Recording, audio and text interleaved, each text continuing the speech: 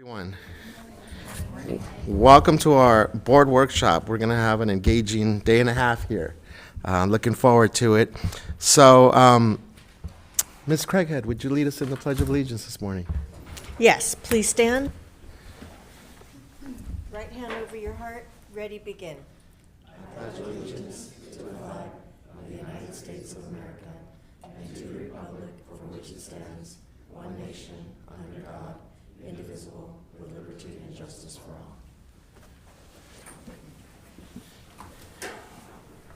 all. So, Dr. Baker, I believe this is the first time I've been in this room with this setup. I really like the setup this morning. So, thanks to the team for the creativity this morning. So we'll go ahead and officially get started. We welcome those who are here for the purposes of addressing the board at the proper time and in the order of their request. If you wish to speak during the meeting, please fill out a form indicating your name and the agenda item you wish to address. You may also make a request to give testimony on an item not listed for discussion today. However, full discussion on any items not listed on the agenda will have to be delayed until such a time as the item can be publicly posted in advance as a regular agenda item. If you wish to ask questions, please address them to the chair and not to individual members of the board or the staff. And Leticia, I believe we have one person, right, for public comment this morning on an item not listed on the agenda. Good morning, Mariela.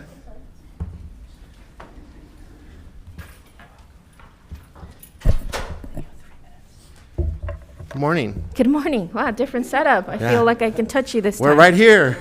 Yes, we're almost getting back to normal. Yeah. Good morning, board members, Superintendent Baker, and staff. My name is Mariela Salgado, and I am a parent of 2 elementary-age students, a stakeholder in Long Beach Education Connection, and a Parks Commissioner. I am providing testimony on school site budgeting, not an item on the agenda. I was very surprised to learn that $6.7 million in equity funding allocated to school sites has not been spent and is expected to carry over to next year, on top of the additional $2.25 million for tutoring at high-need school sites has not been spent at all. At my school, we're looking for funding to keep our science. At another school site that I'm serving, they're looking for money for parent engagement. Single-handedly, we know that the most important role parents have and the most important difference in a child's future is a parent. So we're sitting on money that is not being spent. What is broken in the LBUSD system that results in millions of dollars of unused money, but so much unmet need at the school site level? What is the district planning to do better to support school sites to using the money it has been allocated and ensuring that it is responsive to the needs of students and families? I know firsthand at the school site in West Long Beach, parents don't know what they're doing. There's a huge difference in discrepancy between school sites. So what are you all doing to ensure that it's responsive to the needs? I'm calling on the school staff at all school sites to make greater efforts to engage their entire parent population in decision-making at school sites. All schools should present school budget information in an understandable way. School budgets are an important way to get programs and services at schools for the students. How can parents really advocate for our children when the process is complicated and not easily explained? Thank you for your time and attention to this matter. I hope that the board prioritizes a discussion about the system for school site budgeting so that we can fix the problem that result in our students' needs continuing to be unmet even though we have money to spend. Thank you. Thank you, Mariela. Have a good day. You too. So that concludes our public testimony this morning.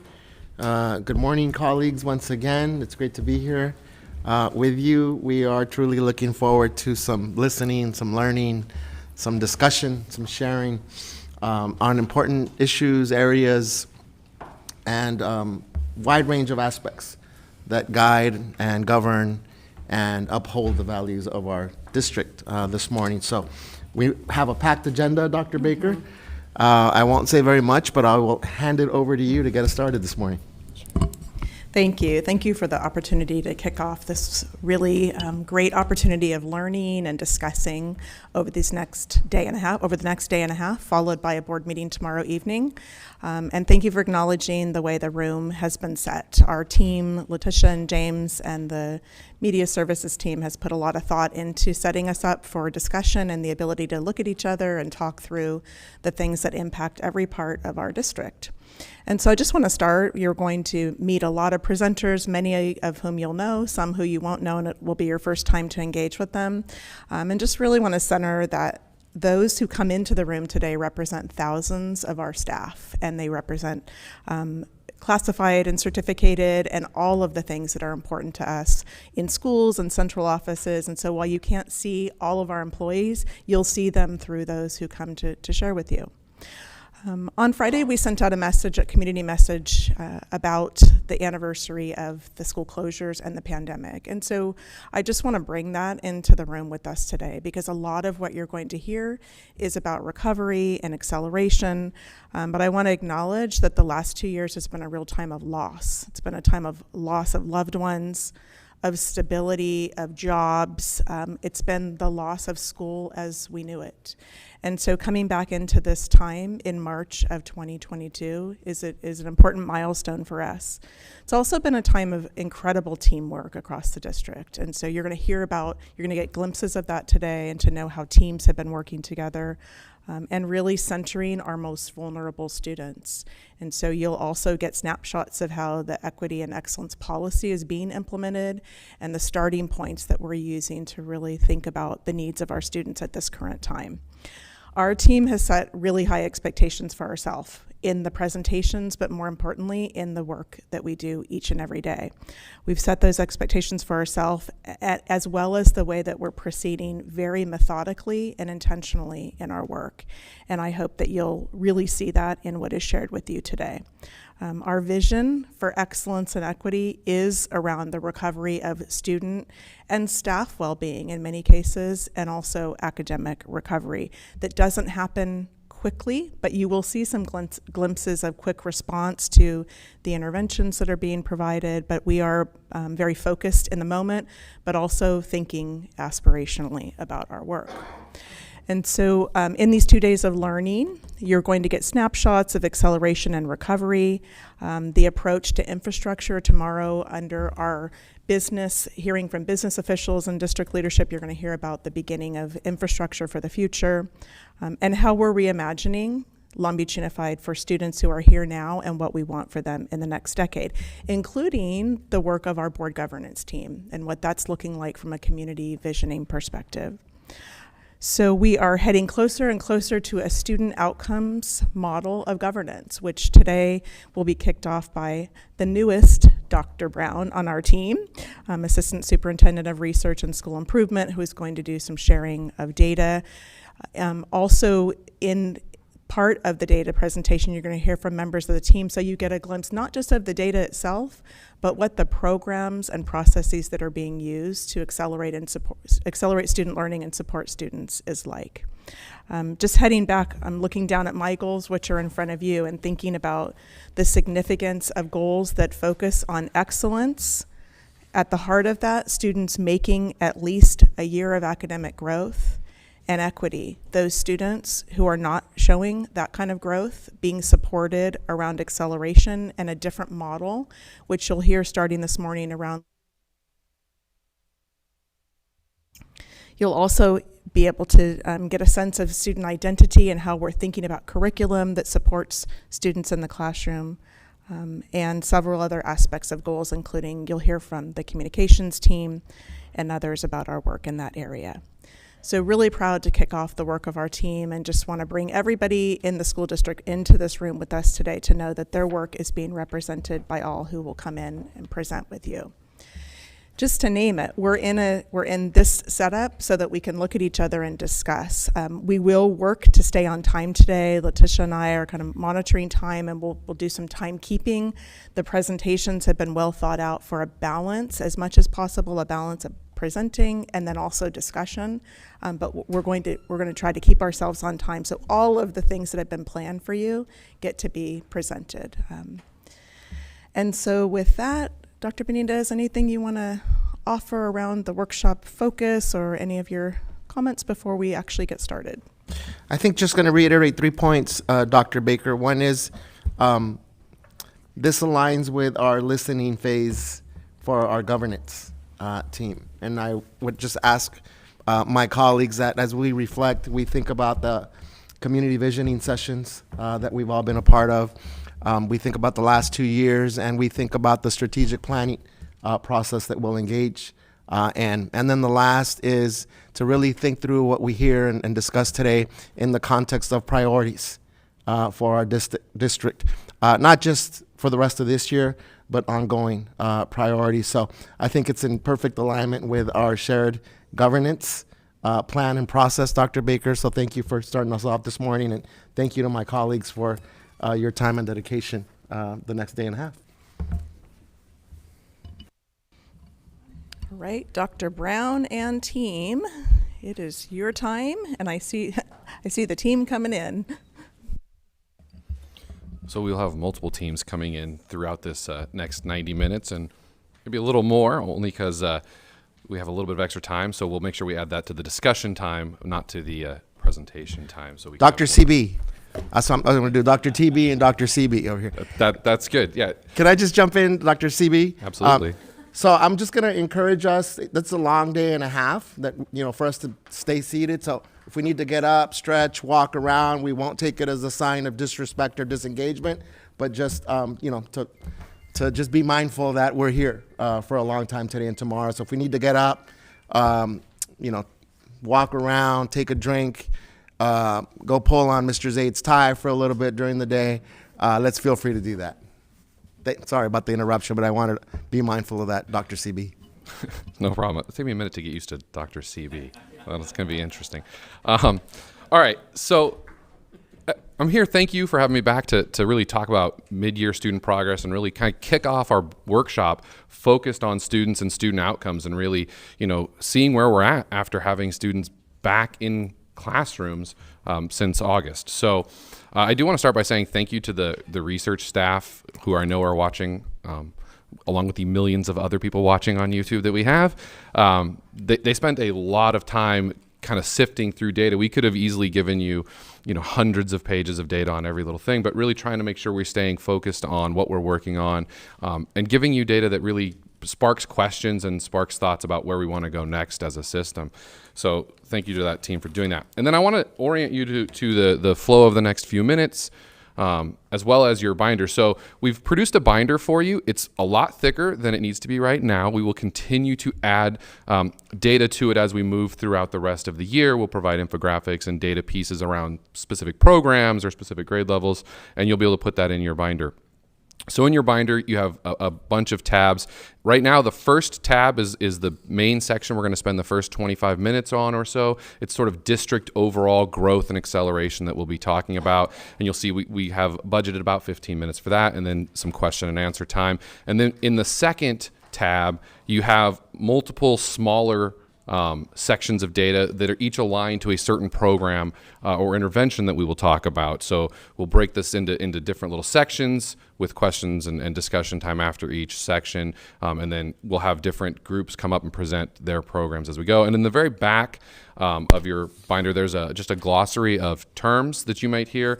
This glossary is really only for the data today, and we will continue to add to this glossary as we present other data in the future. So you have that in the back under the reference tab. And exec staff, you have everything else except for the reference tab. So if you need the reference, let me know. But you have the same breakdown of data for the day. So Dr. Baker said it well, and I wanted to kind of ground our first section really in her first goal. So the goal one of the superintendent's goals for the year is that LBUSD students will achieve at least 1 year of academic growth, and students achieving below grade level will demonstrate greater than 1 year of academic growth. So that's goal one, which led our team to ask, how are we doing on that? We're halfway through the year. How does growth look? And of course, we've talked repeatedly about iReady. So we thought we would use iReady at least for K-8. So the beginning, we're really going to be talking about K-8 schools or K-8 grades.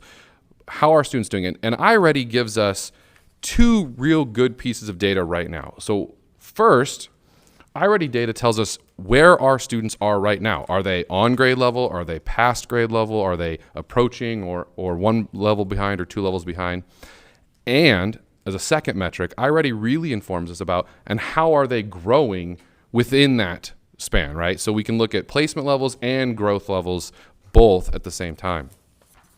So I thought I would share just a little bit of the demographics with you, and I tried to make this infographic style as requested.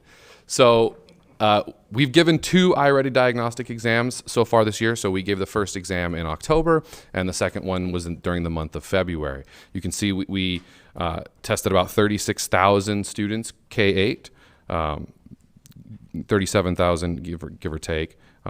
And here's the breakdown. And the breakdown is very similar to the district breakdown, right? So you can see that we're about 64% of the students tested were Hispanic, 13% African American and white, 10% Asian and Filipino, 1% Pacific Islander. And then you can see our English learner and low SES. And again, nothing shocking here. This is really the breakdown of our K-8 grades because we tested pretty much every kid in K-8, right? Unless there was some extenuating circumstance that would have precluded them from testing. So we presented in the fall with the first sort of round of iReady and where kids were, and I'll remind you of where that was. And then now we're looking at where they are. And in your slides, and I'll tell you when we get there, you have slides that are not going to be in the presentation, and they're just breakdowns of what I'm going to talk about. So you have a little bit more detail that we don't need to go into fully. But you can see that in grades 1 through 5, there's a pretty sizable shift in where students are now versus where they were at the start of the year. So, for example, at the start of the year, 27% of our grade 1 through 5 students were early on or at grade level. Now, 38% of our students are early on or at grade level. So that number is increasing. We have fewer students who are below grade level than we did. So we're not moving to the middle, we're moving up, right? Students are generally progressing up in grade levels as they've been back in school. We see the same pattern in the middle schools, just slightly lessened. So again, we were at 30% on grade level. Now we're at 34% on grade level. But students are moving up. And this is familiar style of data to us. This is the kind of data we get from SBAC every year, right? We get how many kids have met standards or just nearly met standards, and we look at the change year over year. This is the change mid-year in reading. And then in your slide decks, numbers 6 and 7 actually give you a breakdown of each grade separately. So you can see that some grades have actually progressed faster than other grades, and we'll talk a little bit about that later, about why that might be based on some of the programs that are happening in some of those grades. So I'll just call it out now because it will foreshadow something we talk about in the end. But grade 3 has seen a lot of growth, a lot of progression. So we'll talk about grade 3 again later.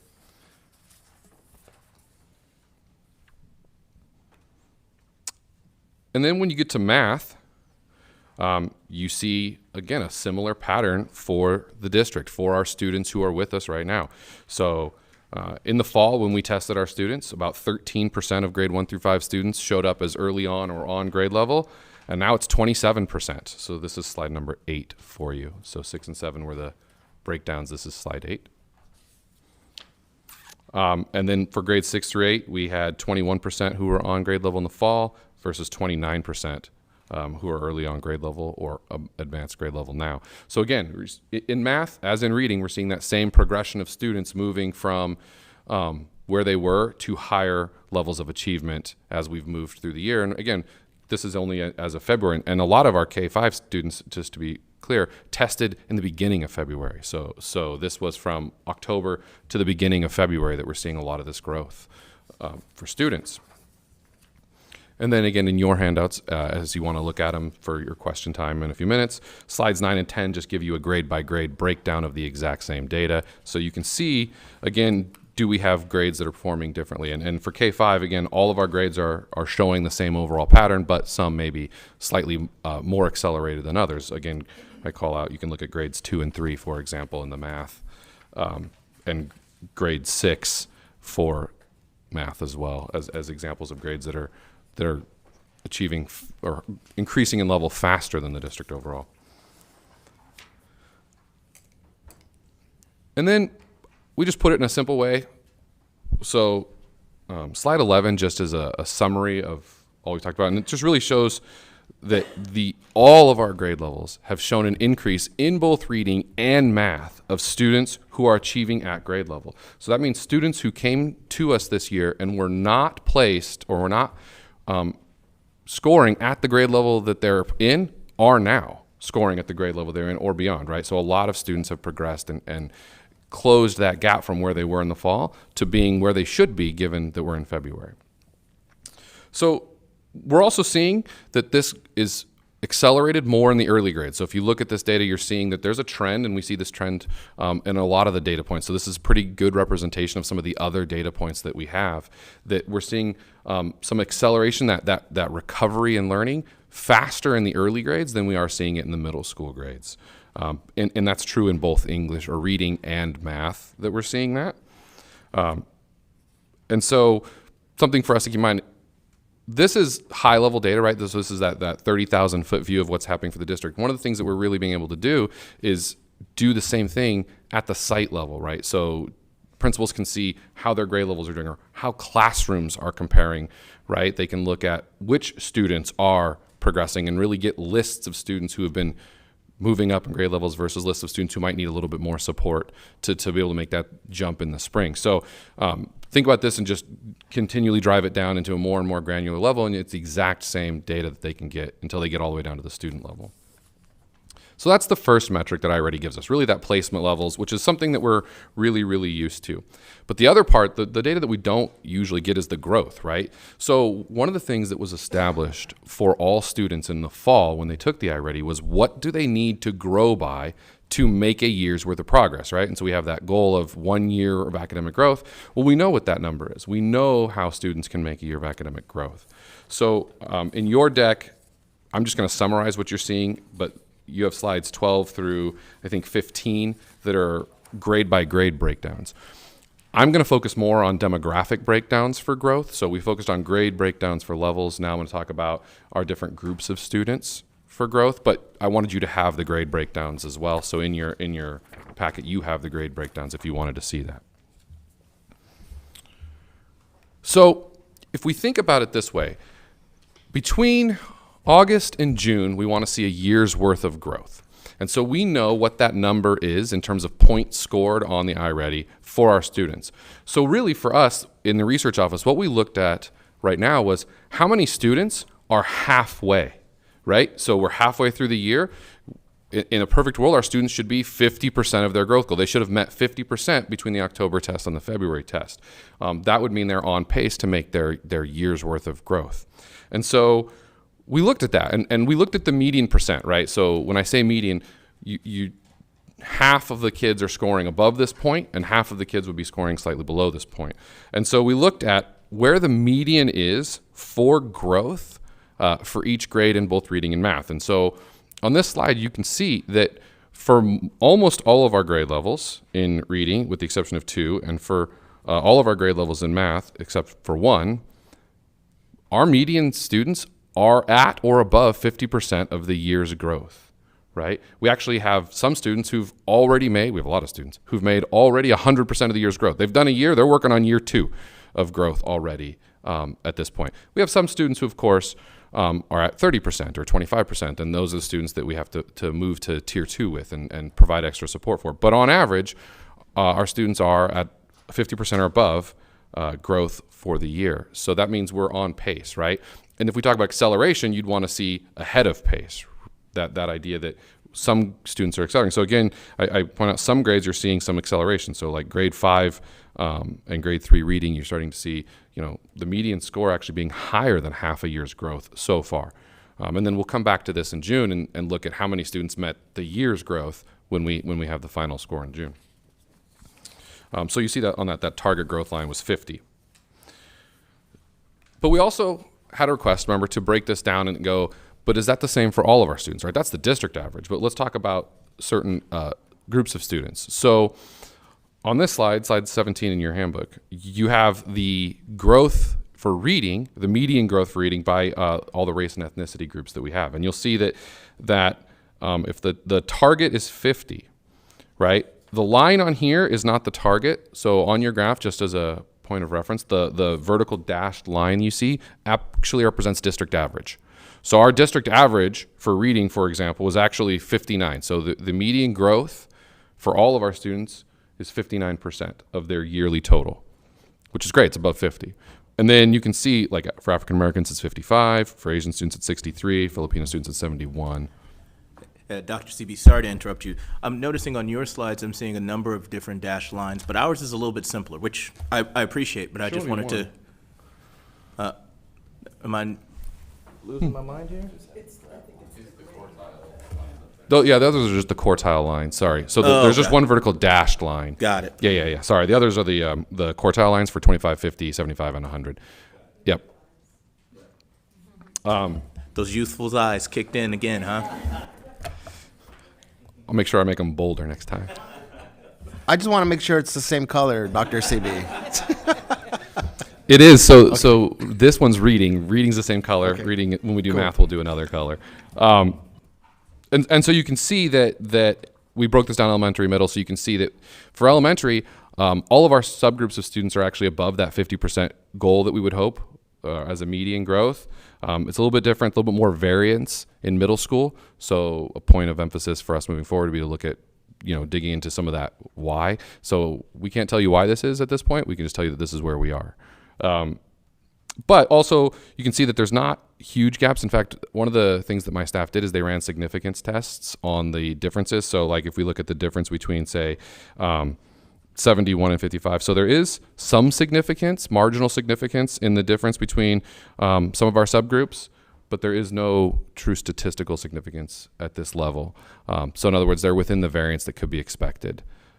For elementary school, that is not true for middle school. For middle school, there is significantly different gaps in terms of growth rates for our white and multiple race students as opposed to our black and Hispanic students. In your slide deck, I gave you just a spotlight on grade 3 and 8 that I'm not going to focus on here, but just so you could see grade 3, because that's the grade that reading turns from learning to read to reading to learn, and grade 8 because that's right before they go to high school. So I just gave you the spotlights on those so you could see that data. And then the other thing we looked at, in addition to our ethnicity demographic groups, is we looked at our English learners and our low SES groups. So you can see where they are. So like, for example, for English learners overall, they're at 52% in elementary grades of their yearly growth. So they're on pace to make their yearly growth, but they're slightly behind our district average. In grade 3, they're at 58%. So English learners in grade 3 are outperforming English learners overall in terms of growth, and they're pretty much right on district average. And in middle school, you'll see that the number is vastly different. So we know that moving forward, we have to take some focus on our middle school English learners because something's happening somewhere between elementary and middle school in terms of growth rate. I will say that we do know that group is a much smaller group of students, right? So English learners who are performing well in iReady in elementary school end up being redesignated into RFEP students and are no longer in the English learner group when they get to middle school. So it's not an apples to apples comparison that we have to keep in mind. And then for our low socioeconomic status students, you can see that in elementary, there's really no statistical difference between them and the district overall. And actually in middle school, grade 8, they're actually outperforming the district overall in middle school, but overall in middle school, they're slightly underperforming. So just wanted to make sure we focus on those so that we can take follow-up steps with those groups of students. And then the next slides are really the exact same layout. It's a different color, Dr. Benitez, but it is the same color on both sides. And it's just math. So it's the median growth in math. And we see that very similar patterns in math that we see in reading, with a notable exception that middle school math has much less variation than middle school reading. So the growth in math in middle school students is much more aligned to what it is in elementary school. It's a lot closer between the groups. You don't see the big significant gaps between groups like you see in the reading for middle school. So that's a fundamental difference that we see in growth rate between reading and math across the grades. And then again, in your slide deck on 21, you have a spotlight on grades 3 and 8 so that you can see an example of those.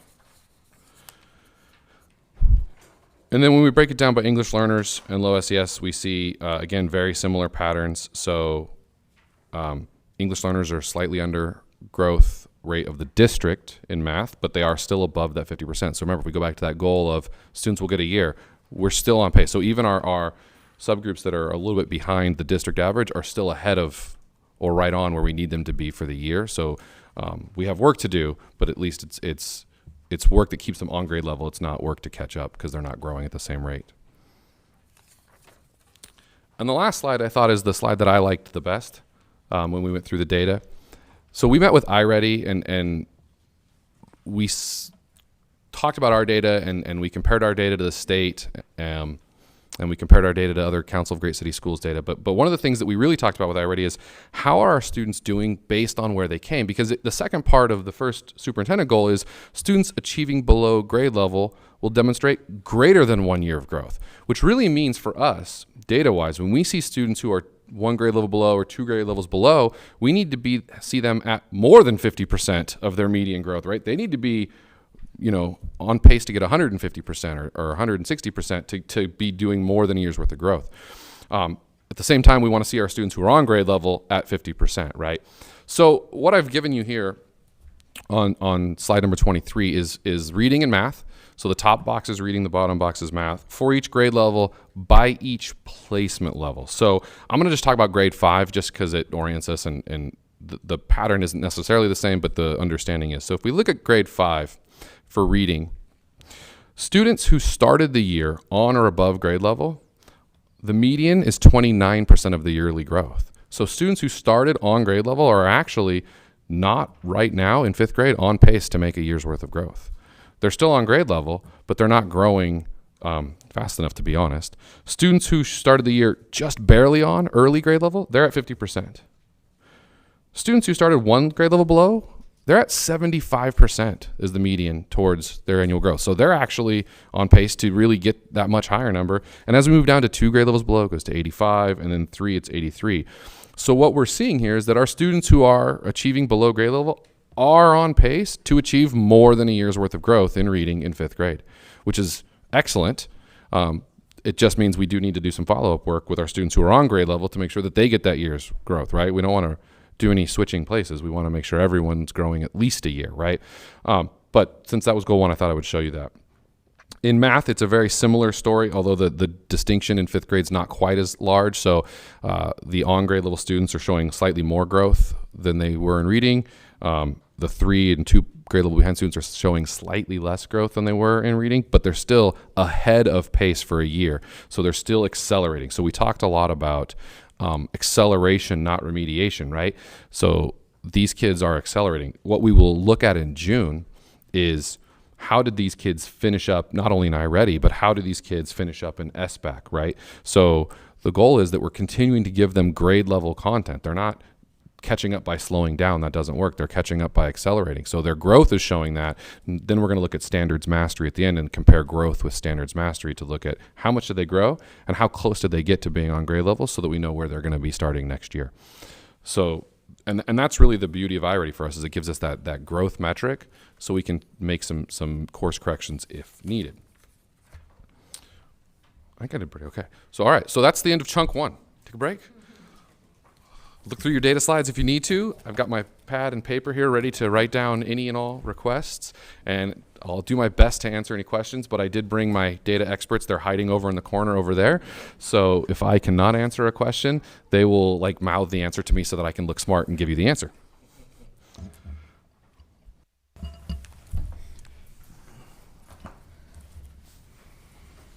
Should I get us going here? Fire away. Dr. Brown? So let's start with that last slide. We'll work our way backwards. So as I'm understanding this, we are growing faster for those students that were below grade level, all right, which is the goal, all right? Yes. What I'm trying to understand more clearly is, given the subgroup breakdowns that you provided, it does show that our white students are at higher grade levels, but not necessarily growing faster than the other groups.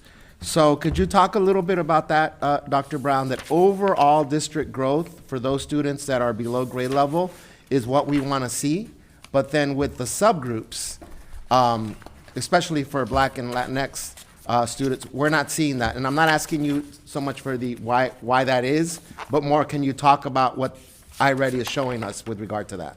Sure, yeah.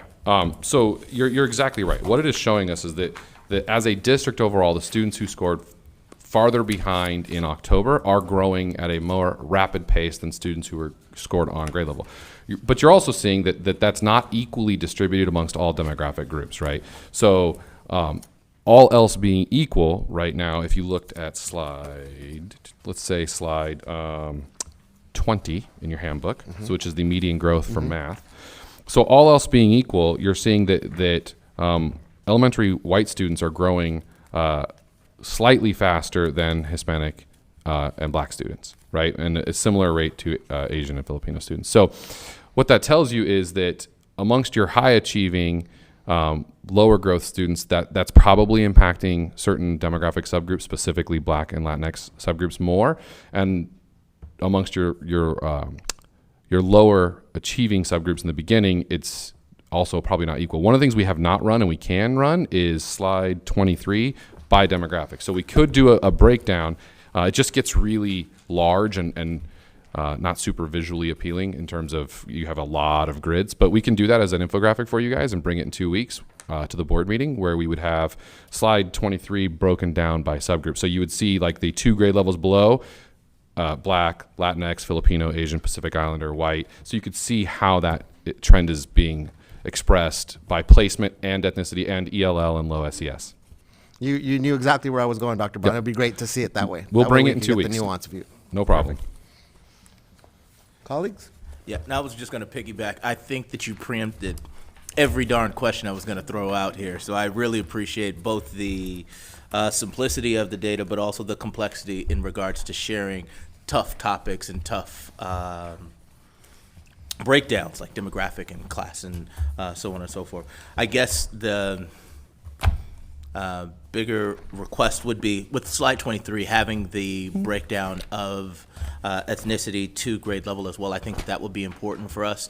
I also, and I was looking for the slide here. I can't remember which number it was. I thought I tagged it. But regardless, it was a breakdown of the academic progress by ethnicity from a mathematics standpoint, and it was showing previous to current. And I guess this is more of an awareness statement than it is a question of data, is recognizing that the initial concern of the growth of the achievement gap could be essentially, I'm not saying that that's necessarily what the data is telling us initially, but we are seeing that one subgroup is having a higher level of acceleration than the other, and that's something that we need to definitely continue to keep our eyes on. Yeah, I will also say, and we didn't show this, but for those who are really interested in data, most of the growth data is actually showing up to be bimodal, which means even in classrooms, you have a lot of students who've made a lot of growth, 75% of the year, 100% of the year, and then you have kind of, an average number of students who are at that middle growth level, and then you have another clump of students who are in like the 20 to 30% growth level, who are in a lower growth band, right? And so really, as we start working with sites, that's that, how do you identify those students who are in that bottom of the distribution of growth and accelerate them forward, right? Yeah. In the classrooms. And so we're looking at that, but we're trying to do that at the site and classroom level. So really it's about helping sites and teachers get in with those kids as opposed to trying to look holistically at just who's in the bottom. I do have another question. Would it also be too much to ask if we could also see this from a campus level as well? I'd be curious to see if there is any disparities from our schools on the eastern side of the district from our schools on the western side of the district. We can and we will bring that. Thank you. Thank you for all of this. And I just have a wondering, because my colleagues have asked the questions, and I know we're going to get into some of those supports that the wonderings will lead to. So what are we going to do? And I do see that MidYear is going to be presenting. So that idea of we get asked a lot about understanding where students are. And as you said, this is the 30,000 foot level, but that this is being used robustly by leadership at school sites as well as their teams in the classrooms at school sites. So I won't ask any of those questions because I think they'll get answered.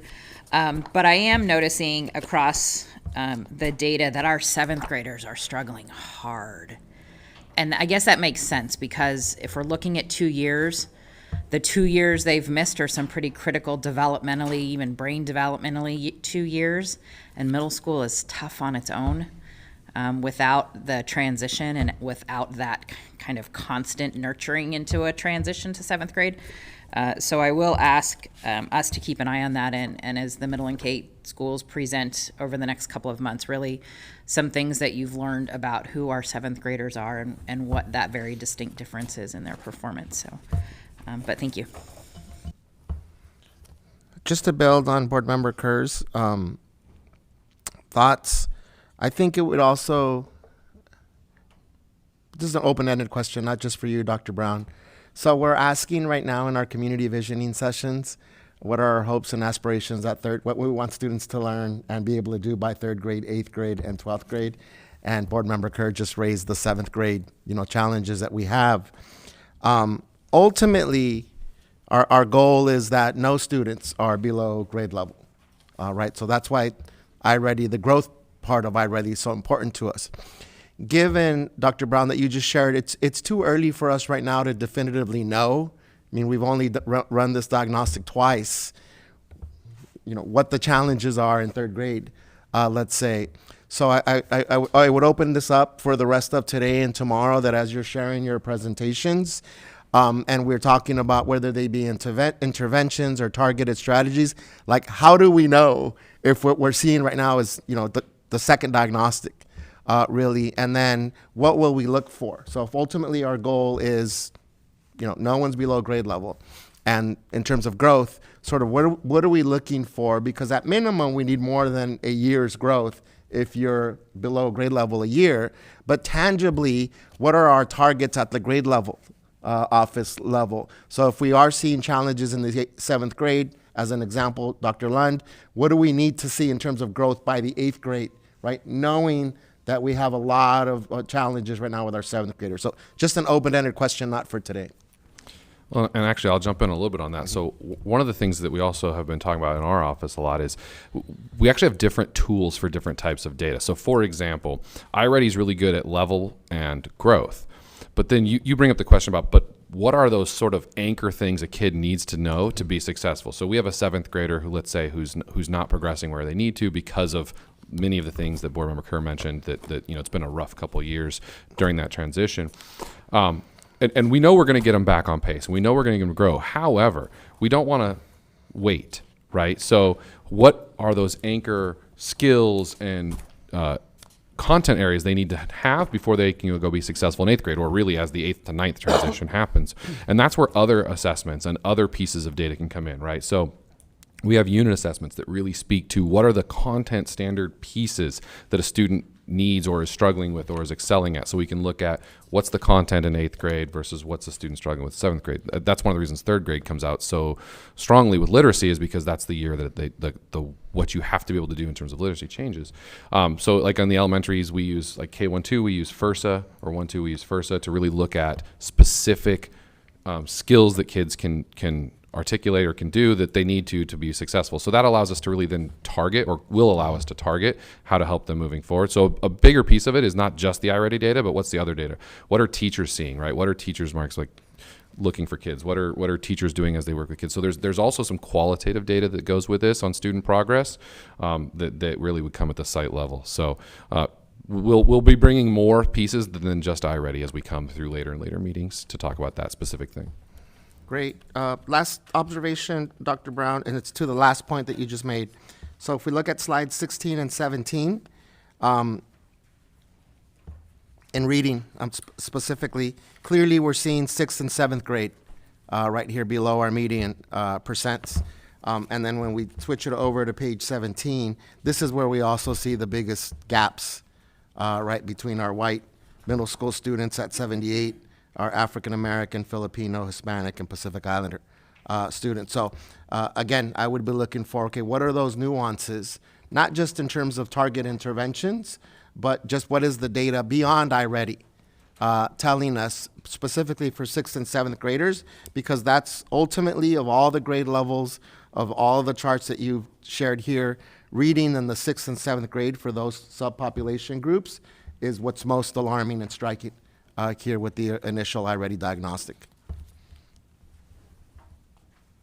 I mean, we have a 50 almost point gap here between our white students and our African American students in middle school. And one of the things we will run over the summer is a comparison of iReady data and leveling to other outcomes, SBAC, so to see also how much of that is an artifact of first year, right?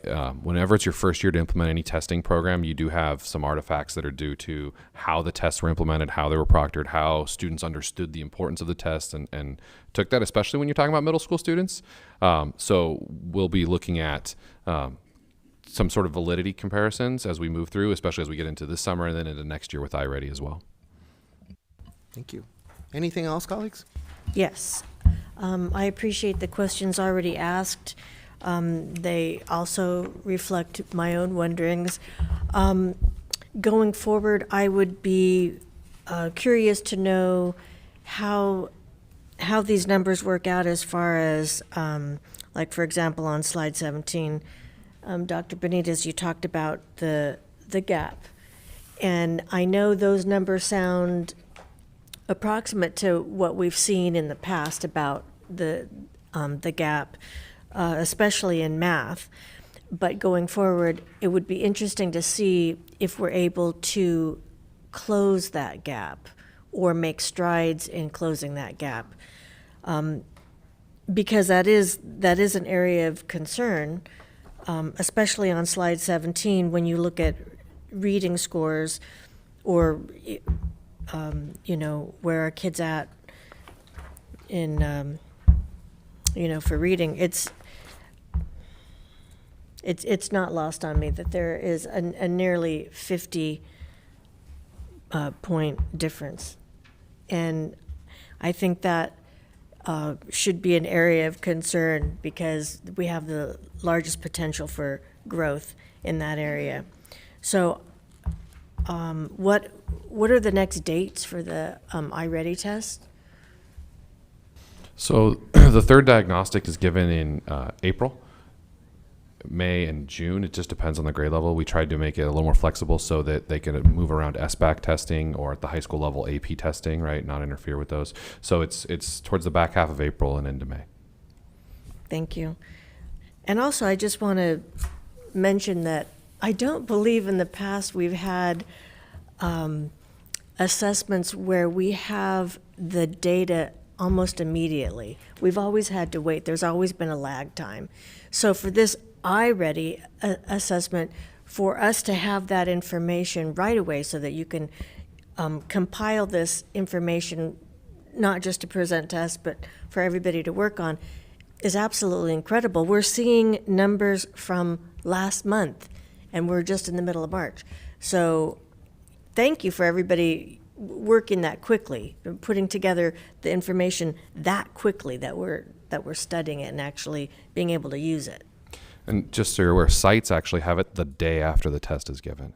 So if a site had finished their testing the first week of February, they could look at their data the next day in February. So that was one of the reasons we went to this platform, was that rapid return of data so that we can make interventions. So in an effort to not be scolded on time, we'll move on a little bit. And actually, sorry, go ahead, Mr. Otto. Yeah, I was curious. This is the first time we're using this. I've been telling everybody that wants to hear about it that exactly what everybody is talking about is the rapidity with which we get the results that allows us to do this stuff.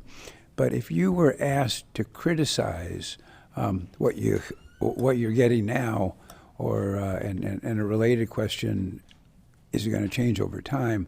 What would you say? Is this the perfect instrument that we've all been waiting for? So there is no perfect instrument. The reality is there probably is no one instrument that can give us everything we need. We have so many disparate needs from assessment data. And I think Dr. Benita said it well. We need to know growth, which is what this is telling us. But we also need to know content mastery, right? Like if we're saying a kid can do X, Y, and Z when they graduate, we need to be able to measure their ability to do X, Y, and Z. iReady doesn't do that. It does not tell us standards mastery. That's sort of a little bit more what SBAC does, but actually we have the Office of Curriculum Instruction and Professional Development is building a robust series of unit assessments that are aligned to our curriculum that teachers could really use to look at how students are performing on specific pieces of content, specific skills. So you use that in conjunction with this to get a bigger picture of student progress, growth, and abilities, right? So that then we can figure out, so it's not just hey, these kids are not growing, let's put them all in reading interventions. Well, they don't all necessarily need the same thing in reading. So let's make sure we tailor what we're giving to what they need. And that helps teachers build small groups around student needs, right? But that doesn't come from iReady, it comes from other pieces. So right now we don't have a perfect platform. I will say you'll hear more about this later, but we are building a number of different dashboards that will help kind of bring these different pieces of data from different tools together so that administrators and teachers only have to go to one place, hopefully, to see all of that. So we can try to make the output one tool, but the input is not one tool. Okay. Yeah, and related question, I mean, we this is the first time that we're using this. Do we expect it to mature in years to come because we know more about it? I heard you say several times before that, we've got other things that we can do, and that will be helpful in terms of giving us the data that we need in order to evaluate. But what's the learning curve look like? Yeah, I think statistically speaking, we're hoping to see the variance start to drop as we get more refined in our implementation, and then we'll be able to understand how much that variance is actually due to student variance and how much that variance is due to implementation. And when we do that and compare it to other outcomes, then we have an idea of predictive validity, right? So I think that's the maturation point for us next, is that predictive validity, looking at where kids are in February. And so what does that mean they're going to look like on the SBAC for state dashboard reporting, right? What that means they're going to look like for A through G completion or anything else that we might be able to predict with. We're not there yet. We just don't have enough administrations and enough data to start doing that work, but that's the next level for us. And last question, sort of at the same level, is who else is using iReady? How widely is it being used to provide comparisons across districts or Sure, areas? it's hugely used. It's Okay. Almost all of the Council of Great City Schools districts, I think all but one now use it. We were one of the last two. I think for February, and my team might correct me if I'm wrong, but I think they presented something like 1.4 million students in California were tested on it. So it's hugely used, and we do have a lot of data that compares us to other areas of the state. We didn't have growth data because we'd only given it one time. So we do have data I can bring in the future that talks about where the California growth curve looked like, sort of pre-pandemic, during pandemic, post-pandemic. We don't have our growth curves from that, but then we can look at where we are in terms of recovery along with other districts. But some of our counterpart districts, like we met with Fresno just the other day to talk about iReady, because Fresno's been implementing iReady for 3 years now. Oakland's been implementing it. So it's widespread. Thank you. All right. So the next few things are really less about district overall and more about specific programs. So because one of the things I talked about in the fall was being able to come to you and talk about like the performance of programs. So I'm going to qualify everything you're about to see with it's been an interesting fall. We have a lot of mitigating factors. So I'd be very reticent to say that anything you see is definitive proof of a program's effectiveness or lack of effectiveness, depending on what we talk about. This is all preliminary data, but I do want to start looking at how our program's working and how are the outcomes of students in certain intervention programs slightly different. So we're going to start with a few minutes on the elementary literacy program. So I'm going to turn it over to my colleague, Mr. Moskovitz, to intro you to the program, and then I'll talk about the data. You will still control slides for me, Chris? Thank you. First of all, I think, Dr. Benita, that's for you. I was going to say something ridiculous. Never mind. Okay. Self-monitoring, all right. I think probably these next hour or so is going to be a great example of what we really value in our district about collaboration across offices. While I'm happy to be able to support elementary offices with my elementary office team, nothing happens in schools without support of school support services, OCIPD, HRS, and all the other offices. So I think this is just another great example of that. I'm going to speak for a few minutes about our elementary literacy program. But in actuality, a lot of the uplift of that is coming from staff in OCIPD. So people like Tammy Lavelle, Lisa Worsham, there are a couple of coaches, Kate Picar, Elizabeth Gladness, and then with our Reading Recovery program, Kathy Brown and Courtney Hull. So I'm just sharing a little bit of the what is happening in schools that might be an indicator of why we're getting some growth at the elementary level. But in order to talk about where we're at now, I want to start with where we've been for the last several years. And I apologize, Dr. Benitez, there's two colors there. So on the left side, you have a yellow circle and then the three blue. So the point of this is that for the last 7 or 8 years before this year, we had literacy in our schools. We called it literacy classes. And what would happen is at each of our Title I schools, we would, in grades 1 through 3, generally identify the 20 students who were most at promise, needing real intensive support, and they would be placed in one classroom with one teacher. Over those years, we didn't necessarily see the growth we would have liked. We know in looking at some of the whys, we know that there's data around heterogeneous groupings are good for kids, for them to have models and peers. In addition to that, by having the literacy teacher in that one class, only the 20 students in that one classroom would be getting support. And so we were looking for a way to get better results, have students more heterogeneously mixed, and have more support beyond just one classroom. So the model now on the right-hand side, essentially we've taken that literacy teacher out of the classroom. They don't have just their one set of 20 students. Now they're able to support an entire grade level or multiple grade levels, students in multiple classrooms. And more than just students, they're actually supporting teachers. And so I think when we look back at the data you saw at the elementary level, and keeping in mind, when we look at elementary data, that also includes our K-8 schools. When we look at the growth in our students across all subgroups at the elementary level in reading, part of that, I think, is because these literacy teachers are not just supporting students that need support, but they're also supporting the Tier 1 instruction with our teachers across all grades, across all classrooms. We're also using research-based approaches, and I'll go to the next slide and show you some of the examples of that. So we did a lot of research before we made the decision on where we wanted to go, collaboration with our colleagues in OCIPD. And we really landed on 3 programs that we're implementing currently in our elementary schools. We have WonderWorks, which you may know that our elementary curriculum, our core curriculum is Wonders. And WonderWorks is a companion to that. It's an intervention program that you can purchase if you like, and we have purchased that for some of our schools. Some of our schools are implementing a program called Fountas and Pinnell Leveled Literacy Intervention, LLI. And then you know that many schools in our district for many years now have been implementing reading recovery, and we continue to have that. Part of our rationale was rather than putting all our eggs in one basket, let's try a couple of different programs over multiple years. Let's see if there's a variation in the effectiveness of one or another, so that possibly in 2 or 3 years, we might narrow ourselves into 1 or 2 programs if we find that they're more effective than others. So really taking a research-based approach, but using programs that we know have some prior positive growth at other places. Something I think is really important to talk about, and Chris just referenced this is the first year of implementation. So all of our teachers received training over the summer, these literacy teachers, but they've received ongoing training as well. These aren't programs that you just open a book and you're automatically an expert at.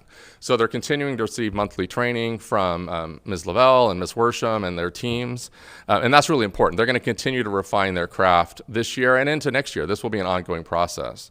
And not just improving their craft, but the craft of our classroom teachers as well. So all of us are implementing best practices.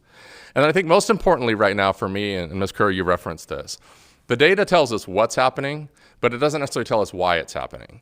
And so something we're really excited about is looking for those positive outliers. Where are there schools that have particularly high growth among their students in iReady? And then kind of triangulating with some of the other data we have.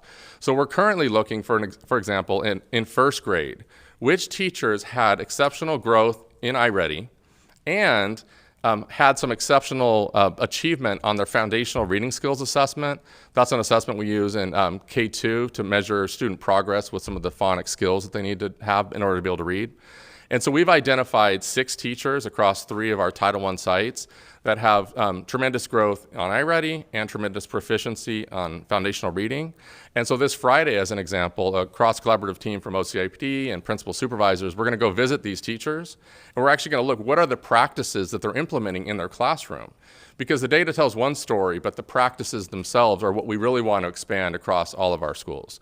So this will give us an opportunity to learn, to reinforce what we know to hopefully be best practices, and then to be able to go out and share those with other principals, with other teachers. So the data is great. We're excited about that. You'll see some data that Chris will be able to share about some of these programs. But more importantly, for us, it's what can we learn from the places that are getting exceptional growth using these models so that we can try to spread that across our other sites. So, go ahead. Quick program question, Mr. Moskowitz. I know we have Maravillas as a Wonders version in Spanish. Do we have a version of Wonders Works? We do, and I'm going to misstate the name. I believe it's Pacific. I'm going to say Pacific Gateway, but I don't think that's Pacific Learning. Pacific Learning. So yes, we are implementing an intervention program, Pacific Learning, at our DI sites. Okay, thank you. Also, before you go on, you very quickly said what LLI is, and I missed it. Yeah, it's Fountas of Pinnell is the publisher. It's a leveled literacy intervention. But it's also on your reference sheet in the back. We made sure to include all of those acronyms for you. Because I also struggled with that one, so they made it for me first. All right, so for the next few slides, really we're just going to talk about a subgroup of students who are in these WonderWorks or LLI interventions. So there are other interventions, there are other reading interventions, there are other literacy interventions across the system. We're not really talking about that at this point. So right now, there's about 3,200 students who are in the LLI or WonderWorks programs in the elementary schools. And you can see that it's about 60% LLI and it's about 40% WonderWorks based on, just the populations of the schools that chose to implement these two programs. And then you can see on the right side of slide 27 there, the demographic breakdown of the students in the literacy program. And if you think back to our students overall, you'll see that this is not surprising, right? That there's a slightly higher number of Latinx and Black students in our literacy program, a slightly lower number of white, Asian, and Filipino students as compared to the district's overall demographic groups. And then English learners and low SES, you can see the breakdowns there. So this is just a breakdown of who's being served right now in these programs. Quick question. So you're saying that LLI and WonderWorks do have similar objectives. They're just two different systems. Okay. Yes. Got it. And there was no true discernment between choosing one or the other. No, and so actually, at some point, I'm sure in the future we will compare the two, but we are not going to compare the two today. I'm just going to talk about progress because they're not actually in the same schools. Right, so school is either WonderWorks or LLI in its implementation, and in fact, you can see on slide 28 which schools are which. If you know your city map really well and you can pinpoint each school, you'll understand. So the WonderWorks schools are square. We made sure the shapes were different, not just the colors, and the LLI schools are circles, kind of spread around the city. So you'll see that there's a difference based on location.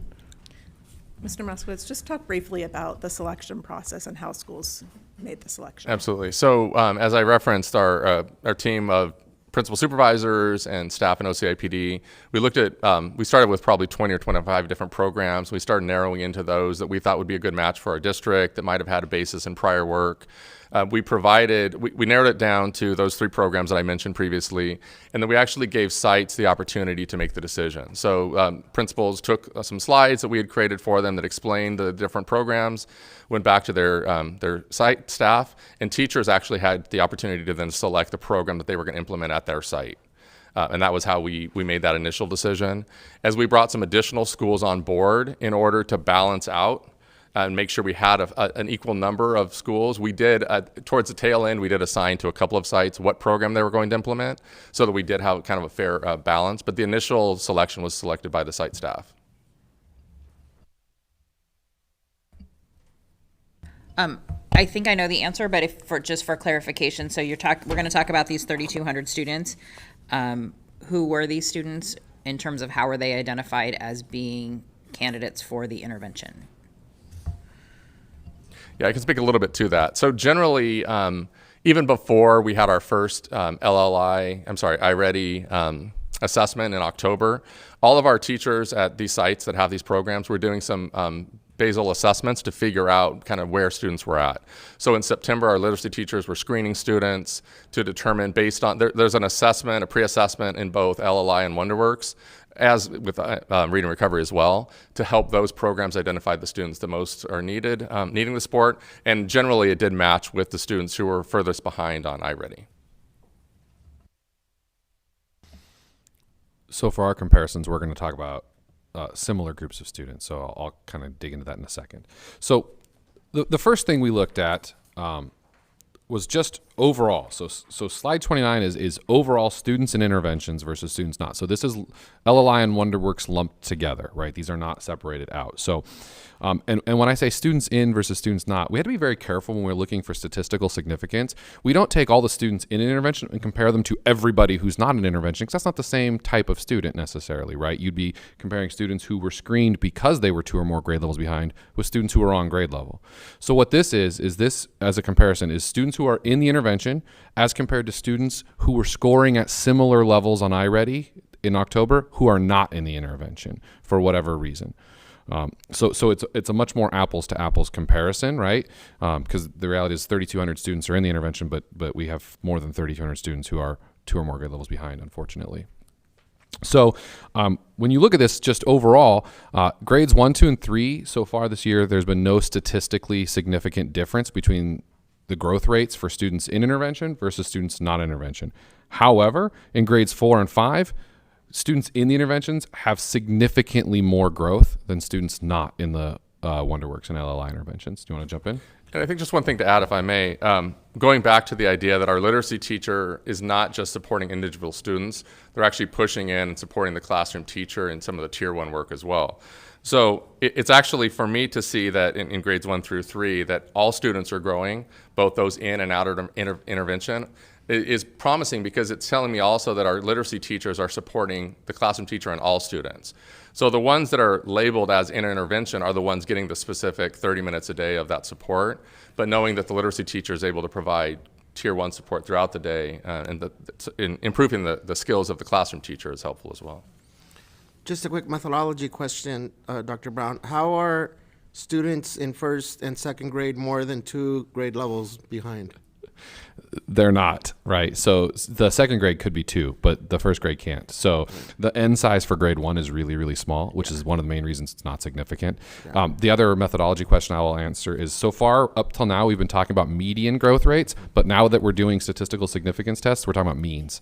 So, so these are mean growth rates, not median growth rates. So if you try to compare these numbers to, wait, grade 1 didn't, it's because it's a different calculation.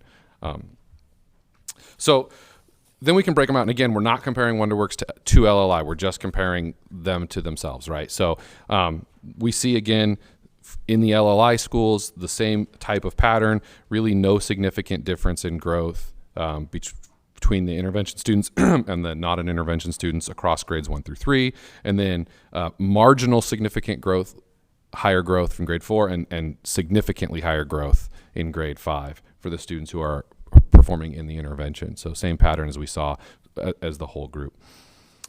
And I'm sure we could get those p-values if anybody really wants them. So, and then for WonderWorks, there's not a statistically significant difference. So we see a very similar pattern, right? Grades 1 and 2, close to or slightly behind.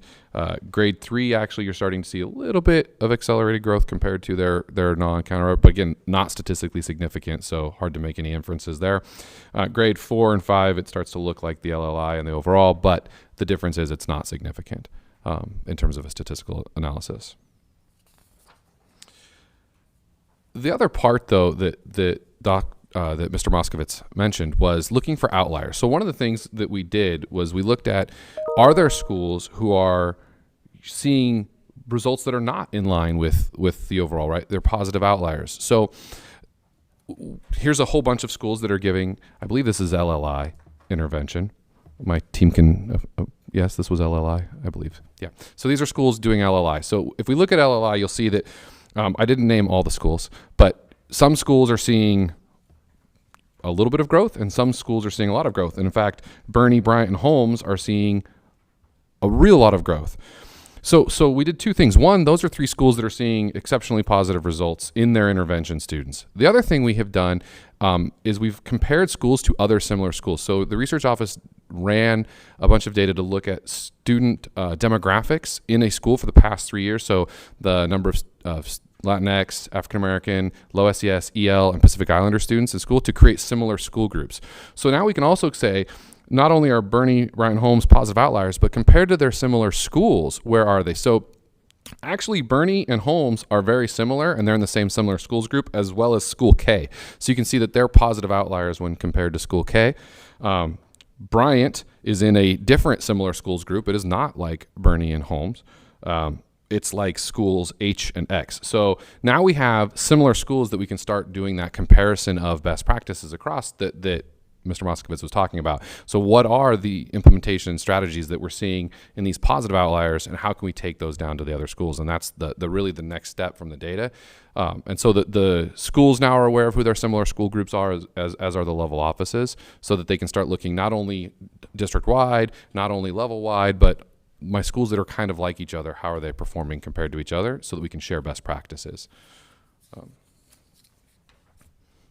All right, so that was the end of that section. And we Before can you do finish, questions. I had a question on that last bar graph at the very end. What was that one at the top? Can you explain that one to us? I didn't understand why. Sorry, the 50 graph at the top is the distribution ranges. So most of our schools fall between 56 and 70% of the mean growth. So they're bucketed, and it's just the number of schools. So you can see, like, there's one school that has 14 to 28%. There's 2 schools in the 28 to 42% of yearly growth. There's 2 schools in 42 to 56. There's 15 schools in 56 to 70. Right, that's our norm, so to speak. And then kind of moving up. And then the positive outliers are these 3 schools that exist from sort of 84% to 112% of yearly growth on average as their mean growth rate for students right now. So it's the distribution. The blue box then highlights our Bernie, Bryant, and Holmes, right? Those schools that are positive outliers. All right, so questions on elementary literacy, and you can direct them all to Mr. Moskovitz, but I'll answer the best that I can, and then we'll move on to the next section. Yeah, I'll start on that last slide as well. I appreciate the similar school grouping, because I think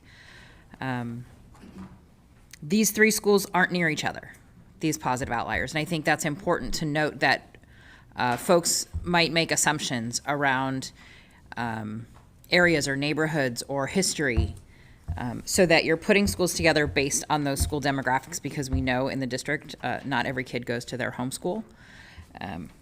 I think is a great way for us to look and support schools and really show that these 3 outliers are in very different parts of the city, and one's in Lakewood. Holmes is actually in Lakewood. So thank you for doing that. That's just my first observation. And actually, we'll remember at the next board meeting in 2 weeks to bring the similar schools groups, so you can put it in your binder, so you'll have what all the different similar schools groups are, so you know when we say that which schools belong in which groups. Dr. Chris Brown, can I also add that for what he has been speaking about today with WonderWorks, Lexia Core 5, and LLI, this is also for our students with disabilities. So we also have it broken down for, like, WonderWorks. We use it for our RSP students, our STCMM, our ED. And then for LLI, we have specific sites for RSP students as well, who are utilizing this program. So I just wanted everyone to know that our students with disabilities are also involved in working with these interventions too. Last question from me, first and only question from me, I should say. Dr. Brown, so around the demographics, so we have the breakdown of the 3,200 students demographically. Do we have the breakdown of what % of those students are in LLI and Wonders Works?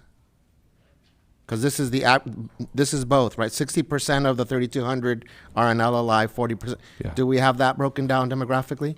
We have it. We didn't produce it. We Okay. can produce it. Yeah. And then related to that, do we have the % breakdown by the same subgroups of the non-intervention students? Yes, we do. Okay, thank Yep. you. And we have the breakdown by site of kids who are in versus kids who are out at each site. We have that as well. So we'll produce that for 2 weeks. If I could just add, Dr. Benitez, kind of to your question. So our Title I schools, and the larger the Title I school, even more so, we provided more literacy teachers to those schools. So you're going to have more students at our Title I schools and more students at our larger Title I schools getting the support because you have more literacy teachers there. Correct. As example, at our non-Title I schools, smaller, might have one person supporting all the students, and at a larger Title I school, it might be 5 or 6. Yeah. So that's going to skew also the numbers of students in each of the programs and maybe even the demographic breakdowns as well. Yeah, and I thank you for that, because that's the nuance for me. And I saw more circles in my area of town than I saw squares, so that's where it's coming from. And also, all related to your last point, Mr. Moskowitz.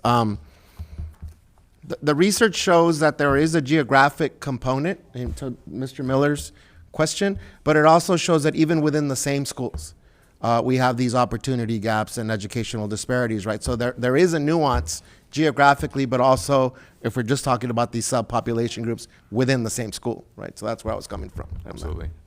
And that's one of the reasons we're not comparing the programs to each other yet, because we have to get through all of that work. All right. Good. One more? Fire away. Yes, yes. I seem to come in just under the buzzer all each good. time. First of all, I want to say it's wonderful that we have that we're not subscribing to a one-size-fits-all when it comes to literacy interventions. I like that because different things will work in different places. I want to congratulate Holmes. Obviously, they're doing something really well at Holmes because of their progress. But going back to slide number 29, and this is just an example of where the students in an intervention program aren't performing as well as the students that are not in an intervention program. And so I'm curious about that, because that seems to be counterintuitive. It seems to me that if we have students in an intervention program, they should be doing better than those students who are not in the intervention program. I think it's the opposite, Ms. Craighead. Did I get that wrong? Yeah, I think the chart's indicating the opposite. The chart's indicating the opposite. Thank you. That makes more sense. Thank you. Just from a time check, we have 40 minutes and 45 minutes planned, so. I will make sure that I'm faster. So actually, we'll switch to the next little chunk in your handouts, and we're going to talk about parts of district tutoring. So actually, I'm going to have my colleague from OCIPD, Tammy Lavelle, come up to talk a little bit about the district tutoring program before I jump into the data. I got you. Good morning. Should I just go ahead and get started? So, good morning, Dr. Benitez, board members, Dr. Baker, executive staff, and viewing community. So, I'm here to briefly share an update around our district tutoring initiative. The last time that I was in front of you was in November. I came to you after an extensive RFP process and for approval for vendors that would be supporting tutoring across our district. At that time, we approved 5 companies that we felt best matched what we believe are effective practices for tutoring. And they're listed on this slide. But most importantly, what we were looking for is that vendors that would provide services to our students with the most highly qualified person available, that being what we agreed to was the credentialed teacher when available, that these services would be provided to our students a minimum of 3 days a week in small groups of 5 or less, that they were offered to students before, during, and after the school day, and aligned with classroom content. And at the time that we were looking at the research, we also were aware of the importance of the social emotional wellness of our scholars and students. And so we really had a push that these services would be provided consistently by tutors to center relationships. And so this tutoring was designed around what we believed was the most important data that was being shared nationally around where our students were post-pandemic. And that was that there appeared to be a greater opportunity for growth in mathematics as compared to reading. And so these vendors have been serving our students in 3rd through 12th grade at 76 of our sites with math instruction and achievement, and a small percentage of them are servicing K through 2nd grade students with foundational reading skills. And so what I also wanted to share, if you can go to the next slide, was some information around the cost. So in November, when I came to the board, we talked about the cost of this intervention, and there was some initial funding that we offered, that you offered, which was $750,000, with the fact that one of our vendors, if you remember on that last slide, I'm sorry, but I don't know if I mentioned this, but on the previous slide, one of our vendors was not able out of the 5 to effectively implement what we were asking for in the RFP. And so we only have now 4 vendors that are servicing our students.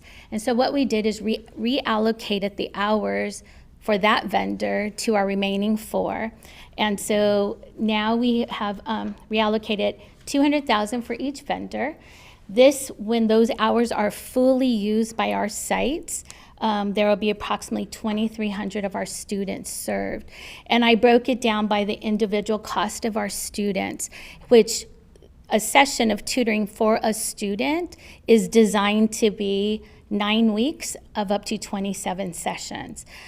So at this point in our rollout, we are approaching the end of the 2nd cycle for tutoring, which will end April 4th, and we are nearing the end of our allocated budget. So that will be something that I will come back to you in the near future around as we continue to look at how these hours are being used, and of course the data that Dr. Brown will be sharing with all of you today.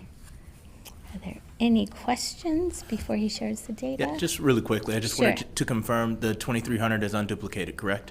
Those are unduplicated students. Got it. And they could be if a student goes into a 2nd cycle of tutoring. If a school determines that a student needs more than 1 cycle, those students could possibly be duplicated. But we could serve up to, with this initial funding, up to 2,300 different students.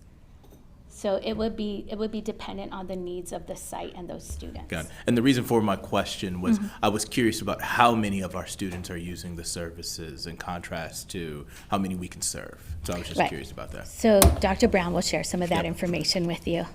I got you on that one. All right. Okay.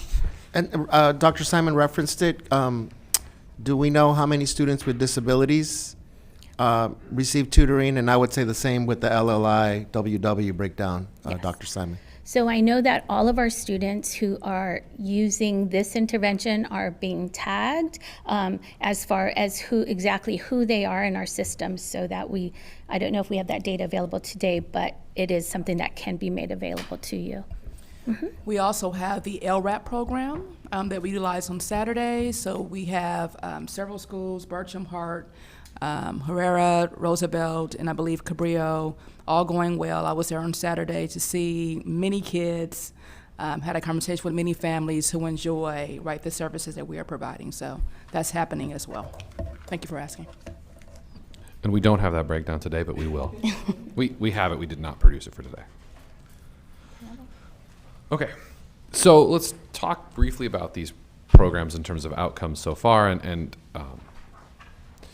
right now, we know that in our system, we have, actually, and this is serendipitous, 2,300 kids tagged in all of the different district-funded tutoring options. Now, this does not mean these are the 2,300 kids. It just happened to be the number was the same. So some of these are different programs, but I just wanted you to see kind of where we were overall. In terms of this program, for math, it's 1,280 students so far this year. So we will talk about those 1,280 students. And again, like we've started every other section, you can see the demographic breakdown of the students receiving the math tutoring. So the demographic breakdown of those 1,280 students. And then overall for the district, you can see that like Tammy said, most of the tutoring that we're providing is in math, and there's a small little bit of it in ELA and reading, especially at the secondary level. So let's talk briefly about math tutoring, since that's where we're going to focus. So same kind of orientation that you're used to by now. We're going to look at students in the math tutoring versus similar students not in the math tutoring, right? So students who are scoring at similar levels in math who are not, for whatever reason, in the tutoring. And you see that both in elementary and middle school, there is some additional growth in math for students who are in the intervention as opposed to the students who are not in intervention. So it's kind of what we would hope to see, to your point, Ms. Craighead, about the intervention, right? Students in the intervention are hopefully growing a little bit faster than students not in the intervention. And we can break it out. So grades 3, 4, and 5, you'll notice that while elementary overall we're seeing a little growth, that's not consistent across all the grades. So grades 3 and 4, students in the tutoring, we're seeing that. Grade 5, we're not. One of the next steps for us in the research office as we finish the cycle of tutoring is to look at how did attendance at tutoring go, right? Like, is there a difference for kids who attended all the time versus kids who didn't, right? So then we start looking at implementation factors beyond just does the program work or not. What about students who did need 2 sessions or students who needed 3 sessions compared to the students who only did 1 session? So we'll get more granular as we start trying to evaluate these programs, and especially as it comes time to ask for funding again, right? So we look at implementation. But we can see that there's a slight difference between the 5th grade versus 4th and 3rd. And then we move to middle school. We see that 7th and 8th grade are actually students in intervention are growing significantly more than students not in the intervention, and there's not really a significant difference for grade 6. So if we think about grade 3 through 8, 3, 4, 7, 8, a lot of growth. 5th, 6th, right around that transition zone, about the same as the students not in the intervention. Can you say why students 2 grade levels below are not in the intervention? I think I know, but why? I probably couldn't tell you why every student isn't, but I think the fact of the matter is there's just not enough spots. We have far more than 2,300 students who are 2 or more grade levels below, so the intervention would need to be much larger than we could actually. I mean, like Tammy said, we only found 4 vendors who could do it out of the original 5 that were in the RFP. So finding support for these programs is a challenge right now. All right, that was the end of that section. So any questions on the data or results? So we're trying to make this bite-sized as we get towards the end, right? Because I know it's tough with all the numbers. I'll chime in real quick. So you partially already answered this question for me, but I wanted to just ask another follow-up to it in regards to our survey of the users of these benefits here. So obviously we're going to compare them at the end of the year, but I was more curious if we're going to do surveys on the parents and the students in particular on the impact and the access and things of that nature. Yeah, so that was definitely in the original plan, and we hope to do that. So originally the plan was to hire some program evaluators this year to do that work. It's been a challenge to find program evaluators. We are interviewing again Thursday. So hopefully if we get those program evaluators in, that they can actually start doing some of that qualitative work, right? So reaching out to doing survey analysis and even doing one-on-ones or focus groups to determine what the impact was or what caused the impact if we're seeing it.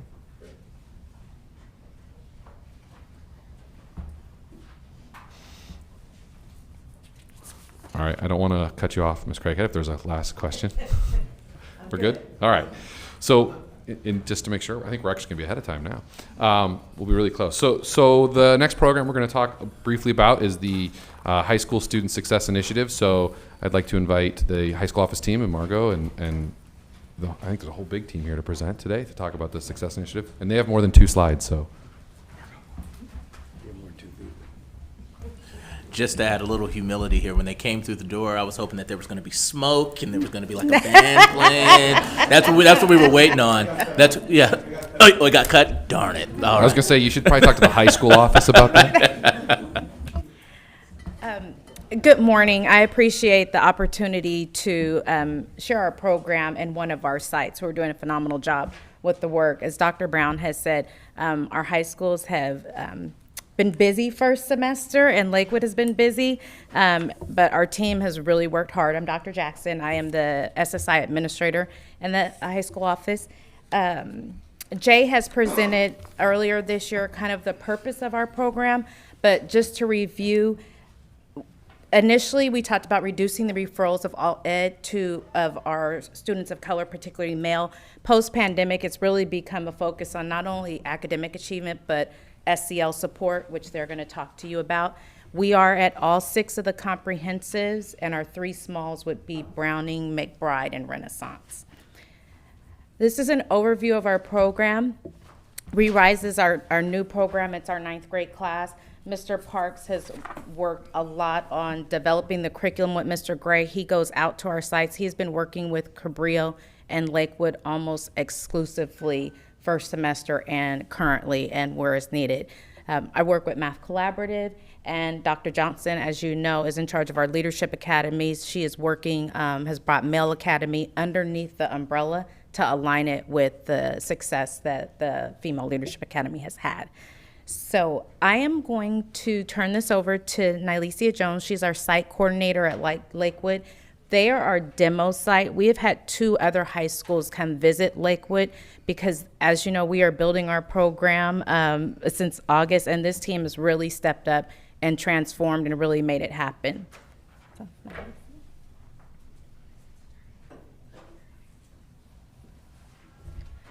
Good morning. Thank you guys for having us. My name is Nylesia. I'm the COSA at Lakewood High School. I have Mr. Turner, Malcolm Turner. He is our intervention specialist. Jamie Bryant is our math TOSA, and Danielle Jorda is our ELA TOSA. So just an overview, kind of to touch back on what Dr. Jackson stated. We have our Rising Leaders, or We Rise class, which supports our 9th grade students.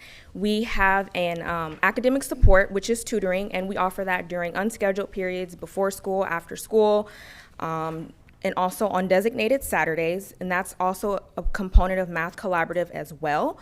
We have our built-in, so we focus on, making sure that we're building study skills, study habits, self-advocacy, as well as organization and planning. So with We Rise, there is a curriculum that we follow. It's an enrichment curriculum. And with Math Collaborative, we utilize MBA, which is the Math Basketball Association.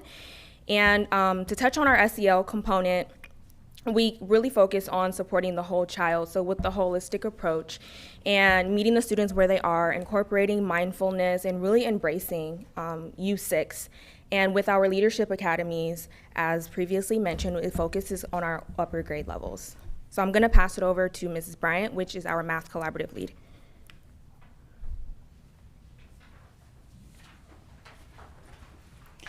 Good morning, everyone. So I really add a lot of support to the Math Collaborative program, which is our program that we run mostly after school with our students. And what we have done in this program is really worked on supporting the students and building relationships, offering safe space for the students to come to. And we have seen the outreach of these students, especially the second semester. They're starting to come by our rooms more often. They're coming to us when they have concerns or needs, especially when they're having struggles on campus. They're coming to us. They're outreaching to us. We also have, we have parents doing the same. If they're hearing about their kids struggling in a particular area, the parents are outreaching to us. They know that they can come to us. And so that is a huge part of what we are doing in the Math Collaborative program. And I'm going to turn it over now to Miss Jorda. Wrong way. I won't even use a mic because I'll scare you. I'm sorry. I just didn't want to hurt your ears. I'll try to talk really quiet and really loud.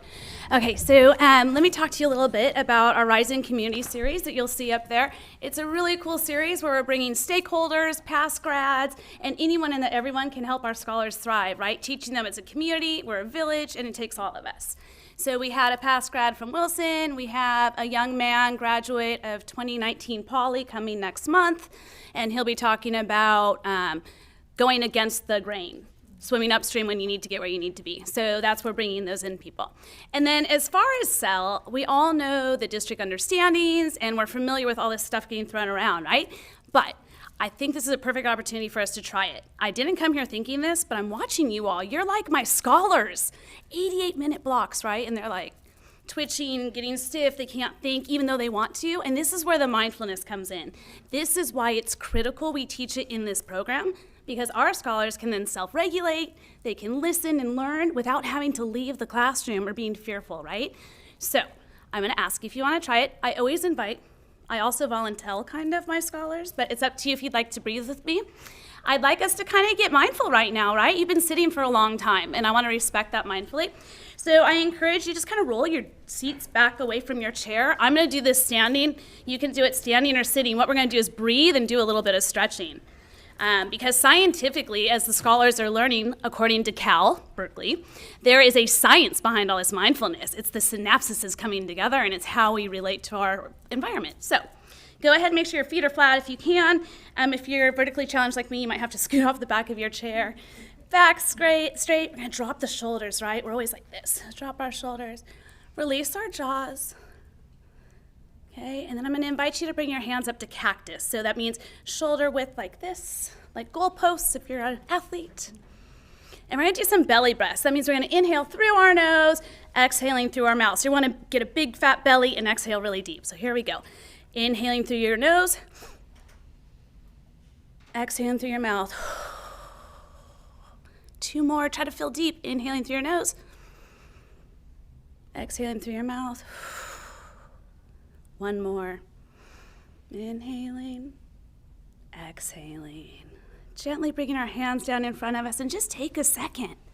Where are you tingly? Where are you tight? You know, just kind of check in. You can kind of shrug your shoulders for a second and be like, all right, we're back, we're here, and we're ready, right? And this is what they're learning in our programs. This is how they approach adults when they need something on campus. Our scholars don't really always understand authority. They're learning to breathe, visualize. They're learning all this different techniques of self-awareness and I am statements to go be successful and thrive. So that is the mindfulness and the rising in community. Thanks. I don't know how to do technology. Sorry, Turner. You know this. I don't know how to change it. My energy is way different than Ms. Jordan's. Say that to start. But I'm the Dean of Students at Lakewood High School. And I have the unique opportunity to work with the 9th grade students as well as all the other students on campus. And my goal is to create relationships. Typically, the dean position has been a punitive position. I don't want students to come see me when they're in trouble. I want students to come see me before they get in trouble. I want students to have conversations with me, and that's what we encourage in our Rising Leaders class. We have circle time, we have check-ins every day where we can be freely where we can be open and speak freely about how we're feeling. We can encourage one another. We can be empathetic with one another about what we're going through. We can also provide feedback for each other.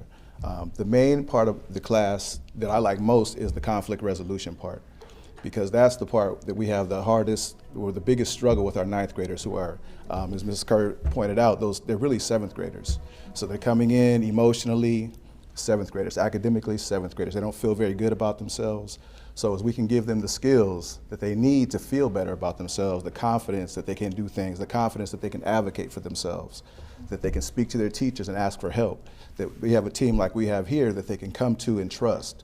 They'll also trust other adults on campus as well. So we've seen a lot of mediations where students call for the mediations themselves. They call us, they call Ms. Bryant, they call Ms. Jones, they call Ms. Jordan, they call myself. I'd like to come to your office. I have an issue with a certain classmate, and I'd like to discuss it, as opposed to getting physical like many students were doing the first couple weeks of school. We averaged 2 suspensions every couple days. So now, as the campus is calming down, relationships are better. Our group of 9th graders has expanded. They're inviting their friends to come see us, to come to our classrooms, to my office, to get support, to speak, to be human beings. And I think that that's the goal of the SSI program. And I think that although this is a challenging time, this is an opportunity for us to do some great work. And so I appreciate my team. I appreciate Dr. Johnson. I appreciate Mr. Parks as well for setting it up for us. Thank you.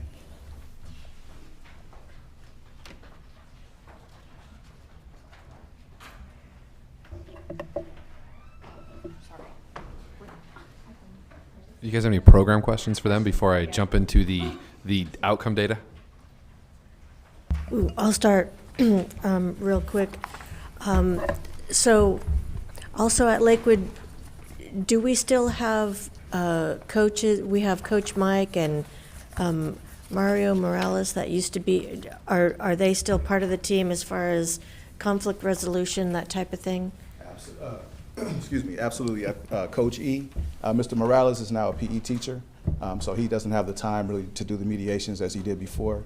But Coach E is always involved in the mediations. He's been there for, I believe, 7 or 8 years. All the kids know him. He's given me legitimacy on campus, so now kids trust me because I'm connected to him. So yes, absolutely, he's still involved. So this is a question for the entire team here, Dr. Camerino. And I want to think about it around Dr. Baker's sort of priorities in funding, right? Because we know that at any grade level, the more engaged students are, the more successful they are. And that's reflected in their own social and emotional well-being. I mean, research and the qualitative observations that you all have provided are clear with that. So my question to all of you is, given that you're seeing students and interacting with students at the high school level, what are those things at the elementary school level, whether they're life skills, whether they're tools that they can draw from, what's going on at the elementary school, middle school level, that by the time that they get to 9th grade, let's say as an example, either they're not utilizing those tools that we're building with our SEL in elementary school and middle school, and or they're not equipped with those tools. So could each of you sort of talk about what you think we could do more of, expand, strengthen in middle school and high school, so that by the time they get to you, maybe it's more of a reminder to draw back to those tools, or a reaffirmation that these exercises and techniques, do indeed lead to that self-awareness and confidence. So just love to hear from all of you about what we can do more of or more at the middle school and elementary school levels. I know, let me add, no, I'm just kidding. So as someone really into CEL and the T-cell standards and our district understandings, I know this is happening in the elementary and middle school levels. I know this. However, being a classroom teacher, sometimes when we are given things, we aren't always given the proper support on how to roll that out of what it looks like, right? And we just know since COVID, mindfulness is and all of this and self-awareness has become really trendy again, even though we as a district have always known whole child's super important. I think it would be very beneficial to those levels coming up to us on the upper end if there was a scope and sequence throughout.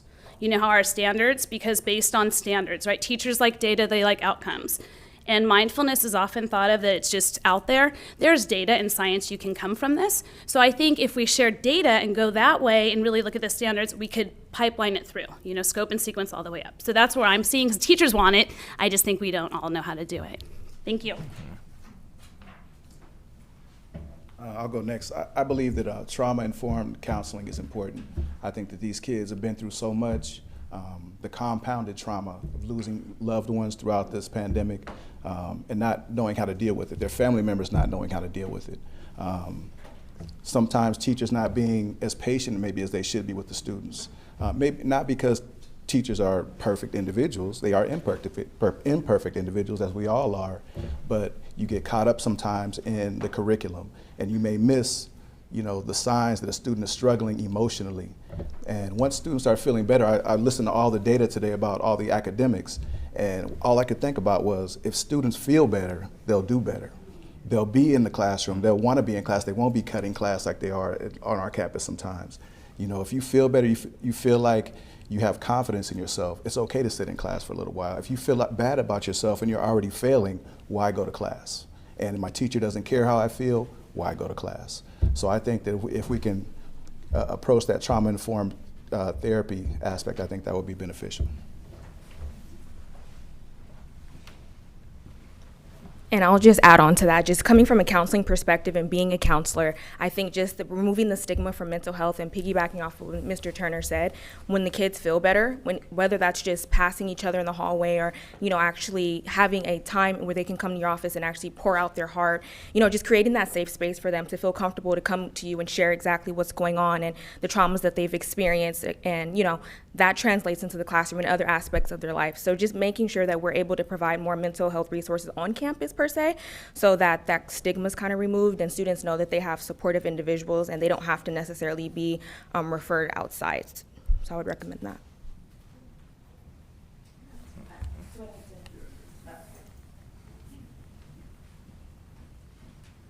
I know we're short on time, and so I'd just like to say I've had the opportunity to be a teacher in Long Beach Unified and now an administrator, and I think it goes back to the classroom. We've started some work on cultural awareness and school climate in the summer, and it has to continue there. If our students in elementary do not feel comfortable with their teachers and don't trust their teachers, that's not going to continue to middle school, nor will it continue to high school, unless they've found someone on campus to make a connection and pull them through. And that's what we're trying to do with SSI. Our teachers have shared stories with me just at the high school level, and Dr. Johnson and I and Mr. Samuels just got back from the College Board HBCU campus, and those same vignettes have been shared in other areas. So we do need to have a cultural understanding of where our kids come from, and not a superficial one. So. Can I just say that I feel very fortunate. We are in a place where we acknowledge that we have to educate the whole child and that every part of the child is important. And when I see presenters, staff, administrators come and reinforce that message, it fills my heart because I know that we have to reach students on an emotional level as well as an academic level. So thank you very much for the work that you do. You are truly centering students, and I can tell how much you care, and that's what we need, especially now. So thank you.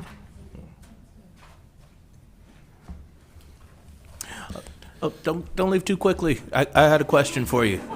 Mine was a lot quicker. It was actually focused around the males academies. I heard a little bit about us doing some consolidation about the male academy. Can you speak to that and maybe the what, the why? Just giving a little bit of context to myself, I've been working with the male academy for at least 10 years, man. Those are my guys. So I'm just curious to hear what the plan is there. Hello, everyone. I'm Dr. Kimberly Johnson. So what we're doing with the Male Academy, we are basically not consolidating it, but we are developing a program that is consistent with what the females have been doing with Female Leadership Academy. So with regard to our SSI program, our leadership academies are for the students that are really doing well academically, so like 2.5 and above.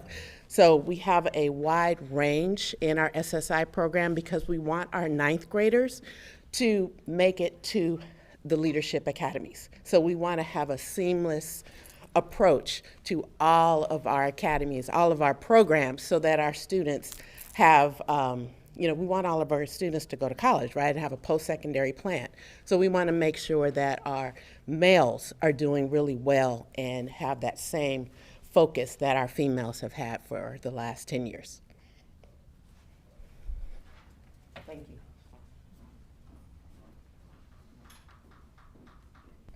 All right.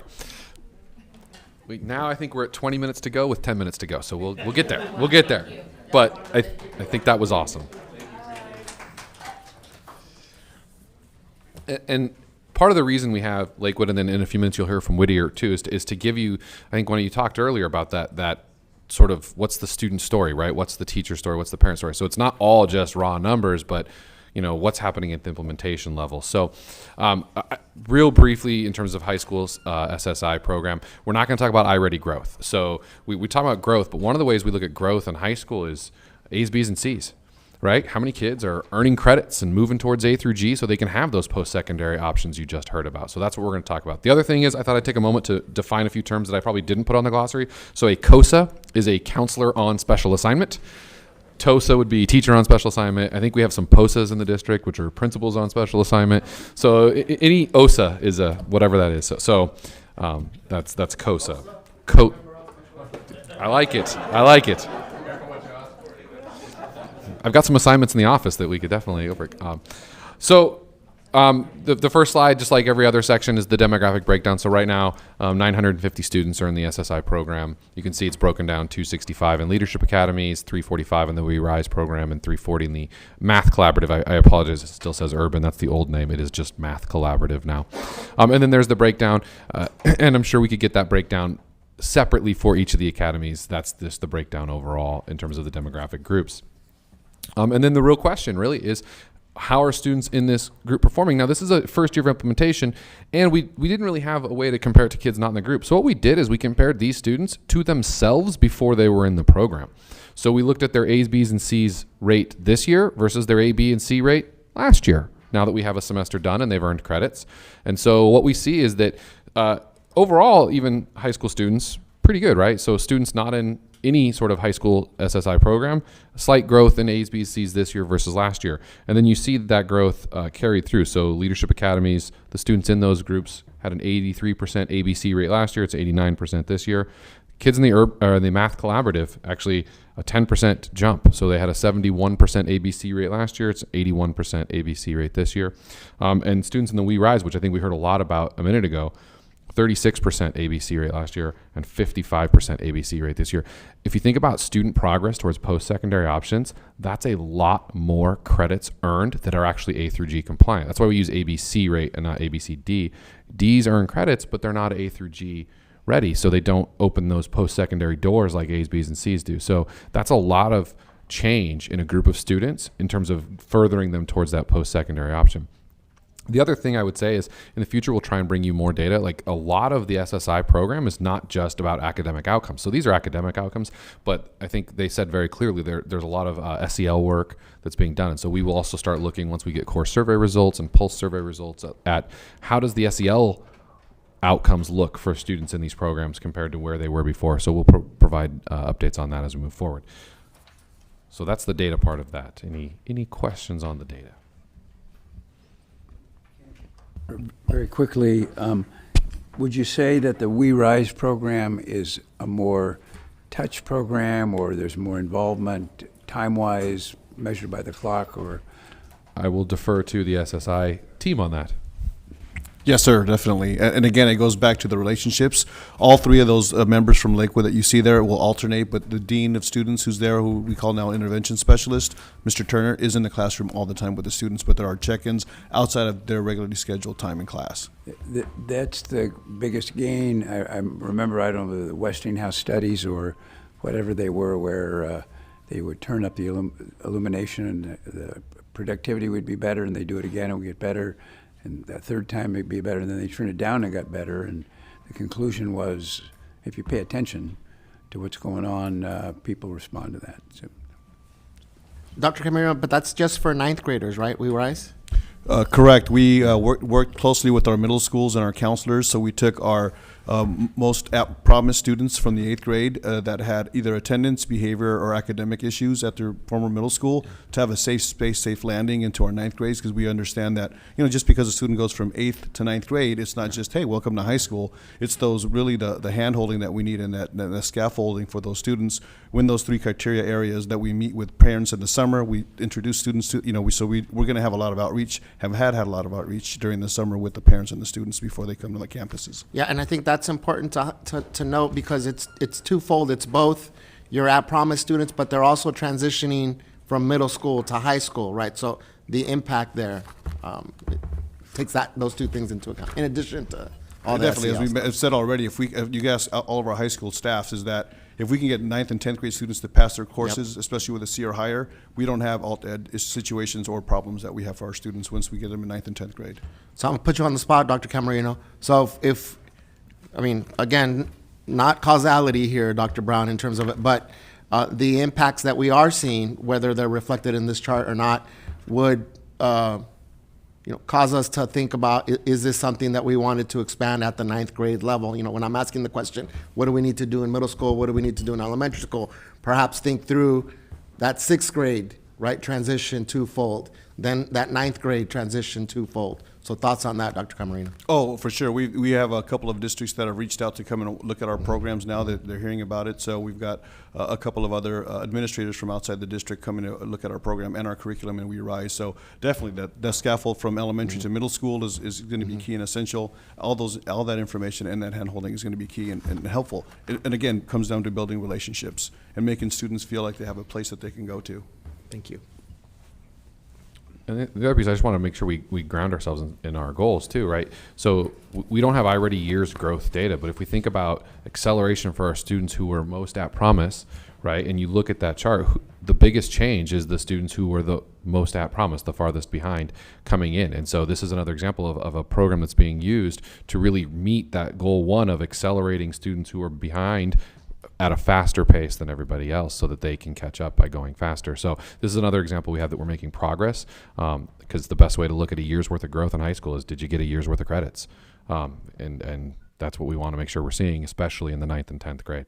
So kind of moving on, and the last part is I really hope you've been following. We kind of started at the district level, and we talked about sort of district-wide initiatives that are being funded whole program, and then we talked a little bit about like level specific literacy and level specific SSI, but a lot of our leaders out there are doing things at their own sites, and they're making gains that are separate from any larger program that we did, and we wanted to highlight a few of those as well as we work through the year. So I had a meeting I don't know, a couple months ago with the team at MidYear and Damon to look at one of their programs that's not a district program, but it was something that they were doing differently. And so we said in the research office, we would look at the data and see if they're getting significant growth for them. And if so, we'd definitely like to highlight them. So I'd like to invite the MidYear team up to talk about their 3rd grade SIPS program.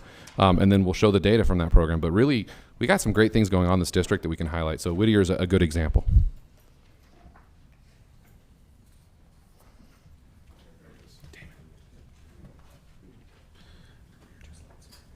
He needs a wand. Wizards, Dr. Brown, wizards. Exactly.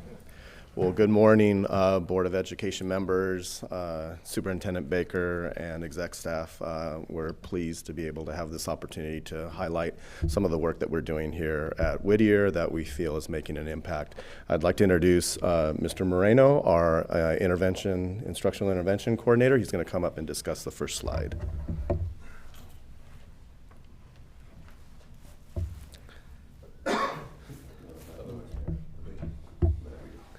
Okay, so this year, at the beginning of the school year, we were doing our assessments, trying to identify which students we were going to work with for another program, LLI, and we noticed that a lot of our students were really, really low in foundational reading skills, and some of those students were too low for us to work with for the LLI program, and we identified what can we do with these kids, what do we have that we can use to work with this group. And so we chose SIPS because of our beginning of the year diagnostic assessments.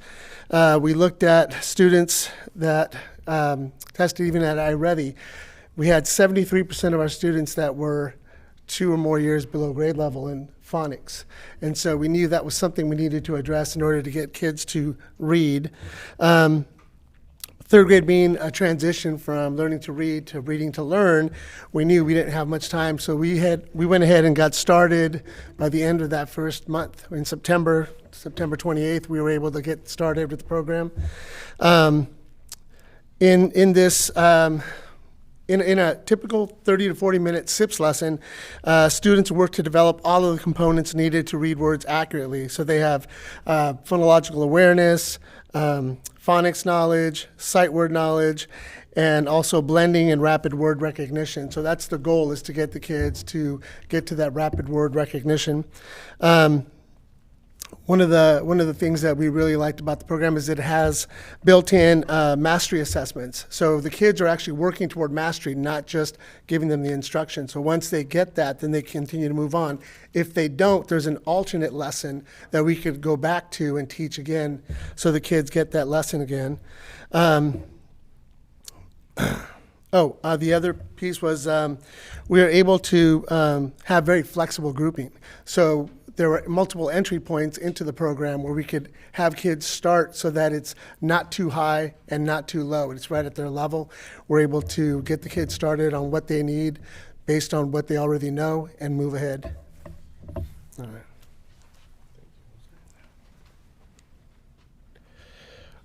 So for us, when we identified that third grade group for this intervention, we initiated the 28th of September, and we have continuously conducted that 4-day a week, an hour and 15 minutes of this intervention using this program. We also established 6 classroom teachers who deliver the intervention after school. And one of our literacy teachers, Erin Durham, is kind of the coordinator to create a PLC to deepen the understanding of what the intervention means, the pedagogy behind it, and the why, really understanding that. So that could transfer ultimately to deeper understanding for all of our teachers, potentially to utilize this program, whether that be during the course of the day or potentially after school and other intervention opportunities. Of course, we're not going to supplant the core. And we know that there are other interventions and resources available, but we thought that this would add nicely to the work that we were attempting to do and to accelerate learning for our students. So with the success, it kind of prompted us to think about, well, what does this mean in the second semester? We've taken the step at MidYear in utilizing, we have 3 literacy teachers and our IIC, and instead of them being assigned to one grade level, they're actually assigned to 3, 4, and 5, so that we can talk about articulation of the program all the way up from 3rd grade to 5th grade, which allowed us in semester 2 to shift that support to include 2nd grade, now 2nd, 3rd, and 4th. And through that discussion, we also identified 17 4th graders and 16 5th graders that would benefit from this intervention taking place during the school day, both by teacher and possibly by a lit teacher in their instructional block. And our 2nd grade team collaborated to say, we're going to share kids across our grade level to regroup to then provide this intervention opportunity at the end of the day for students who need it. So it's really making an impact for us to diagnose, understand, and deliver for our students in closing this opportunity gap for learning how to read. And that really is something that's been our next step for MidYear to utilize this program. So I think, Chris, we're going to look at some data. Mr. Jesperson, just a couple of clarification on acronyms. PLC is Peer Learning Circle or Community? It's a professional learning community. Okay. And then SIPs, we're saying SIPs, right? Yep. So maybe I'll say that that's a systematic instruction of phoneme awareness, phonics, and sight words. And then I think you used IIC as well? Yes, for Instructional Intervention Coordinator, which Mr. Moreno is for our Thank site. you. Mm-hmm. SIPs for systematic instruction. Of phoneme awareness, phonics, and sight words. It's a mouthful, right? We were hoping you could say that about 14 more times so that we can get it. No. I'm working on my articulation. Let's see if I can do that, right? All right. Chris, do you want me to So go I'm to sure next? my team's writing down that we need to add SIPs and IICs to our glossary. Mhm. So we'll make sure that those things get in there as well. You can go ahead. Yeah. I think a good general rule of thumb is any acronym. Yeah. We'll that thing will be huge by the time we get to the end of the year.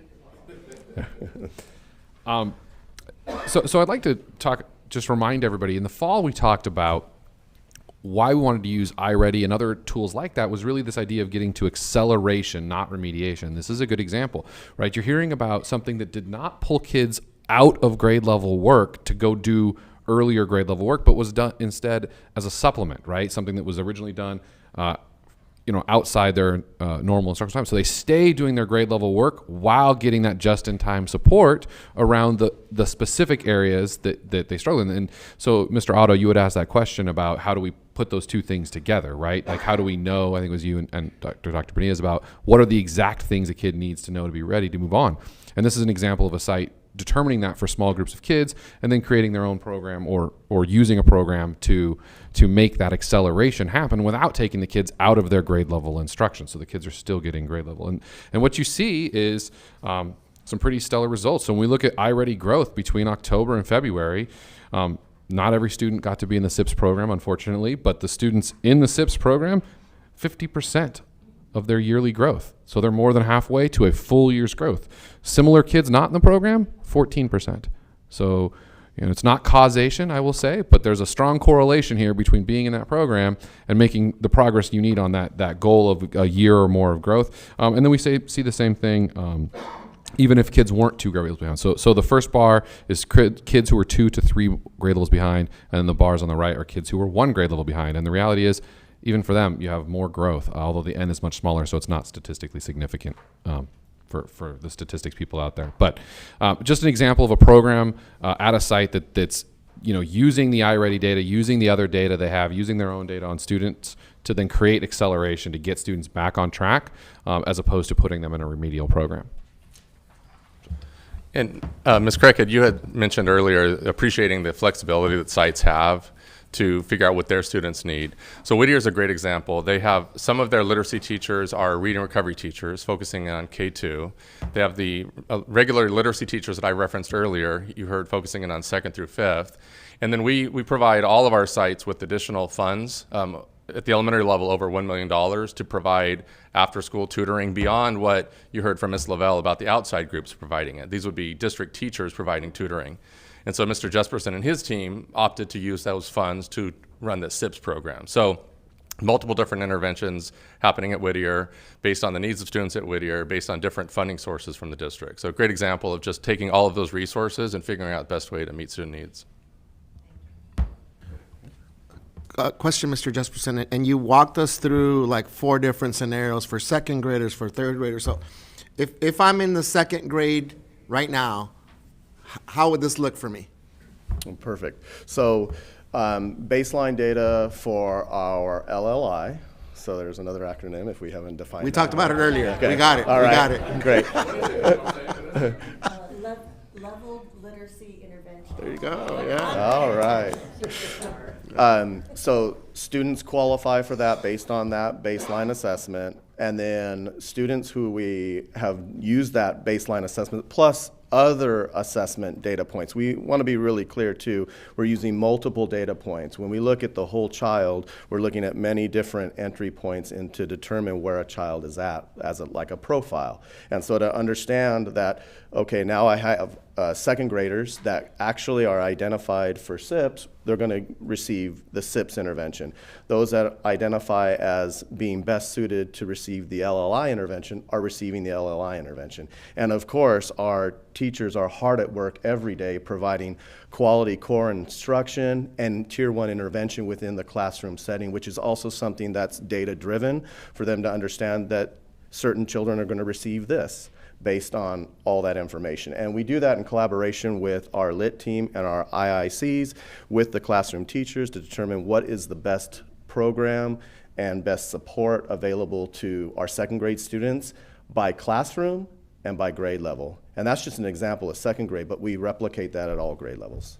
Okay. So now's the hard question, and maybe more for Mr. Moskowitz. Are there students that you've identified as being 2 or more grade levels behind that for lack of resources and or capacity at this point are not getting SIPS, are not getting LLI, and are not in one of these interventions right now at MidYear? The answer to that would be yes, because quite frankly, there's a certain limitation on the number of students that can be in a group, whether that be LLI, SIPS, and the available options for tutoring after school. However, when we recognize that as a site, there's a plan in place. So if a child isn't getting it, let's say at this moment in time, we go through the processes of SST, site discussions, grade level discussions, our admin team reviewing the data to determine this child or these children still need to have an intervention put in place. So that progress monitoring and that account for students who may not have received it in the 1st semester is the consideration into the 2nd semester, absolutely, within our ability. Thank you. Dr. Benitez, one thing you heard a community member earlier this morning talking about unused funds, unspent funds. The reality is, while we provide funds to our schools for after-school tutoring with our teachers have been working incredibly hard for the last couple of years. They always work hard, but these last couple of years have been really challenging for folks. And it has been more challenging than ever before to get our own staff to work those additional hours after school. So Mr. Jesperson would probably love to run SIPs for every student, but there's going to be a capacity limit in the number of staff available for that. Even the outside tutoring companies that we're contracting with, they're limited by the number of staff they have available. So these are all pressures on our system to try to provide the resources. It's not that we don't have the funding to do it. We don't necessarily have the staff or the capacity of staff to be able to provide that.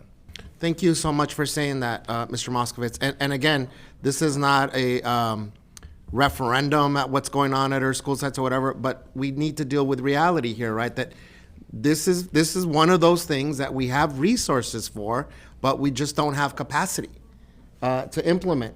So when we hear things like parent involvement funds not being utilized or what have you, there are reasons, there are tangible reasons. So I so appreciate your candor with that, because there are some things that we just don't have capacity to do that we know work, and that in this case we have resources for, right? So that's where how do we prioritize what things we are able to do, but also recognize, as you eloquently stated, that it's not that those children that are not getting one of these interventions are sort of left to their own devices, that we mobilize and strategize around what other things that may not be directly SIPs in this case. And I think it's important for us as board members to hear the challenges that we are seeing at the school site level, because oftentimes what we hear is from parents and or community members and or students, but we don't have the sort of site expertise to understand, okay, this isn't a lack of will, volition, resources in this case, but it's capacity.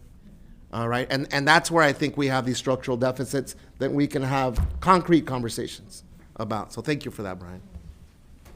I just had one quick comment. I want to thank you for the really specific example. So as we enter into a strategic planning process and we're talking about not just the values of the community, but what we want students to be able to know and do, you looked at your third graders, you could see what they could know and do, and you put interventions that they could know and do more. And as you get more data, you started to look back at your second graders. And what are your second graders going to need so that when they get to third, they can do that? And that's exactly what we're going to do with our strategic planning process as we move forward and we look at these goals is we want all the students to be here. So what does that mean in second grade and first grade and kinder? And so as we build out a bigger plan, you demonstrated really beautifully of it's really about looking backwards to get to that point so that the work is being done at every level. It just looks different than it does at the level of third grade where we know they need to know this. So I appreciated that context for what Dr. Baker talked about, what stuff we're going to talk about for the next day and a half. And so you pinpointed a really concrete example for me. So thank you for that. Thank you. All right, thank you.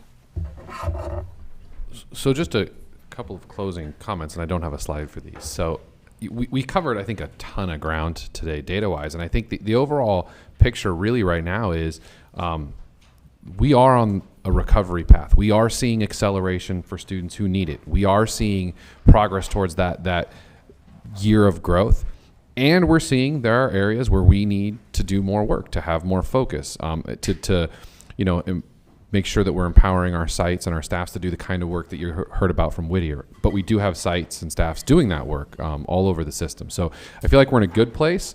We're nowhere near perfect, but we're in a good place, a place where we can grow from and take action. And the other thing is I just appreciate everyone staying with us. We just did like almost 3 hours completely focused on student outcomes. So I think that was a really nice way to start our workshop. So I appreciate everybody who came and presented, even if I asked them sort of last minute. So thank you for that, for doing that and get everything prepared. So that's it for my session. We'll take any questions. And if questions come up later as you go through the workbook, send them through and we'll continue to make updates as we come through board meetings. So thank you. Dr. Benitez, I'm going to recommend a 5-minute recess. We're 15 minutes behind, so we'll just take a quick break and then we'll reset for the next session.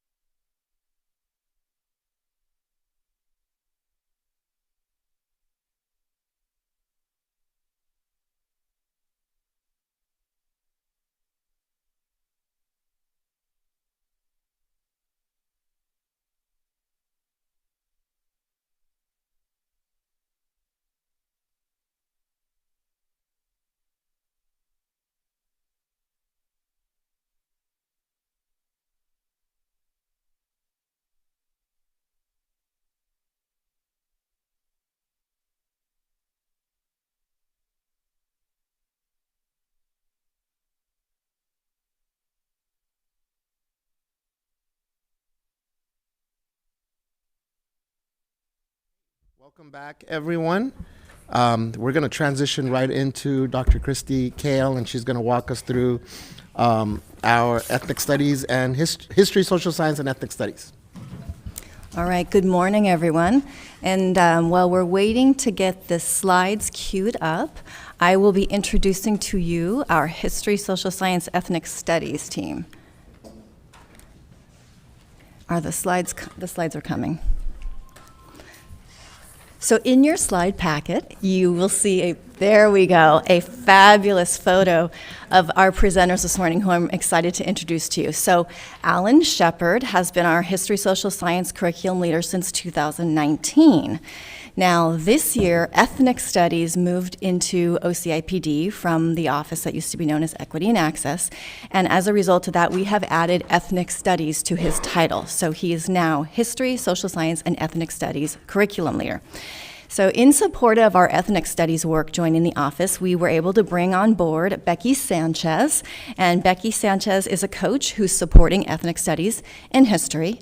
And then finally, third this morning, last but not least, Erin Hill. Erin is 50% working in the history office and 50% in our secondary ELA office. She is supporting writing, which is an emphasis for us this year. So I'm very excited to welcome them. All right, and as Alan is making his way up this morning, I'll just let you know that this team has been very involved in our equity curriculum audit work. They've been helping us move beyond the whole fun, food, and holidays idea when celebrating cultural heritage. They have been working to provide teachers with resources to help center traditionally marginalized voices across the curriculum. And today they will provide you with information about 3 efforts that support this work. So you will hear them talk about the State Seal of Civic Engagement, our Ethnic Studies Program development, and finally the textbook adoption for history, social science at the secondary level. So Alan is going to get us started now with the big picture of the work. Yeah. Thank you. I appreciate your time today. And I just want to also recognize that March is Women's History Month. And the women that are in the room and watching beyond, we honor all the achievements that you have modeled for our young and inspiring kids at home. Also, at the end of the slide deck or our presentation, there we have a moment for questions. But if you would like to ask a question in between those key moments that we're presenting on, feel free. We'll take. Don't do that, Alan, or otherwise don't do that. Let's wait till the end for the questions, Alan, and let's start clarifying questions. Absolutely. We didn't provide a glossary today, but we'll try to enunciate and spell out anything that we need. I just also want to start with my own personal story. So I'm a product of Long Beach Unified School District schools, growing up in the city and the school system. And I have very fond memories of learning experiences that my teachers, my gifted and talented teachers brought to me and helped to illuminate so many different skills that I had inside of me, as well as provide me with some certain skill sets that I'm still utilizing and honing today, actually. For example, like one moment stands in my mind very clearly. My history teacher at Hoover in 6th grade turned my classroom into an archaeological dig site, right? Instead of it being traditional classroom setup where everything was direct instruction, all of a sudden we had to put on the hat of being an archaeologist. We were archaeologists. We observed the skeleton in the room, in the center of the room. We took a document of evidence in our log, and we grappled with each other on what our interpretation of that evidence was, and we had to formulate these hypotheses of what we thought was happening at this archaeological dig site. That kind of gifted, talented teacher we have throughout the district, right? We just need to inspire and provide them with those kind of tools and hone their training and their craft and honor that work. And although I did not become my dream, Indiana Jones, right, Harrison Ford, an archaeologist, I was provided that toolkit, that skill set that I still utilize today outside of that classroom, right? We're at this really important precipice for history, social science. It feels historical times right now, right? We have these moments of extreme tension, worldwide change, local change as well. And that really has impacted us here in our curriculum office. And we are in a moment of re-envisioning. We'll later speak about some instructional tools to help us with that re-envisioning that technology-embedded textbook material that we're looking at. But really, in this process of re-envisioning how history, social science, and ethnic studies classrooms are experienced by our students, we're going to anchor in these documents our framework from the state, our graduate profile, our local graduate profile, as well as the equity work that is front and center in our district. We're going to enhance the values that I shared from my story earlier, right? These gifted, knowledgeable teachers guiding our students to make connections between their diverse identities, their interests, and real-world experiences. We envision our students using historical thinking skills, the domains of the framework, content, inquiry, literacy, as well as civics, as well as to build their understanding of the dynamic processes of history, social science, and ethnic studies. It's not like we're just transferring facts from one person to another. It's really a dynamic system of learning. We want to, of course, have these learnings apply to our students in their lives and their whole lives, throughout their entire lives, so that we can see that our students grow an appreciation for our diverse communities that have contributed to this American fabric, and also refine their ability to read the world and as well as participate in our democracy. So as part of that work, we're going to give you a little preview of something that we're building right now, the State Seal of Civic Engagement. And we're going to highlight this project because it's still under development, and we're excited to present history, presenting what is coming in the future. So I'm going to ask Aaron to come up and speak more about State Seal of Civic Engagement and highlight this program that we're developing. Thank you. Okay. Hello, thank you so much for having us here today. Although I am not a product of the Long Beach Unified School District in the traditional sense, I am a product of the Long Beach way when it comes to professional development for teachers. And as a teacher in Long Beach for 20 plus years, I'm excited about the constant revisions, investigations, and changes that are coming to help teachers become better professionals and also for students to grow as learners and individuals in our community. So thank you, Long Beach Unified, for giving me the opportunity to be a part of all of this. Building on our goals of growing students who are lifelong learners, using the graduate profile and the methodology of history social science, we are excited to showcase and celebrate their achievements in civic learning as well as engagement. We want our students to shine as they take an active role in our democracy.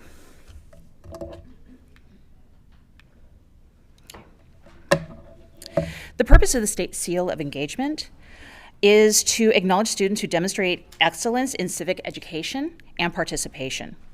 All California students, particularly those from historically marginalized communities, will have early and frequent access through their PK-12 education to high-quality civic learning opportunities and enable students to learn about civic and political issues, discuss and deliberate issues while considering multiple viewpoints, and take informed action to work with others to address real-world problems. And this has been a cornerstone of what Long Beach Unified is about, which is getting students involved and engaged in real-world situations, where they are not just taking in information, but they're processing it. They're turning it into something more to better themselves and their community.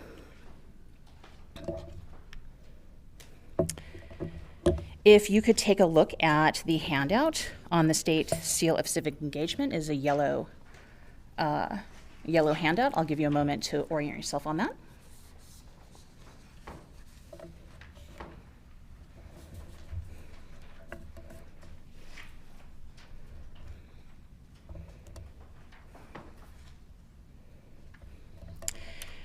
The state has developed guidance which we were tasked with customizing in order to fit our local needs. Through inquiry, investigation, civic dialogue, and informed action, Students will engage in high-quality civic learning opportunities, which can be seen in these promising practices. What you may notice about these promising practices is that they are already happening in our high schools. One of the great things about the State Seal of Civic Engagement is it's not in addition to what is already happening in the classroom, it's enhancing, it's lifting up, and it's allowing students to showcase what they're doing in the classrooms in the real world. The promising practices are grounded in 4 guiding principles: ensuring equitable, universal, and early access, valuing and honoring students in their community as positive assets, promoting student-centered learning, providing the conditions and structure of support. The promising practices and 4 guiding principles complement the work at high schools we're already doing, in addition to informing and building our local criteria. Our first steps to building our local criteria was to learn and grow our understanding of the State Seal of Civic Engagement. We spent time learning and reflecting on what is already established in our system. We're still learning about this, and we have multiple voices informing our decision. There are areas that we can build from and spread across the district. There are also areas we wish to uplift and develop further. Our office is also engaging in county-level workshops and connecting to partner districts like Fresno. The State Seal of Civic Engagement supports the pathway programs that already exist in our district. And you'll see a list of some of the high schools and their pathway programs, specifically focusing on their capstones. That is already a part of one of the criteria of civic engagement. So again, we're not just adding on to what students are doing, we're enhancing and building on what is already happening in the classrooms. We are at an opportune time to take advantage of our new learning from the equity audit and our summer training and our textbook adoption to enhance the good work that is already happening in our classrooms. So we're currently drafting our local programming student criteria in each of the following areas. Students must be engaged in academic work. This is, one of the qualifiers is being engaged in our course of study, whether it's a U.S. history course or their government course. Students must demonstrate a competent understanding of U.S. and California constitutions, principles, concepts, and processes. These can be through self-paced learning opportunities through LACO, and for example, learning about tribal communities and their form of governments. Participate in one or more informed real-world civic engagement projects. This could be enhanced, this can be through a civic inquiry project in their 11th grade year. They need to demonstrate civic knowledge, skills, and dispositions through self-reflection. This is their reflection on their inquiry project. This is allowing students to reflect on what they've done, what they would do differently, and what they would do moving forward. And 5th, exhibit character traits that reflect civic mindedness and commitment to positively impact the classroom, school, community, and society. This is where students are providing evidence of what they've done. This can be showcasing their engagement and learning through a student portfolio, through their capstone course, etc. What is exciting is that students will be engaged in problem-based learning, understanding and appreciating the perspectives of multiple stakeholders, expressing their voice and choosing their form of engagement that they want to pursue. And next, we have Becky Sanchez, who will be sharing the positive impacts of the Ethnic Studies programs on our students. Can I ask one quick question about the seal? Yes. So this shows up in the transcript, they receive it upon graduation from high school? Yes. Okay. And they will actually receive a special seal on their diploma. On their diploma, okay. Thank you. Since we're asking questions, I recognize that That was a Lakewood. clarifying question. Got you. I recognize Lakewood and Poly weren't on that list. Is there? No, that was not an exhaustive list. Oh, got it. By no means. And you'll be learning more about the pathway programs and their capstones tomorrow, I believe. So we couldn't name everything. Thank you for clarifying. And we were not ignoring any schools by any means. Yep. Please know that. Oh, thank you. Good morning, everyone. So my task today is to update you on our ethnic studies developments. But before I do, I want to start off with a quick story. And it happened the summer before my senior year in high school, which seems like so long ago. Now, back then, I was already a history nerd, but I was a history nerd without any sense of direction about where my life was going. And that's why it was so important when my older brother's friend was home visiting from UC Davis, and she handed me a copy of Occupied America. It was a Chicano history book by Rodolfo Acuna. And that small act, I don't think anybody could have predicted that small act of kindness is what resulted in me standing here before you as our district's ethnic studies and history coach. That book, along with future ethnic studies courses that I took in college, provided me with a framework to articulate my community's experiences. It helped me make sense of my world. And more than anything, it gave me the resolve and determination to become my family's first university graduate and to become an educator, so that way I can return the gift of knowledge that was granted to me. So needless to say, I am absolutely ecstatic about the opportunities our district is providing for our kids. So what is ethnic studies? In a nutshell, it's a combination of 4 different disciplines that focuses on the struggles, triumphs, contributions, and the undying creative spirit of America's 4 major racial and ethnic groups. While ethnic studies is grounded in history, they are interdisciplinary in nature. They investigate issues of race, class, and gender, various forms of privilege, affirm intersectional identities, and uncover the agency and self-determination that have been asserted by people of color as subjects of history as opposed to objects of history. Our classes create safe spaces for our students as they engage in challenging conversations. They increase students' cultural competence, their critical hope, and their ability to be critical, engaged allies, the types of individuals that we need in our city and country. We currently offer ethnic studies courses at the high school and middle school levels, and I'm particularly very excited about middle school because that's where I started my teaching career. We went from 1 course at Cubberley as a pilot course last year, and we've expanded to 11 classes at the middle school level since then. So we took a brief moment to check in with those middle schoolers to see how they were feeling about their experiences so far. And here's what we found out. There was a 7th grader from Nelson who said, "I feel great because I learned about new people. I have new people I haven't heard of, and why they're important in our lives, and how I can help." Meanwhile, an 8th grader at Cubberley stated, "Ethnic studies give a deeper insight to the people of color individuals who have had a large impact on our growing society. In most history classes, it is only a handful of people of ethnic backgrounds.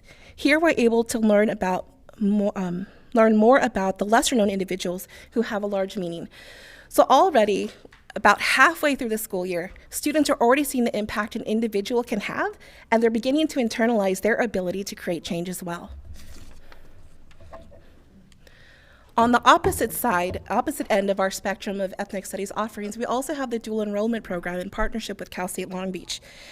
Currently, we have over 300 students, teenagers, who are sacrificing their Saturday mornings to learn. There are 245 of them who are enrolled in our introductory course, while another 77 are in a secondary course.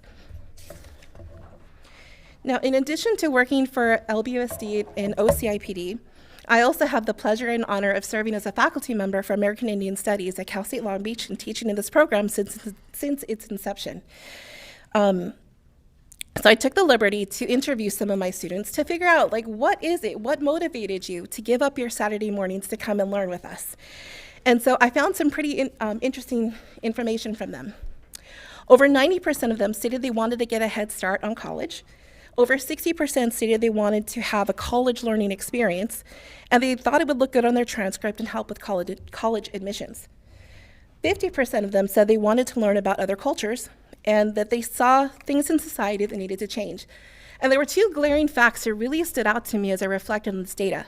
First, it shows that our stakeholders have successfully nurtured a college-going culture, and they've sparked a curiosity in learning about others, and those are definitely points to celebrate here in Long Beach. Now, I can go on and on and on about why I love teaching in this program so much. It's absolutely amazing. But instead of telling you my perspective, I'm going to share some quotes from my former students as they reflected on their experience. One student said, In ethnic studies, we learn about every race and see what they had to give up, fight for, and even die for to reach their goals. I view myself now as someone that should be proud of who they are, of where they come from. Another student said, "I'm so glad that I decided to sign up for this class, not for the college credit or how it will look on my transcripts, but because I feel like a more complete and better person with knowledge that will impact my life forever." And a third student said, "Learning about privilege, racism, and popular discourse have been significant to me because discussion about these topics got me to question myself. I knew these things existed, but I was never able to explain them in the capacity I can now. I have learned that anyone can have privilege, and it makes me acknowledge the privileges I have and the impact it can make if I use my privilege for good." And this is just the tip of the iceberg. Now, near the closing of our semester, we have a symposium. You can see a picture of Dr. Benitez as he was greeting some of our students a few years ago. Don't embarrass me about that 20 years ago story, please, Becky. I'll save that for after. So we have usually students come, and they come from not only Long Beach, but they come from Paramount Unified. They come from Norwalk, La Mirada, and soon we're going to be joined by students from San Pedro as well. And the highlight of this, of course, we have keynote speakers, which are really neat, but the highlight, in my opinion, is the fact that the workshops are student-led. So students from across the district and other districts are sitting there reflecting, learning, building upon their learning, and reinforcing the positivity, the growth, and the excitement. I mean, when we get back in person, I highly, highly encourage you to come join us at one of those symposiums because I think the kids would really love to see you there. And we're very excited to not only have the support of the district for ethnic studies, but also at the state level as well, as we can see through the passage of Assembly Bill 101. There are 3 major points that have implications for our work, including that by the year 2029, all graduating students must take at least a 1-semester course, but districts could create a 1-year course if they wish. Additionally, all districts must provide at least a 1-semester course by 2025, and clearly we have a head start in that field, which is super duper exciting. But with Assembly Bill 101 come several questions. We look forward to collaborating with other offices to determine how to best support the expansion of ethnic studies in the district, how we can best accommodate our students' schedules and staffing needs. We will also be revisiting our current course outline to better align with state requirements and developing the necessary professional development to ensure our program's success. And with that, I will pass the baton back to Alan. Thank you. Okay, so now textbooks, all right, another switch, a transition. These instructional materials that our history, social studies, and ethnic studies teachers are using throughout our district. We definitely took upon ourselves a learning stance, that first disposition that we needed to take, and we took the board policy and really focused on the value of quality instructional materials. This is our first of 2 rounds. We're doing secondary, 6 through 12, electives, and AP this year. Next year, we're going to repeat this process with elementary history materials. So we definitely want to embody the process, right? And the process is, we got to form committees with our colleagues back in August, and we developed a district lens. I'm going to go more into that district lens here in a second. And we co-created a scorecard. I'll speak about that as well. We did evaluation of samples. So many samples we evaluated. And we also came to consensus. And we did that over Zoom, which was during the midst of 2 different waves of this pandemic, which was definitely a challenge to this process. However, it was comprehensive and a rigorous process. So I want to start with just a complete shout out and a thank you to all of our committee members. My colleagues here as well who helped design the scorecard, refine the scorecard, lead these meetings, and usher our committee members to consensus. We met on Zoom, like I spoke about. We had over 55 committee members ranging all geographic corners of our district, from north side to downtown, west side, and east side. We had large schools and small schools represented. We had teachers with ranging levels of expertise. We had teachers who did the adoption last time, as well as brand new teachers to this process. We had teachers with experience in GATE, AP teaching, multilingual, as well as DI schools being represented. And we also had special ed participate to provide their lens on the process as well. We represented over 11 high schools and 12 middle schools for this. We looked at 18 different courses for history, social science, ethnic studies for 6 through 12 electives in AP, 18 different courses, and we had over 85 samples that we evaluated. So how did we do that? Well, we had to develop a pretty comprehensive strategy, and that came to the evaluation criteria. And we were inspired by the state. They had an evaluation toolkit that provided a generic criteria. We used that, and we customized that criteria with our state history project to provide that discipline lens. And then really that last one is bolded because we really wanted to emphasize all this new learning that our teachers have been going through. Our district has been prioritizing this equity stance, and we developed a district lens. For one reason to develop this district lens was just to bring our teachers' eyes out from what they see every day, their students in front of them, to the district's lens, right? We wanted our teachers to represent the entire district's perspective and not just the students they interact with. But we also wanted to emphasize these key bits of learning that we've been processing as a district as well. That district lens that we co-developed, really influenced more than just Category 6. It influenced our decisions in other categories as well.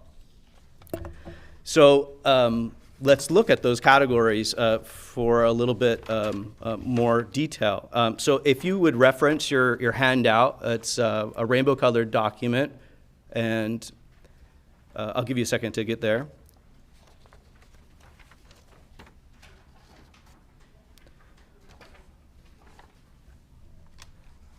Okay, so on our own time, we can look at this a little bit more detailedly, but I'm just going to kind of point out one key area. The district lens is Category 6, but as I mentioned a second ago, equity really influenced a lot of our categories that we developed. One category I want to bring your attention to is Category 1, the history, social science, content alignment. And then if you look at item number, letter C, letter C states, the text presents multiple perspectives, race, class, ethnicity, and gender, in a matter appropriate for the historical context. This item also aligns with the state mandate of the FAIR Act, which is a critical piece as well. So we rated each sample, our teachers rated each sample, and then we met and came to consensus, focusing on definitions of I strongly support this platform, or I can support this platform. And through Zoom, we were able to narrow down. But diving deeper into how we developed that district lens, we had some key learnings and takeaways that influenced our district lens. And those key takeaways, History, Social Science, Ethnic Studies Office has been able to participate in several different areas of learning in our district over the last 2 years. One is the curriculum audit. And in the curriculum audit, we had history units actually evaluated. We submitted 2, and we got findings back from Dr. Goldie Muhammad and Hill Pedagogies, emphasizing some areas of need. Those areas included identity, criticality, and joy. Also, OCIPD, myself, and several of our committee members were able to participate in the Curriculum Advisory Committee. And in that multi-level group of admin, counselors, teachers, and OCIPD representatives led by Dr. Kale and Dr. Pam Lovett, we came to recommendations, key takeaways of representation, similar takeaways actually, triumphs, focusing on triumphs, and connecting to current events, history to current events. And then also, all of our teachers participated in the Equity Summer Institute, and which also emphasized the Hanover Student Survey. And at the time we were starting to develop this district lens, the board policy was still in draft form. So we used that as well.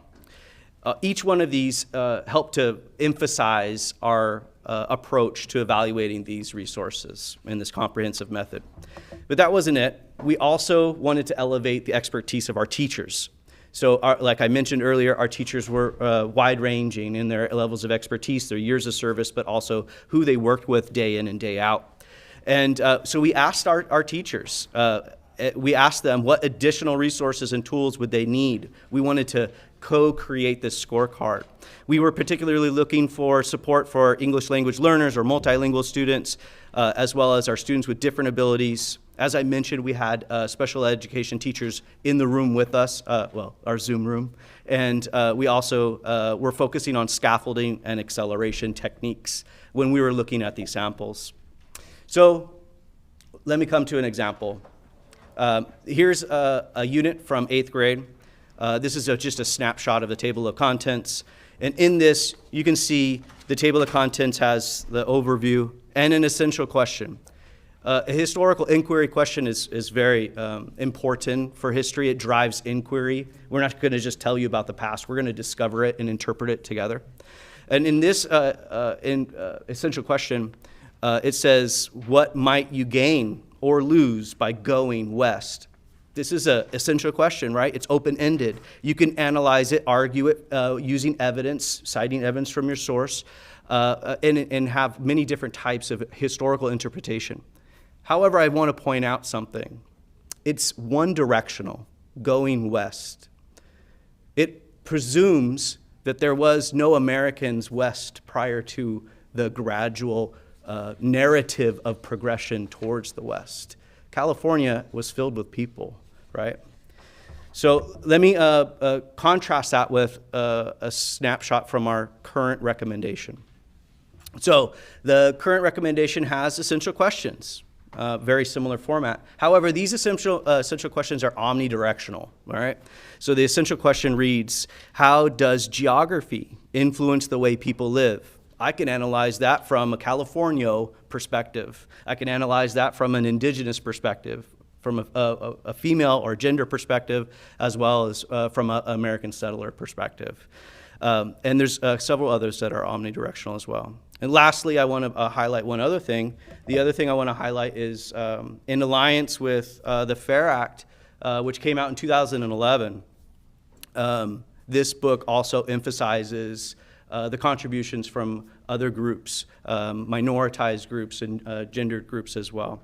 I know Becky and I, this is a momentous occasion for us because we started our teaching careers here in Long Beach in 2007, the first year of our current adoption, and we've had one history book for that entire term. So we're excited about closing the end of this era and starting the outlook for the future and what our new era will look like in the future. Thank you.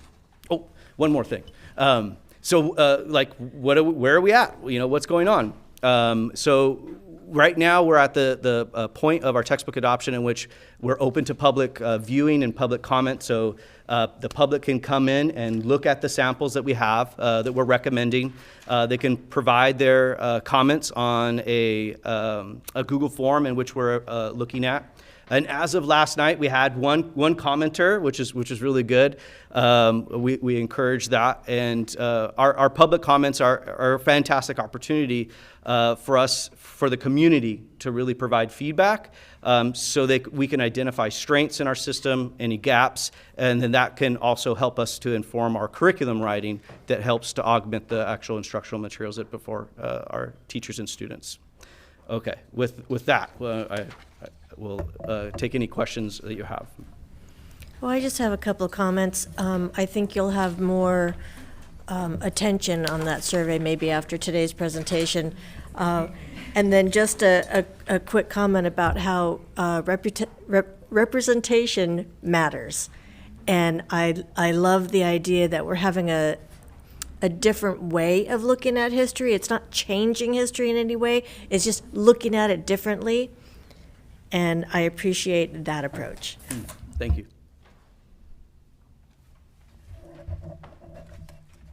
We can also change the title of Lesson 3, Alan. We could call it the U.S. Invasion of Mexico instead of the U.S.-Mexico War.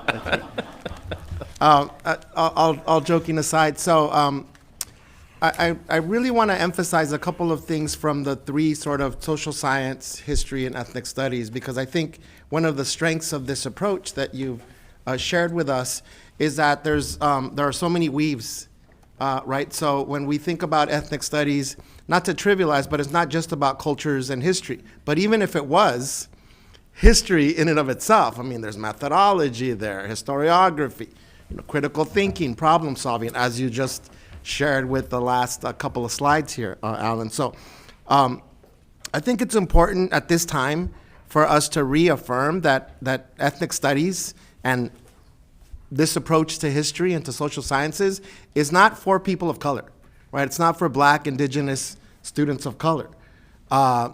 It's for everyone in our district.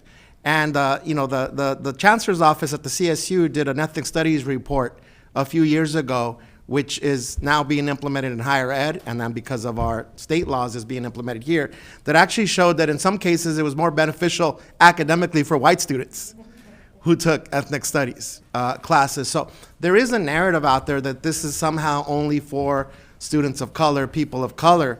And I think it's important that if we're emphasizing the academic educational benefits of this historical approach, of our textbook equity lens, that this is an academic outcome for all students, right? So it's not that students only do well in these classes. It's actually that students who take these classes do well in all of their other classes because of the interwoven nature of the curriculum, the instruction, and the content here that we're talking about. So I don't want that point to be lost today, because someone may just take a snippet and say, oh, LBUSD is doing ethnic studies. No. We've been doing ethnic studies. The difference here is that it's an interdisciplinary approach that's aligned with our core values and is reflected through this data that is so important to us around educational success. So I want to focus on the SEL component of it here, of the work, right, in and of itself, and specifically around the seal of civic engagement, right, because the seal of civic engagement is not a tool, it's not a curricular track, it's things that are already embedded, it encompasses things that are already embedded in our current curriculum, in our current teaching. Ethnic studies, again, has social action in it, civic engagement, social justice, right? An understanding around multiculturalism, and the skill sets and the contents that's developed in ethnic studies, in social science, in history, in alignment with our seal of civic engagement, are those 21st century skills and knowledge that we want all of our students to graduate with in this global world that we're living in. You all referenced personal experience.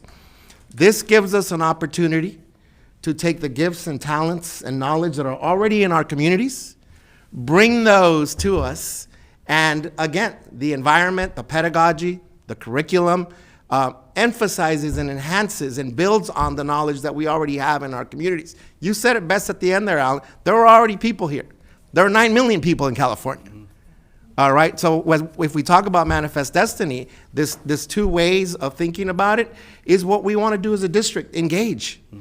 Right? Engage in critical conversations, because the conversations are a pathway to the skill set of critical thinking, problem solving. Right? So that should not be lost.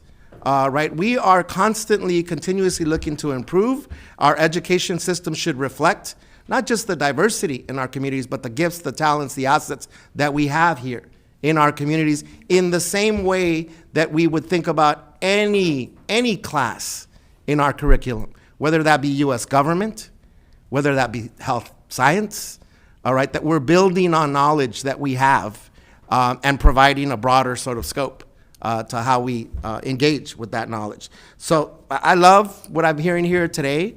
I think there's a lot here to unpack, but at the end of the day, for me, it's that question: what do we want our students to know and be able to do by 3rd grade, by 8th grade, by graduation? All right, and it's I think not lost on me that we should equip students with the abilities and the knowledge to be successful in the societies that we are currently in. Not the societies that we were 15, 20, 30, 100, 150 years ago. And if our educational system, which is the only thing in our country that is mandatory to participate in, it's the only thing in our country that everyone, it's illegal not to go to school in our country, then it behooves us to equip our teachers, our staff, our administrators, and yes, our students with the knowledge, the values, the skill sets that will make them successful and that will empower traditionally marginalized groups in our society. So thank you for your work. Thank you, Dr. Kell, for this. I love the tiered approach. And I didn't want to lose the moment today to speak that this is not a standalone curriculum. This is not a standalone ethnic studies initiative, that it's built into our core values as a public education system, and it behooves us to do right by the students and the communities that we're serving. So thank you for that. Thank you. Very well said. Thank you, Dr. Benitez. I just had some small clarification questions to some of the things that Dr. Benitez spoke to earlier, where when we're talking about the ethnic studies planning, there was discussions about staffing and credentials and conversation around professional development. And I want to make sure that everyone's aware to confirm there is no deficit in credentials to keep us out of satisfaction of Bill 101, correct? So to confirm, yeah. I understand that this is part of the larger plan. Yeah. But all things considered, we are still on par with the current amount of staff that we have currently in regards to the credential needs for this ethnic studies. Correct. Right, yeah. So right now we have 2 options for students. One is a Monday through Friday class, which is taught on our sites. We looked at that curriculum and crosswalked the model curriculum from the state, and it looks like we're over the minimum qualifications for that, and that's fantastic. That's a history social studies credential for that course. And then we also offer what Becky alluded to is the dual enrollment program, where a student actually is simultaneously earning credits at Cal State Long Beach, as well as it's a history elective for their A through G requirements. That's a Saturday course. It's a semester long, so we were able to cycle through 2 different semesters with that. We have over 300 students in that this semester. Likewise, in fall, we had 300 students, so it was 600 or so students that were able to complete that. That course is currently qualifies for AB 1460, which is their Cal State ethnic studies graduation requirement. Okay. And we're looking at also ensuring that crosswalking their curriculum documents and the model curriculum for the state for AB 101, ensuring that it also counts for AB 101. So our students would actually be getting 3 forms of credit if we're able to approve that. Okay. So they have 2 different forms that they can qualify for ethnic studies, and then also we're looking to build that out over the next few years, offering other options and looking at different types of models to ensure that one constraint that you're mentioning, our number of credential staff, is not a constraint on our student options. And I'll just add a little bit to that. So when we think about current staffing and credentials, and we think about a finite number of courses that we can offer to students and a finite number of teachers, if we are going to increase, well, we will be increasing the number of sections of ethnic studies in order to satisfy the law, then that will mean we will need more people who can teach those courses. So that's really the credential implication over time. Got it. Yeah. And do we know how far off we are from that number, whatever that? I don't know that we do. Do we know how many of our students complete an ethnic studies course by the time they graduate from high school? Yeah, it's really good data to look into. As I was mentioning, with the dual enrollment program, we have about 600 kids that are in every single year. And our course that's in the high school is Monday through Friday course, I like to call it. That course is expanding its offerings. It traditionally has been at 3 sites, but it's actually growing to more sites. And there have been communications about interested in expanding that before we all build out other models. And in that, we have 5 or 6 sections of it currently, a full year course, 30-something kids per section, so that has an additional couple hundred students that are in. Repeat that every 4 years. We have a couple thousand that are taking ethnic studies right now. So there is some growth that we need to get to the level in which we can process every student through within a 4-year margin. But we're excited about building that 5-year model out so that we can include the different perspectives from pathway work to make sure that every site has a stream, a sequence for ethnic studies. And we're looking at multiple options as well, and communicating actually with other districts that have other models as well. There's a couple other districts we're in communication with and learning from, and it seems to me that I would say that we're ahead of the game in many regards, which is a great posture to be in. And there's other districts that are we can borrow some ideas from, or at least make customized to Long Beach as well. Got it. And knowing that 5-year goal, I'd be curious to see us working backwards to see what that number would be. Obviously, having to work closely with the HR team as well for our professional development side. So that was just one of my concerns. The next piece was, and thank you, Dr. Baker, for helping me clear up my question as I was fumbling over my words there. The second piece was, and I wanted to make sure that we highlighted this, is that we were talking about the engagement efforts of the curriculum. And so you were saying that is currently posted and open to review.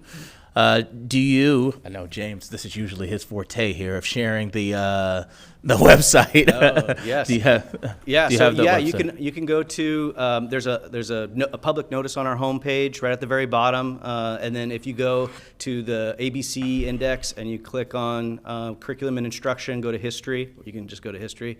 Mm-hmm. We have a textbook subpage, and on the textbook subpage, there's a link to the review virtual materials. It also gives you the information to go and the hours for review for textbook services. If you want to look at the physical materials, and there's also a link there to provide your public comment about what strengths or noticings that you have about each one of the 18 different courses we're adopting for. Thank you. Mm-hmm. While we're having a conversation about curriculum, would this be an appropriate time to talk about health? I know that it's not part of history particularly or ethnic studies, but we are talking about legislation, and Dr. Benitez did mention health.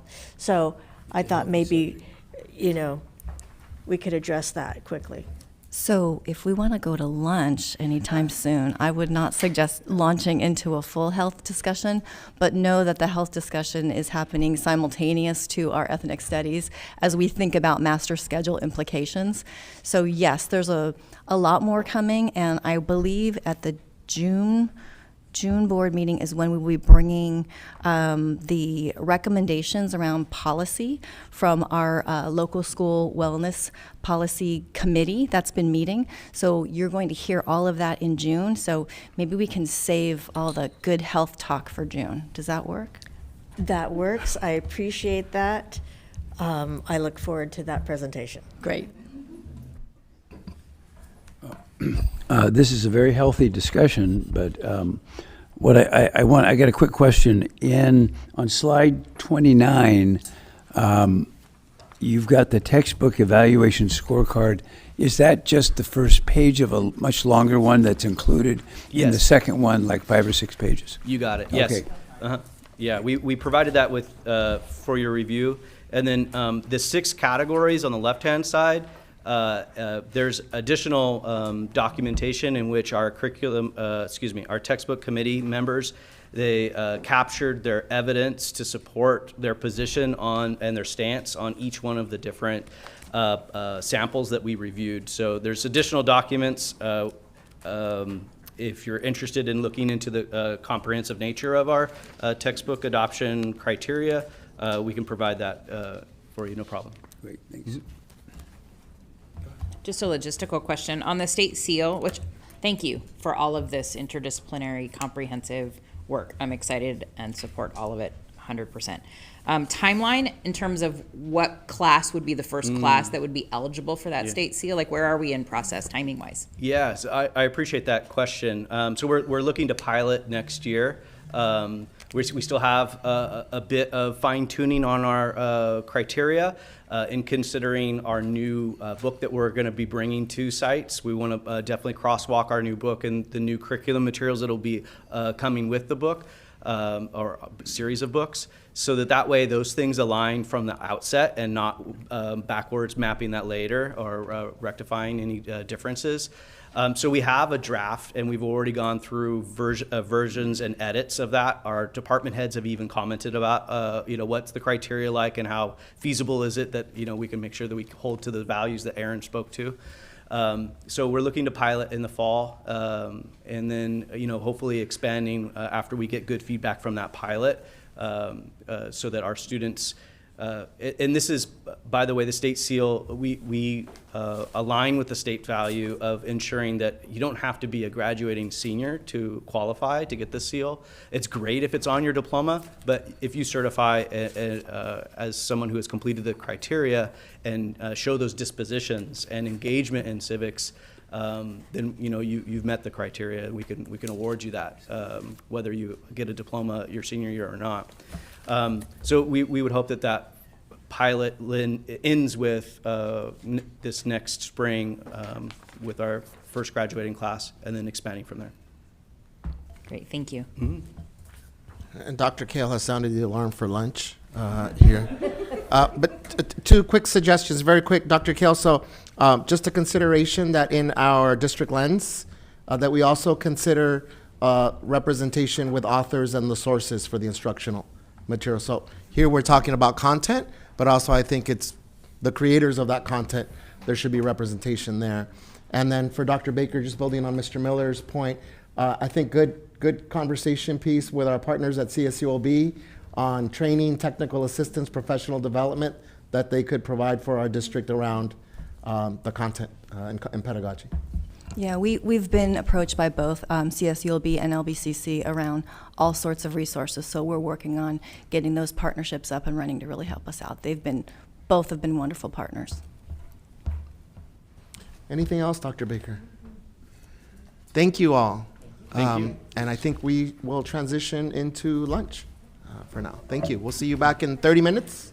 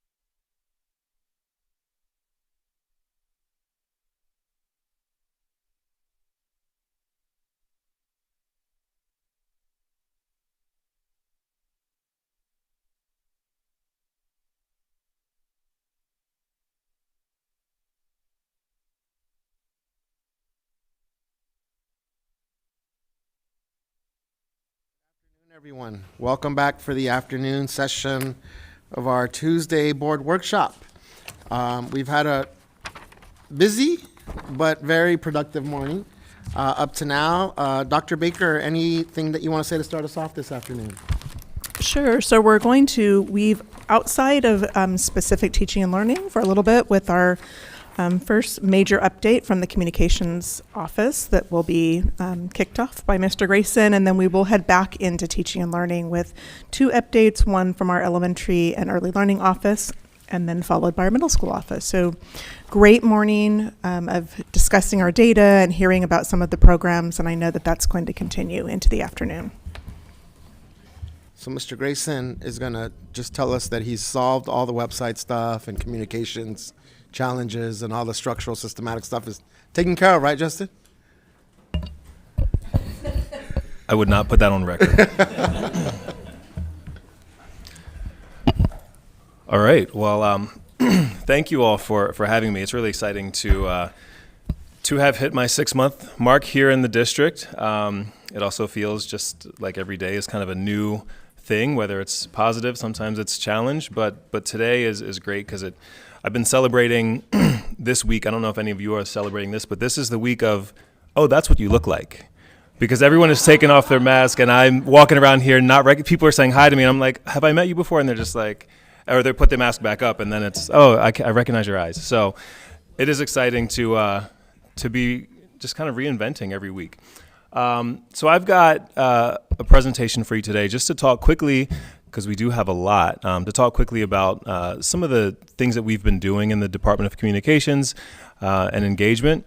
Also, I want to go over, we heard from you at one of the previous board members that you'd like a quick update on some of the things that we've been working on in relation to the audit that was done by NSPRA before I came here. And then also we're going to have a discussion about from our Dr. Lucy Salazar, our Director of Equity, Engagement, and Partnerships. And she's going to give a quick overview of that department, and then we're going to go into a few different specifics that are happening in that department around Black Student Achievement Initiative and high school choice. So without further ado, I'm going to jump right in. So I wanted to just give a quick overview of our departmental purpose. And before I say that, I'll say this. We have a few different things that we've kind of been working on in communications, and I look at them from a few different perspectives. How do we look at communications from an organizational change standpoint? There's 3 types: systemic, strategic, and situational. So systemic, as Dr. Benitez just mentioned, those are those global changes that we look at. Any positive and well-to-do communications department should be making systemic changes for any organization, right? Especially a new department like ours. Strategic changes are more of those daily, monthly, those changes that we're going to make around how we operate, how the district operates, and how some of our goals are put into place. And then those situational changes or situational work is that stuff that's happening on a day-to-day basis. I look at those things like oil spills, right? There's an oil spill, and you've got to clean up the mess that's right on top before you look at what happened and why, and before you look at those systemic changes of how we kind of stop that from ever happening again. So if you also look at those 3 like a pie chart, there's only enough to fit into one big circle, right? So we can only do so much. And in the last 6 months for myself and in the last 2 years for our department, they've been very, very heavily focused on the situational and the strategic communications, but that systemic work is the area that we're really going to hope to focus on as COVID starts to wane, and we get to really work on long-term kind of a longitudinal change. That's where we are. So going back to the purpose, our LBUSD Office of Communications and Community Engagement is responsible for helping shape and execute the overarching communications and engagement strategy for the district, while also building new and widening existing two-way communications channels between the district office, our board, our staff, our students, our families, and the greater LBUSD community. So I want to quickly go through some of the the findings or the suggestions that came from the NSPR audit. And then you'll see how I structured this. We'll talk about some of those changes and I'll go into detail. And then after that, I want to talk about some of the organizational goals that we've set specifically for our department, which some of it will sound redundant. And so I won't go into too much detail twice, but you'll see how it kind of all comes together. And feel free, if you have questions, feel free to interrupt during this part. So in terms of the audit recommendations, I'm going to go through each one of these specifically, so I won't read them all right now. I'll read them as I go through each one specifically. So I'm going to skip ahead a couple slides. So number one from the NSPR audit was that we strengthen the value and usefulness of LBUSD's communication plan by including measurable objectives and research-based strategies. This is, to me, a systemic change, right? And so our team follows the 4-step PR planning process. We do have a communications plan in our department, but it's one that we have to do a better job at following on a daily basis. It was developed before I got here, and we've looked at kind of revamping that communications plan so that we are not only working on that situational stuff, those day-to-day actions, but that we have a plan for the future and that everyone else in the district kind of understands our communications plan and helps us follow that plan.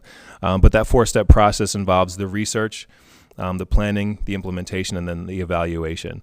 And, this team, I do want to say that the team that exists here that I came into, and I'm so proud to work with, they've been doing a lot of really, really great work. I feel like, almost like a general manager that comes into a sports franchise or something like that and just helps kind of to massage things and kind of put them into place.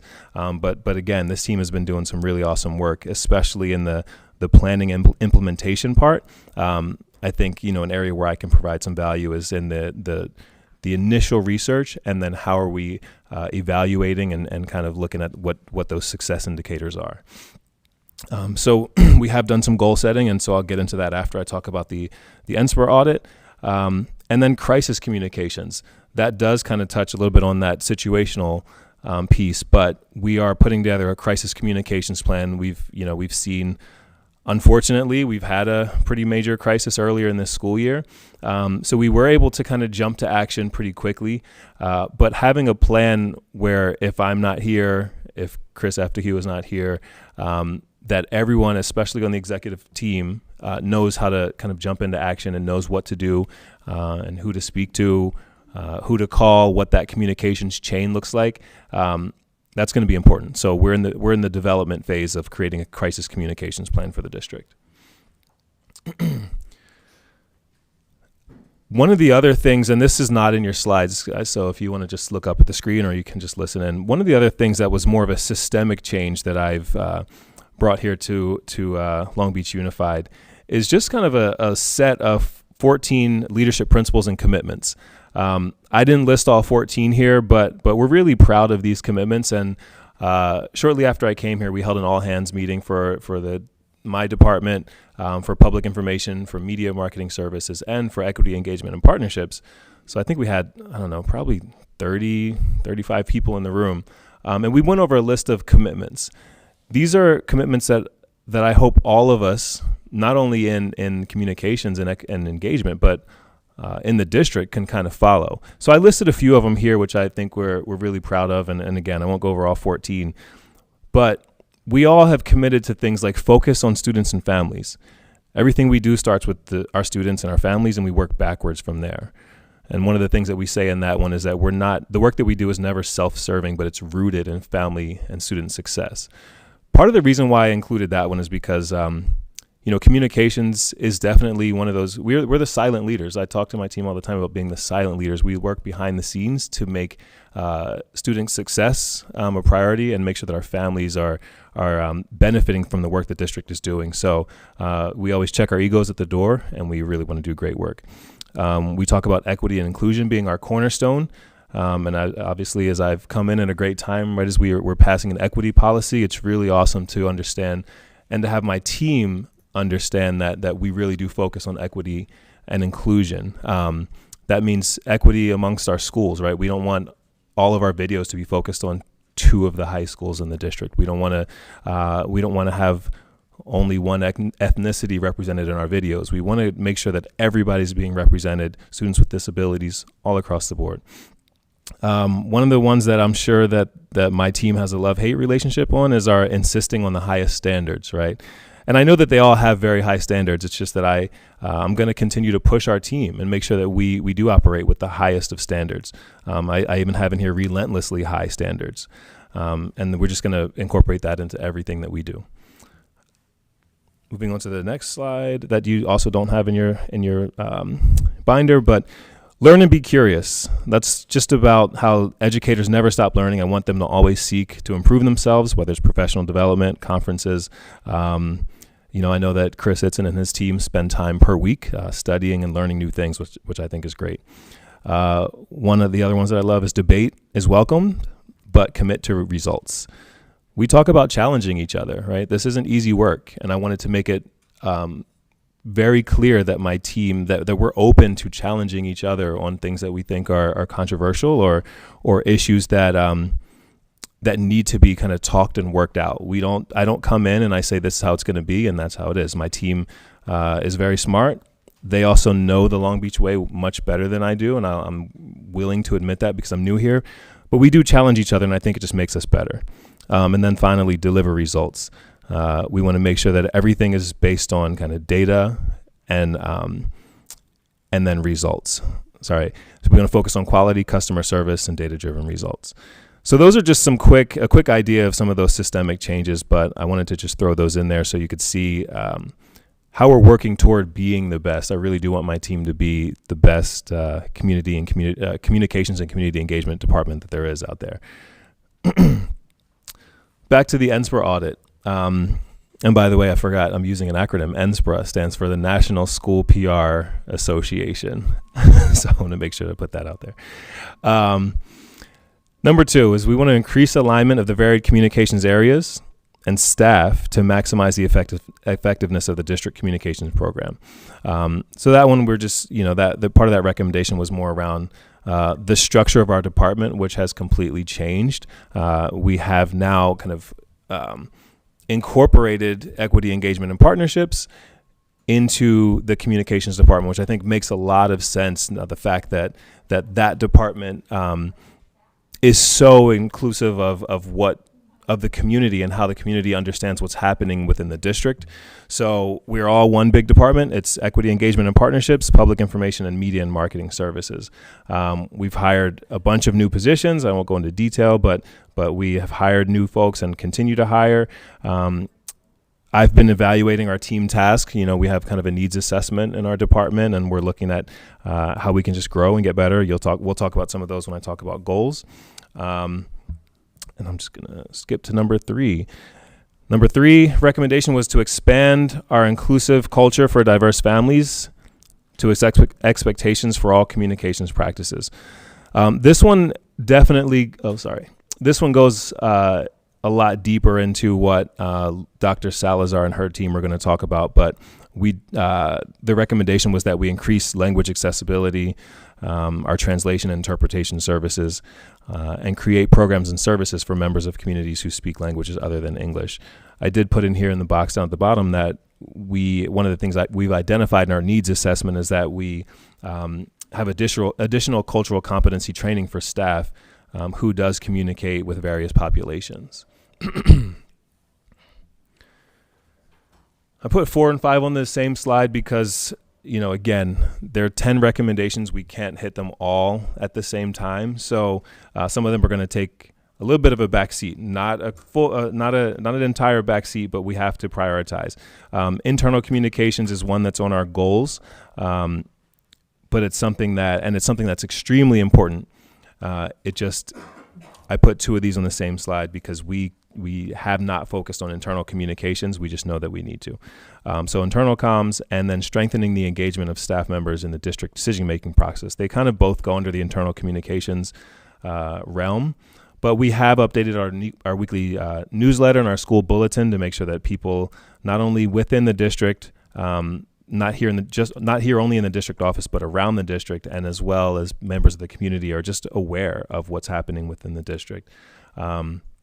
We have increased our frequency of parent-staff communications.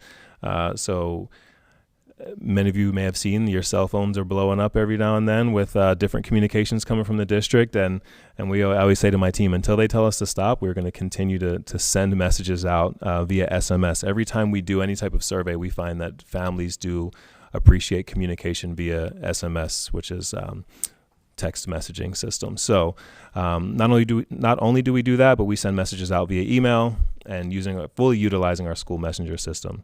And then also keeping school and central office administrative staff in the loop. We heard from our assistants and our secretaries that they really want to know as much as they possibly can about what's going on. They don't want to be left out because when people call and they don't know, it presents an issue for us. It kind of hurts our overall brand. So we want to make sure that our secretaries and administrative assistants are in the communications loop. Number 6, enhancing the LBUSD's use of digital communication tools to strengthen their effectiveness. That one's big, and for you, Dr. Benitez, this one incorporates the LBUSD website. We have, and you probably already heard this, but I'll reiterate, we've secured a contract with the company called Final Site for a full website redesign. That means that we're doing the main LBUSD website, all of its departments. We're redoing all 80 of our schools, so they'll all have a refreshed website, and then also the bond facilities page, and there's also a plan to redo our foundation website as well. So when I say redo, I mean we're literally taking it from one platform to another, so that means everything about it is going to be fresh and new and redone. That's a very big undertaking, and so the team is working around the clock because we have to import all of the data from one site to the other. So in that means looking at all the pages and finding out whether they're relevant or not. It means that all of our school sites have to do that same kind of work. And then just design-wise, there's a whole rebrand that also needs to happen to make sure that our design is up to the standards of not only of what we've set for ourselves, but the current year that we're in, and just we wanted to fit in with all the other, not only school websites but university websites. We just want it to be great. Another thing we've done in terms of technology is that we've introduced companies like PeachJar. So many of you have heard of PeachJar. That solves a big need for us. A lot of organizations around the city of Long Beach have flyers that they want to get out to our kids, and if you can imagine, if you were anything like me when I was a kid, the bottom of my backpack had a big cushion full of paper that was all these different flyers that I was supposed to bring home to my family. That was happening with a lot of students. So not only were they missing out on things, but we were just killing a lot of trees with that. So PeachJar allows us to get information out to families. It's kind of just a flyer distribution service, but it's all digital. So any family who has their email address in the system gets emails weekly, sometimes even daily, about different flyers that affect their school, their child, or their community. We've expanded our use of social media platforms to really increase engagement. Chris Itzen and his team have really focused on kind of growing our social media. We even contracted with a company called Loomly, so that helps us just manage all of our different accounts in one place. So we streamline it. They've worked directly with other departments. I believe they've also taken over the high school office social media accounts, and so they've done a lot of things. We've incorporated TikTok, which many of you have heard of. TikTok has a lot of benefits. It's probably for sure it's the fastest growing social media platform right now. And whereas when it first started, we thought there were only like kind of elementary school kids and middle school kids that were on TikTok. Now it's just grown so big that I've got my own TikTok account. If you haven't seen me, follow me on TikTok, everybody. But that just means it's not cool anymore, Mr. Grayson. I'm trying. That's what keeps me cool, is to get on TikTok. But and then if you take the flip side of what TikTok offers, we've also went really deep into focusing on LinkedIn. LinkedIn is kind of the opposite, right? LinkedIn is the adults and the professional side of social media, but what a district can do on LinkedIn is really recruit. We can showcase all of the great things that are happening in the district, and then you've got nothing but professionals, whether it's people who are looking for jobs, people who are looking for just to see what highlights other organizations have to share. So that the social media through the efforts of Chris Itzen and his team has really, really grown. I have a couple other slides that are not on your document, but if you look up at the screen, this is really neat. In fall 2020, our Twitter, Instagram, and Facebook pages had 11,300 users or followers.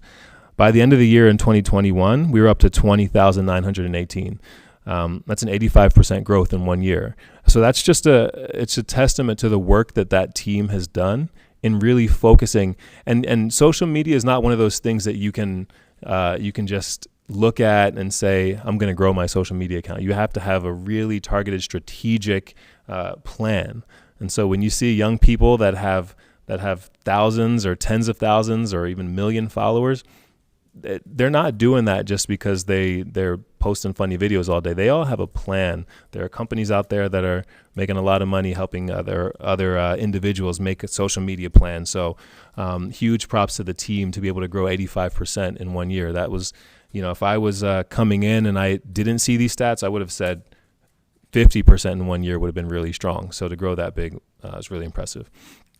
Another statistic here that ironically I changed those numbers recently. So where it says August 21st, 2021 to December 2021, I thought that was a mistake because in that short period of time, 5 months, they posted 1,800 different social media posts, stories, and videos, 1.78 million impressions. And an impression means that somebody interacted with your post. It made an impression on them. So they may have scrolled by it. They may have clicked on it, pressed a like. They may have clicked on a link that said, go here for more information. 1.78 million impressions is very big. And then almost 300,000 video views. The reason why I said I thought that was a mistake is because for that to happen in 5 months, I thought that was over the year. I had put August 2020 in there to 2021, and then Chris came out and reminded me that was just 5 months of data. So really, really impressive what we're doing. And all of that just goes, the reason why this is important is because we're building our brand. We're showing people that we're doing a lot, that our kids are achieving at a high level, that our teachers are some of the best out there. But really what it comes down to is that when we have important information to share, people know where to go. They know where to go to find, whether it's emergency information, whether it's information about events, they know where to go. So great job to the social media and marketing team. So quickly to go through these, because I know I'm a little bit behind, but we want to incorporate different marketing strategies into a strategic communication and marketing plan. So we've already talked a little bit about that, but again, media and marketing has done a lot of digital campaigns, which many of them you've seen. We've seen some of the videos that they've produced. They've worked with ELTD team. They've worked with our HRS teams. They've worked with pretty much every department to put together what I like to call commercials. I mean, they're almost commercials. They're advertisements for the work that we're doing. So they're doing a great job with that. Of course, we always are trying to increase our survey participation and revamp. One thing that we are doing is revamping our social media guidelines and looking at updating the board policy on social media and technology.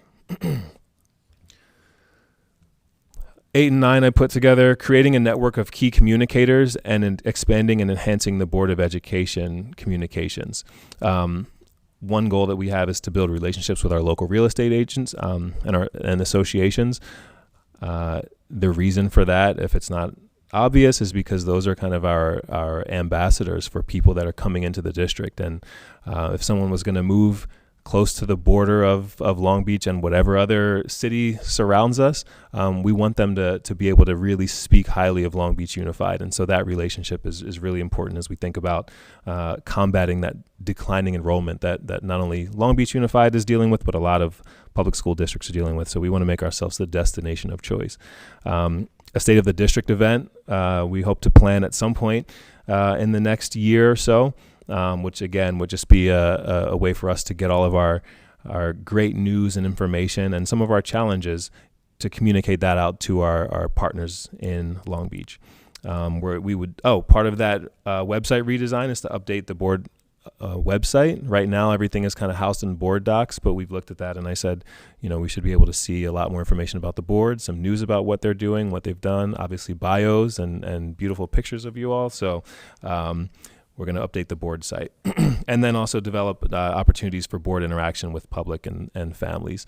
We are doing board visioning, but we've got some other plans to make sure that the board is getting out there in the community and will help will help you get through that. And then 10 include students in delivering the LBUSD message. That was the 10th recommendation in the audit from NSPRA. Developing student leaders at LBUSD high schools. This is also some of the stuff that Media and Marketing Services has been working on, but they've really done a great job working with our students.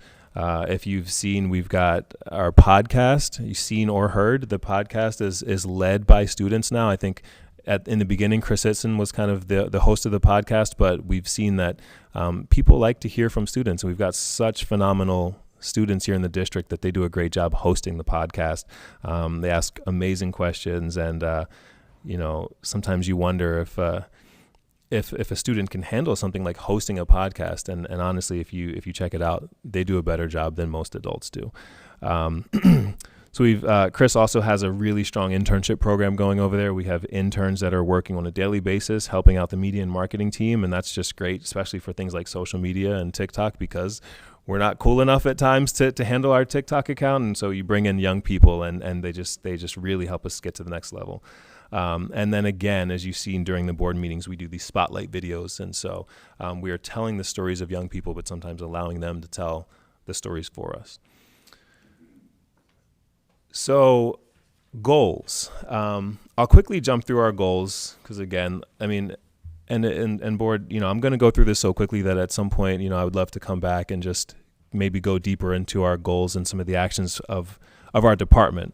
But I've set 5 goals based on those NSPRA recommendations. These are the 5 goals that are kind of our immediate goals, right? So if we're talking about that oil spill, these are at the very top. And these are the things that we just want to clean up immediately before we get into the much deeper part. So number 1, the goal and these are also the goals that we've submitted and through the superintendent, and she is approved of these goals. So we've already jumped in and we're excited about them. Advance the reputation of the LBUSD brand. So obviously you've heard a lot about some of the things that we want to do with regards to our brand. But when we talk about brand, and I'm going to slide to the next slide without reading all of that, I'm just going to talk about some of our key actions of our brand. So we've already developed our short and long-term goals and strategy for our department, not only communications, but community engagement and partnership. But we have talked a lot about rebranding Long Beach Unified. This is a recommendation and something that we're exploring. We don't have an organization or a partner or anything like that is in the process of rebranding, but we've heard from a lot of people that it needs a refresh. And sometimes with rebranding, people only think about logos. Rebranding is more about our overall strategic plan. What's our mission? What are our values? What's our logo look like? What is our tagline that goes under the logo? Obviously, part of the rebranding process is redoing our websites. And so all of that goes together. We are in the process of finding an organization to help lead us through, especially that mission, vision, and values piece, and also our strategic planning. And then from that, you can then, I wouldn't even create a logo until we really knew, until we could come to an agreement on what our values were. What is our mission? What is the tagline that we're going to hold ourselves accountable to? So when it comes to rebranding, that's kind of a quick overview of that. Implementing new effective parent communication and community engagement tools. So you've seen that we've used Thought Exchange, things like Peach Jar. These are all ways that we can help the members of the community, members of the public, communicate with us. And I always talk about communications is not one way, but it's a two-way thing. My team understands fully that we need to do our best in making sure that there's not just a one-way outward communication to the members of the public, but that there are channels for them to be able to speak back to us. And that's an area where we've got some gaps, and we're gonna really work on getting better there. I've talked about state of the district. I've talked about communications support and training. I did hear from one of the members of the board, and I've heard from other members of staff that they would like communications training. And it's one of the things that's on our goal sheet to do training for not only board members and staff, but principals as well, because there are lots of folks that get to interact with the public. So goal number 2, establish internal communications plan to improve engagement and communication. So I talked about internal communications earlier and how it was a recommendation by by NSPRA. It's an area that I think we've, when I talked to Dr. Baker, even before I was hired on, she said this is an area that we really struggle with and that we need to work on. So we made it a goal of ours, and we're going to really work to make sure that information flows through the organization smoothly and effectively, and that folks know what's happening before our local media partners let them know what's happening. Some of the key actions that we look at that we want to take in terms of internal communications are just how we share information, just like we talk about sharing information with the community, and we've got lots of different tools. We want to make sure that those tools are also, or that some sort of tools are helping us coordinate and share information internally. Customer service is a big part of internal communications, right? So even though it does affect the external communications, what do we know internally about how we should communicate with people outside? And so customer service kind of starts within. So we talked about doing some kind of customer service campaign. Recognition programs are another area that we really want to focus on.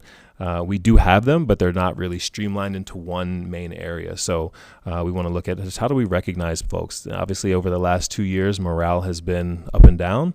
And so we want to focus on making sure that people that deserve to be recognized are recognized. More consistent messages from the superintendent and board, frequency of announcements of new hires and promotions, departmental changes, reorganizations, things like that, and then redesigning as a part of, potentially as we redesign our website, looking at our internal employee portal and tools for employee engagement. Internal communications is huge because without strong internal messaging, all of us obviously need to be on the same page about things. That's where things get jumbled as we try to get our message out externally. So we do understand the huge focus on internal communications. Number 3, this one I'll just kind of skip over pretty quickly because Dr. Salazar and her team are going to talk a lot more about community relations and partnerships. But we really do want to make sure that we improve our relationships all over the community, build those partnerships because partners are so vital to the work that we do. There are a few things, developing campaigns to support positive connections between parents, schools, and their communities. I don't want to take Dr. Salazar's shine, so I'm just going to skip over this one. She's got so many great things to tell us.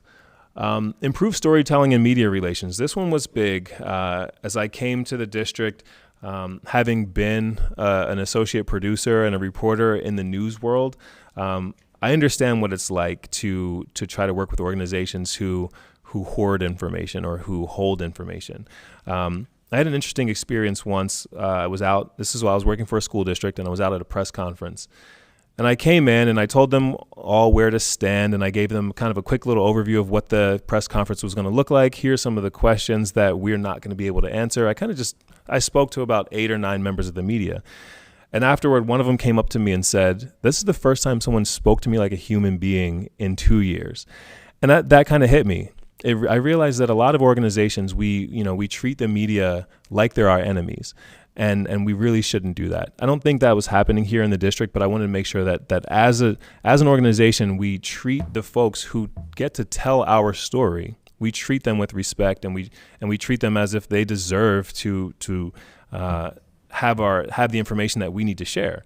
And so we just kind of put a goal together about maintaining those relationships and how to build the relationships with our local media. So a lot of this is coming out of our public information office. But what are we doing to ensure that we have really strong relationships with them? If you can think about a story that can have 2 different angles to it, how do we get them to choose the more positive angle, right? And that just really comes down to what our relationships are with those members of the media. So We've been building out an official contact list of all of our all of our media partners. Whenever something happens, we shouldn't have to scramble to find out who we want to send it to. We should have an immediate contact list that we send it out to.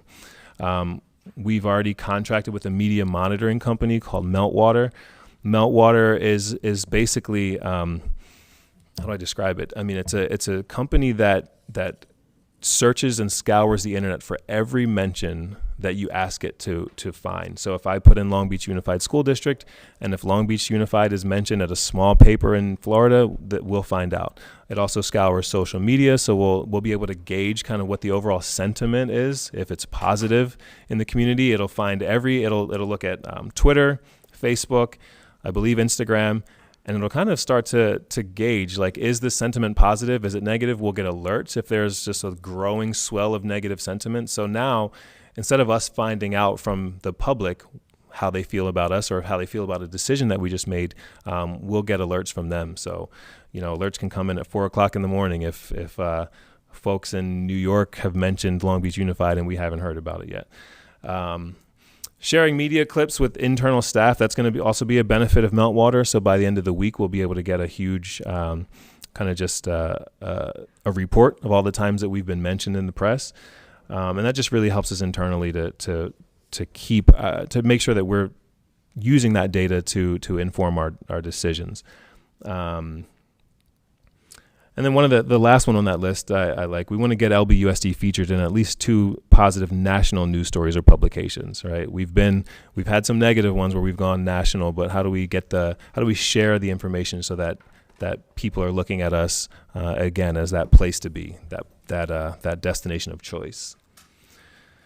And then goal 5 is enhancing and speeding up crisis communication. So I talked about that earlier, just making sure that we have that plan together so that anyone who is a part of the crisis team knows where to go, who to talk to, what to say, what not to say. We want to make sure that when there's a crisis, talking points and things like that are developed quickly so that they can either go to the board or the staff or whoever our spokespeople are going to be. And so we're in the process of developing that communications plan. I think there's also the piece I talked about around training is going to be huge for us as well. So with all that being said, we're going to kind of skip back a little bit to talk about equity, engagement, and partnerships. I did skip over that. Dr. Salazar, our Director of Equity, Engagement, and Partnerships, is going to come up to the front. But I do want to make sure that if there are any questions about communications or what I just shared, and I know I went through it very quickly, again, there will be time for me to come back to that. But is there any other big questions about communications or what I just shared? Mr. Miller. I had just one comment here. So first off, I do appreciate you using the NASPER report to juxtapose some of our internal goals, which are great. And I think that some of your goals that you've suggested here are definitely going to be impactful and influential in principle. So those are all exciting. I do think, now this is always kind of my thing, is that when it comes to goals, it's important for me to have, for them to have a sense of timeliness and metrics to gauge success. And I think that that's also important to the public as well. So as we talk and speak to these goals, which I think are 100% in tune with our overall organizational mission, to have some, like I said, some meat to what those expectations are, when we'll have the emergency communication plan out, when will we have, what is our date for the launching of the new website, things of those nature, so that the public is also aware of what our communications plan is in practice. Absolutely. Thank you for that. We definitely do have those metrics. I wanted to just make sure I left enough time for all the things that we had. I mean, it's very hard because, as you know, I probably could talk forever about this. I'm very passionate about this kind of work. So that all of that does exist, and I can share it with you, or we can set a time to come back and kind of go deeper into our goals at a board meeting at some point. Absolutely. Thank you. Sure. All right. Well, if there are no other questions, I will invite Dr. Lucy Salazar to come and talk about equity, engagement, and partnerships.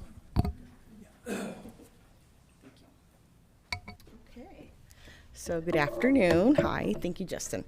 So good afternoon, everyone. I'm so excited to be here, and it's very nice to see your faces. And I'm joined today by my team members and fellow presenters, Stephanie Heilig and Alyssa Taylor-Stewart, who you'll have a chance to meet them in a minute. But hopefully you recognize their smiles from all the great work they're doing in the Choice Office and through Parent University, Parent Connection, and BSAI work.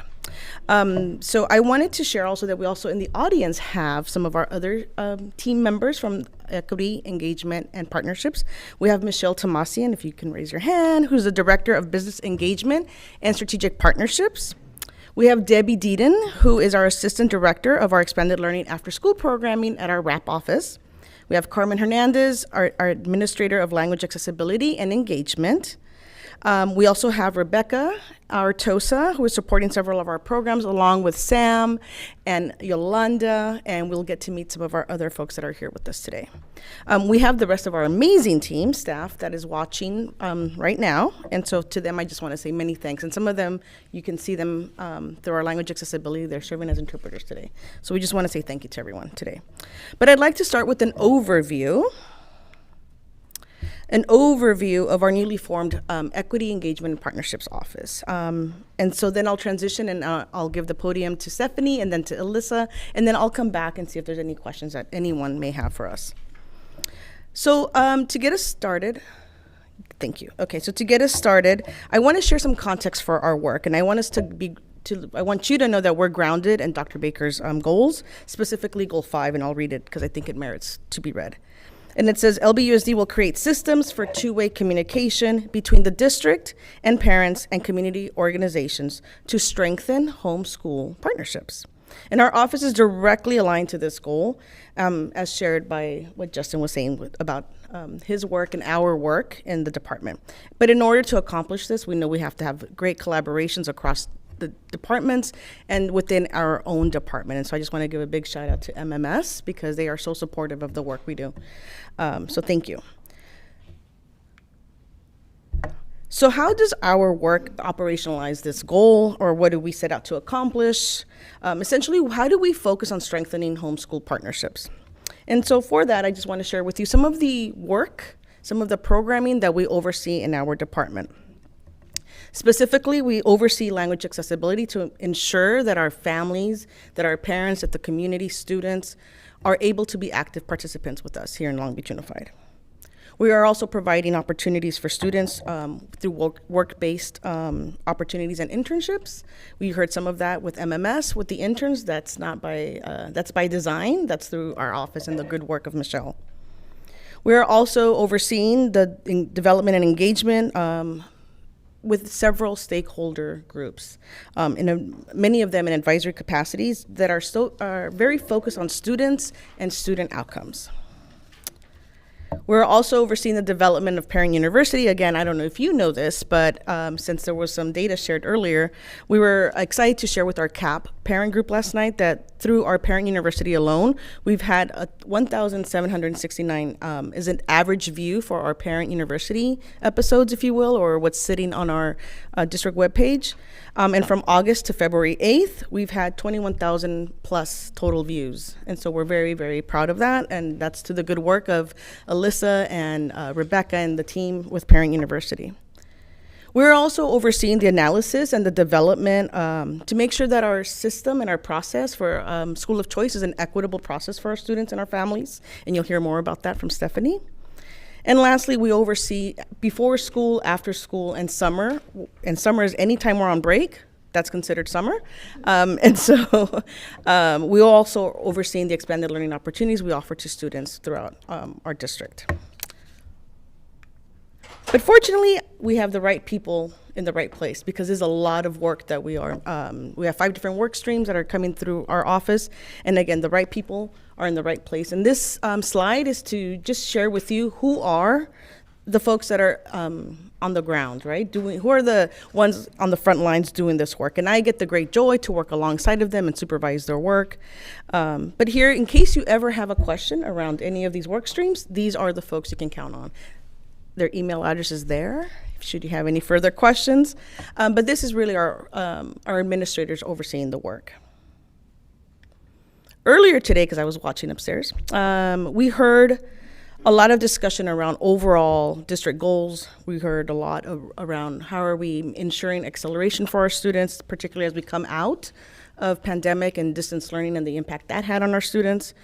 We heard a lot about hopes. We heard a lot about aspirations. And our goal to have students achieve 1 year, within 1 year, 1 year's growth, right? But also making sure that no student is is below grade level. So our department recognizes our unique position to support school sites to achieve these goals with excellence and equity at the center. We also recognize that supporting and engaging with parents, with staff, with students, and our LBUSD community is how we will holistically and collaboratively accomplish these goals that we are setting out for ourselves. So another way to view our work is looking at it through these categories. We're entrusted with partnerships. So we always try to focus on what's best for kids, not what's best for the adults. And so we want to make sure that if what we're doing is what's best for kids, and we know we're doing the right work. With stakeholder engagement, as you can see here, we have several of our efforts around stakeholder engagement, but we're also supporting the good work coming out of Yumi's office and out of Dr. Brown's office with ELT and the budget engagement process. With parent engagement, we try to leverage all our groups that we may be aware of currently in our district, but we also are making a greater effort to reach out to our community groups, knowing that they have a big network of parents that are engaging with them, and so we try to make contact with our community groups so that we can be partners in this work. And language accessibility, we're building that capacity for our current team, our central team, but also thinking of how can we build the capacity of those that are at the school sites, acknowledging that many times people at school sites get called upon to be the interpreter or the translator, and we want to make sure that we are able to deliver, regardless the touch point for parents, that they are getting quality service. And school engagement. And we also manage our education celebration and the high school choice fair that you'll hear a little bit more about. But we're also working on bringing back in-person workshops, knowing that making and having a workshop be about work that parents can use and recognizing that they are our first teachers, really empowering the skills of our parents. So, but to speak more about the impact our office has had on strengthening homeschool partnerships, I want to introduce you to Stephanie Heilig, our administrator for the Choice Office. Welcome, Stephanie.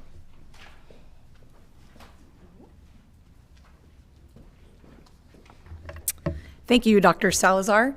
Good afternoon, President Benitez, Vice President Kerr, board members, Dr. Baker, executive staff, and to the Long Beach Unified community watching us this afternoon. As Dr. Salazar mentioned, I'm Stephanie Heilig, and I'm the Choice Administrator, and I'm extremely honored to lead the work for this year. I did want to thank you for the opportunity to update you on our choice process, but I also wanted to acknowledge my team who has shown tremendous patience and care in dealing with our parent calls and concerns this year, especially coming out of a COVID year. And I did want to acknowledge them, and I know that they're here today to support our work. So thank you to them for all the work that they've done. Okay. All right. So I did want to introduce you just a brief overview about what school choice is. So our school of choice process allows students the option to attend a middle or a high school other than their school of residence. And in our district, both middle school and high school choice are 3 phases. So it's the prepare phase, the explore phase, and the apply phase. And typically we start in October with our high school choice, and we end in April with our middle school choice. So we're just about to the end of middle school choice as we speak currently. Our district offers 35 pathway programs to choose from. 12 of these pathway programs require a minimum GPA, but 23 of them have no GPA requirement, so it gives students lots of options to choose from. Our linked learning pathways are connected to a local industry sector, and those are based on the popular industries that are found in Southern California. The special part about this pathway is that students will take electives connected to that specific industry. Our non-industry specialized pathways offer rigorous coursework in all subject areas. There is no specific industry focus, but AP courses are required of these pathways. Our comprehensive high schools, which would be our large high schools, offer both linked learning and specialized pathways, giving priority to the residents that live in that area, while our thematic high schools offer only linked learning pathways and are 100% school of choice. Our middle school choice allows fifth graders the option to choose a traditional middle school K through 8 setting, or they can choose a K through 8 option. In our middle schools, all middle schools have accelerated programs and do not require a minimum GPA. They also give residential priority to students living in that area. So I did want to review with you a little bit about the history of choice in terms of what we offer to families. So pre-pandemic, we offered many school choice events where they were in person. Students and families were given brochures, handouts, flyers, and they had the beginnings of our digital resources, but definitely the emphasis was on our in-person events. The pandemic hit, and we had to quickly switch gears. So our department was forced to utilize some of our digital platforms. While those platforms favored some of our families, our best design efforts, as we know, excluded some of our others from any choice information. So this year, as I came into our department to meet Dr. Baker's goal, number 5, I wanted to elevate the choice process by strengthening the homeschool partnership with families while honoring their lived experiences. So to do this, I asked our team to reflect on really 4 questions guiding our work, and you can see those here. The first question was, why do we need a particular element now? Second was, what needs were already met by the work that we did during the pandemic? And then third, what new needs and opportunities have surfaced? And finally, how can we bring people along in this process?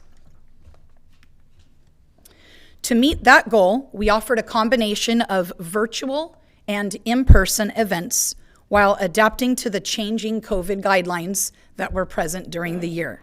We started off the year with our choice fair, and I know in a previous workshop, Dr. Baker mentioned we had over 1,100 families that attended our in-person events, and it was well attended. We created a Canvas course for both middle and high school students to get information on choice. We had record attendance of our high school site nights. We created and streamlined our district webpage, where we included a timeline of events and any linked resources. We then moved a little bit into some pandemic, I would say, challenges, and so we quickly adapted to have our middle schools offer virtual site nights, and all 22 middle schools were able to offer that. We also this year streamlined our high school pathway websites, which I'd like to highlight on the next few slides. So when you go onto our choice website, and I took screenshots of this for you, you can see you were allowed to search by high school or by industry. And so those 2 buttons allowed families the choice of what they wanted to search by. So this also was linked into our Canvas course and directly, as I mentioned, on the Long Beach Choice webpage. And parents were able to access this at any time. They didn't need to attend an event to access this. When you clicked on Explore by High School, you got to this page where you can see all 11 of our high schools listed. And on each page, on the button, it would take you to a school, and it would have links to all of the pathways offered at that school. On those websites, there's a description of the pathway, entrance criteria, sample course schedules, there's a promotional video, industry partners, work-based learning, and links to any elective courses. Families were also able to search by industry, and you can see here the buttons changed here, and they could search by industry and ultimately end up on the same web pages.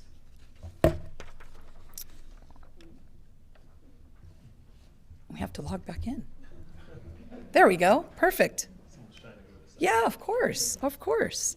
So the first outcome of our work this year was really we felt we increased the accessibility of families to engage in the choice process. I did want to point out a few key factors because I know a lot of the bullets you can read. The first thing that we did we're very proud of is we realized that coming out of a pandemic, especially our high school students would have some challenges in terms of their learning. And so the first thing we did is we analyzed the GPA and SBAC scores of our current 8th graders and realized that some of the students would not be qualified for some of the pathways that we believe they otherwise would have been able to do. So I worked with Dr. Brown and a few people to really think about what can we do to accommodate some of the needs of those families. And so what we did working with the high school office is we quickly realized we would expand the appeals process to really include that as an option for our families who did not initially qualify for some of those pathways. And I will have some of that data to share with you in just a moment. We also simplified the high school application, and that was a huge benefit to our second language families. So as they got on, that process was a lot simpler and easy to handle. The second area that we had improvements on was an increased collaboration with all of our stakeholders. Highlights of this include developing a communication and promotion plan with MMS and Chris Itzon's team. Again, we can attribute that to the record numbers of families that engaged in our choice events. We also created a 2-day Canvas high school choice lesson that was taught by middle school counselors, and every single 8th grader in our district received that lesson right around Thanksgiving, exposing them to some of the high school choice options.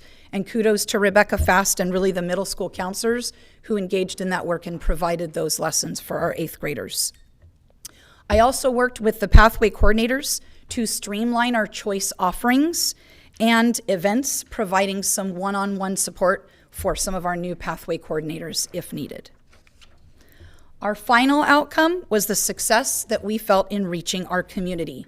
We engaged in school messenger, choice helpline, and email. Our team was always available to answer questions. We also attended all 11 site nights at the high school, so families had a direct connection to us and could put a person behind the name or behind the screen. And so a lot of our families we were able to serve in that way. I did engage, as Mr. Grayson mentioned, in our own choice podcast with Shelby the intern, and it was a great time. I very much enjoyed that. We did Parent University live workshops, and those were heavily watched. Even after we provided them live, they were watched taped, and it was great for parents to engage with that information. And I think a new addition this year was adding a parent survey on the high school application to get some feedback directly from parents on what we're doing well and really where we can focus our efforts next year. And I did want to share some of the results of that survey. So you can see here, I know we have about 5,000 8th graders, but we received 802 responses from our survey. And you can tell from this slide, we realize where the highest participation is occurring, and that really was with our high school choice website, our site nights, and our Canvas courses. And so we know moving forward, we need to spend a lot of our choice efforts spending time in those areas because that's where our parents are engaging. We also asked them on the next slide to rate the effectiveness of some of the choice offerings, and so I'll quickly explain that. The blue means they didn't engage in it or attend at all with that, but we took those same elements and asked them to rate the effectiveness. And again, you can see here, high school site nights was a huge determiner for our families in how they were going to make a choice of their high school, followed by the website and again, the Canvas course. So it lets us know moving forward where we need to direct some of our efforts with our families in engaging in our work. I did want to give you, although we're in the middle of our middle school choice, we don't have some data to report on that, but I can proudly give you some data from high school choice. We are proud to announce that our first choice acceptance rate is at 93% for this year. So 93% of all of our 8th graders received their first choice of a pathway, which was phenomenal. And then from that data, we took about 400 appeals this year. About 200 were valid. We are pleased to let you know that 72% of those appeals were approved for students to go to the same school as a sibling or to return back to their residential school. And so those appeals were actually in place before I received the position. The SBAC and GPA appeals, the hardships due to the pandemic, that was new this year, and 62% of students were able to get into a pathway that they would have otherwise not been able to be eligible for pre-pandemic. So we're very proud of those results. So what are our next steps in choice? We are currently working on some debrief meetings with our high school and middle school administrators, our pathway coordinators and counselors to determine what they think and give some feedback and grow. We are going to collaborate with our high school and middle school offices to create 2 additional lessons for 6th and 7th graders over the next few years so that all of our middle schoolers each year will receive a lesson in choice.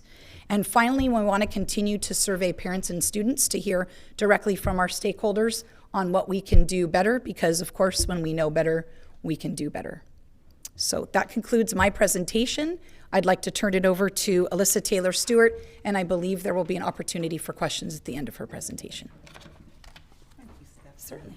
Dr. Baker, are we doing questions for all the sections at the end?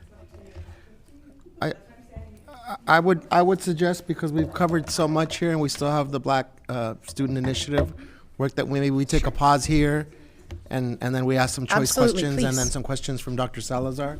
Board members? Please. Also to get our blood flowing.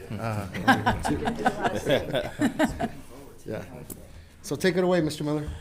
Yeah, well, first, I just want to start with thank you about the school of choice breakdown. Oh man, this had to be 10 plus years ago when I used to be a part of like the old school workshops, and they used to come out to our offices. But it was great, and it was an informative opportunity for our parents and students to have one-on-one connections with the district office to learn about the school of choice process, so on and so forth. All things considered, I knew that it was going to be a tricky way to share that information in the state that we're in regards to COVID. So I was happy to hear about all of the different or additional communication tools that we used to get the word out. And then I was also very, very happy to see the creativeness in regards to helping these families both get their school of choice, but also connecting a lot of these siblings together in the state that we're in right now in regards to depression being at an all-time high, the frustrations happening in our world, to also have siblings separated on campuses. I'm really appreciative of the presence of mind we all had in regards to keeping these families together.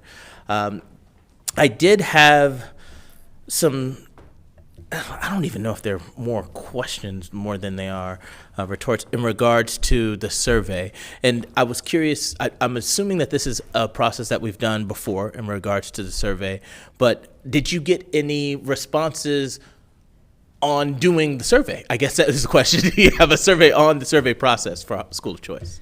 We did not actually. The survey is a new addition this year. Okay. And it was optional, so it was attached right after the parents completed the high school choice application. Okay. It was an optional survey, and it was simply just those two questions, just so we could get some feedback on where we need to focus our efforts for the following year. Got it. Well, great job on that. Thank You're you. 2 steps ahead of me, because Thank I that would have definitely been one of my suggestions. So thank you. Thank you. Dr. Benitez?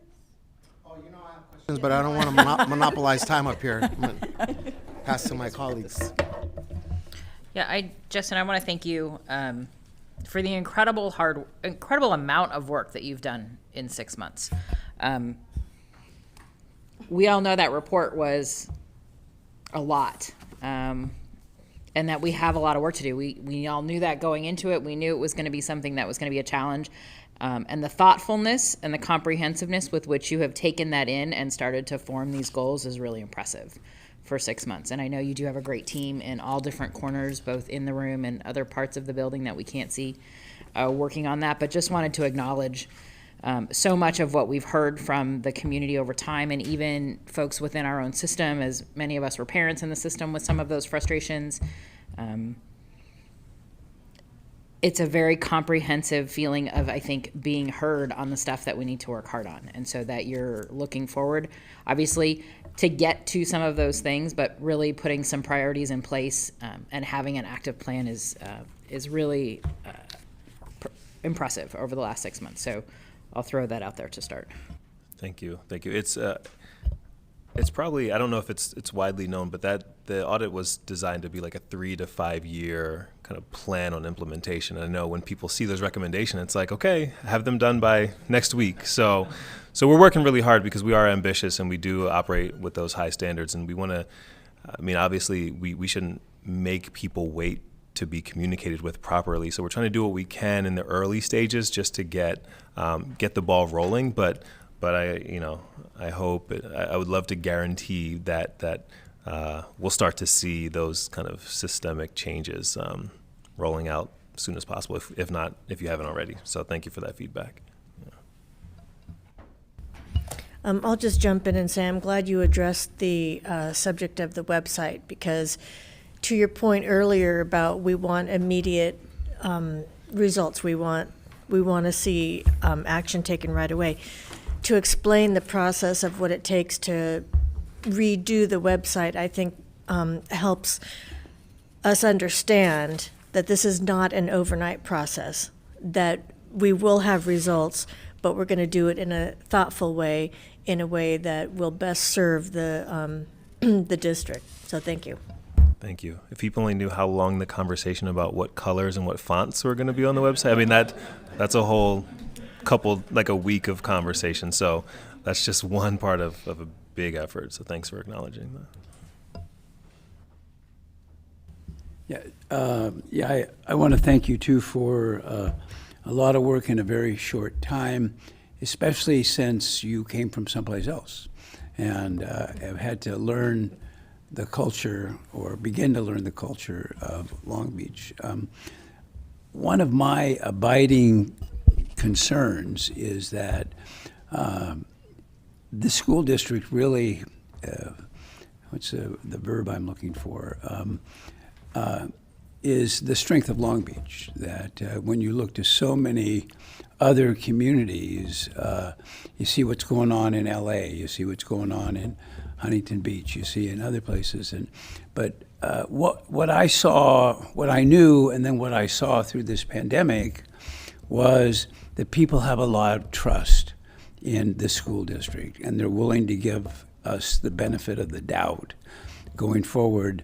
But that's always going to be challenged. It's challenged by the culture, it's challenged by the times, it's challenged by the pandemic. And so one of the underlying goals that I've always thought that we should have is to develop a relationship or strengthen our relationship with the community to get that sense of partnership out there, and that we're in this together, that the only way to keep the city successful and therefore the school district successful is to be constantly thinking about that relationship.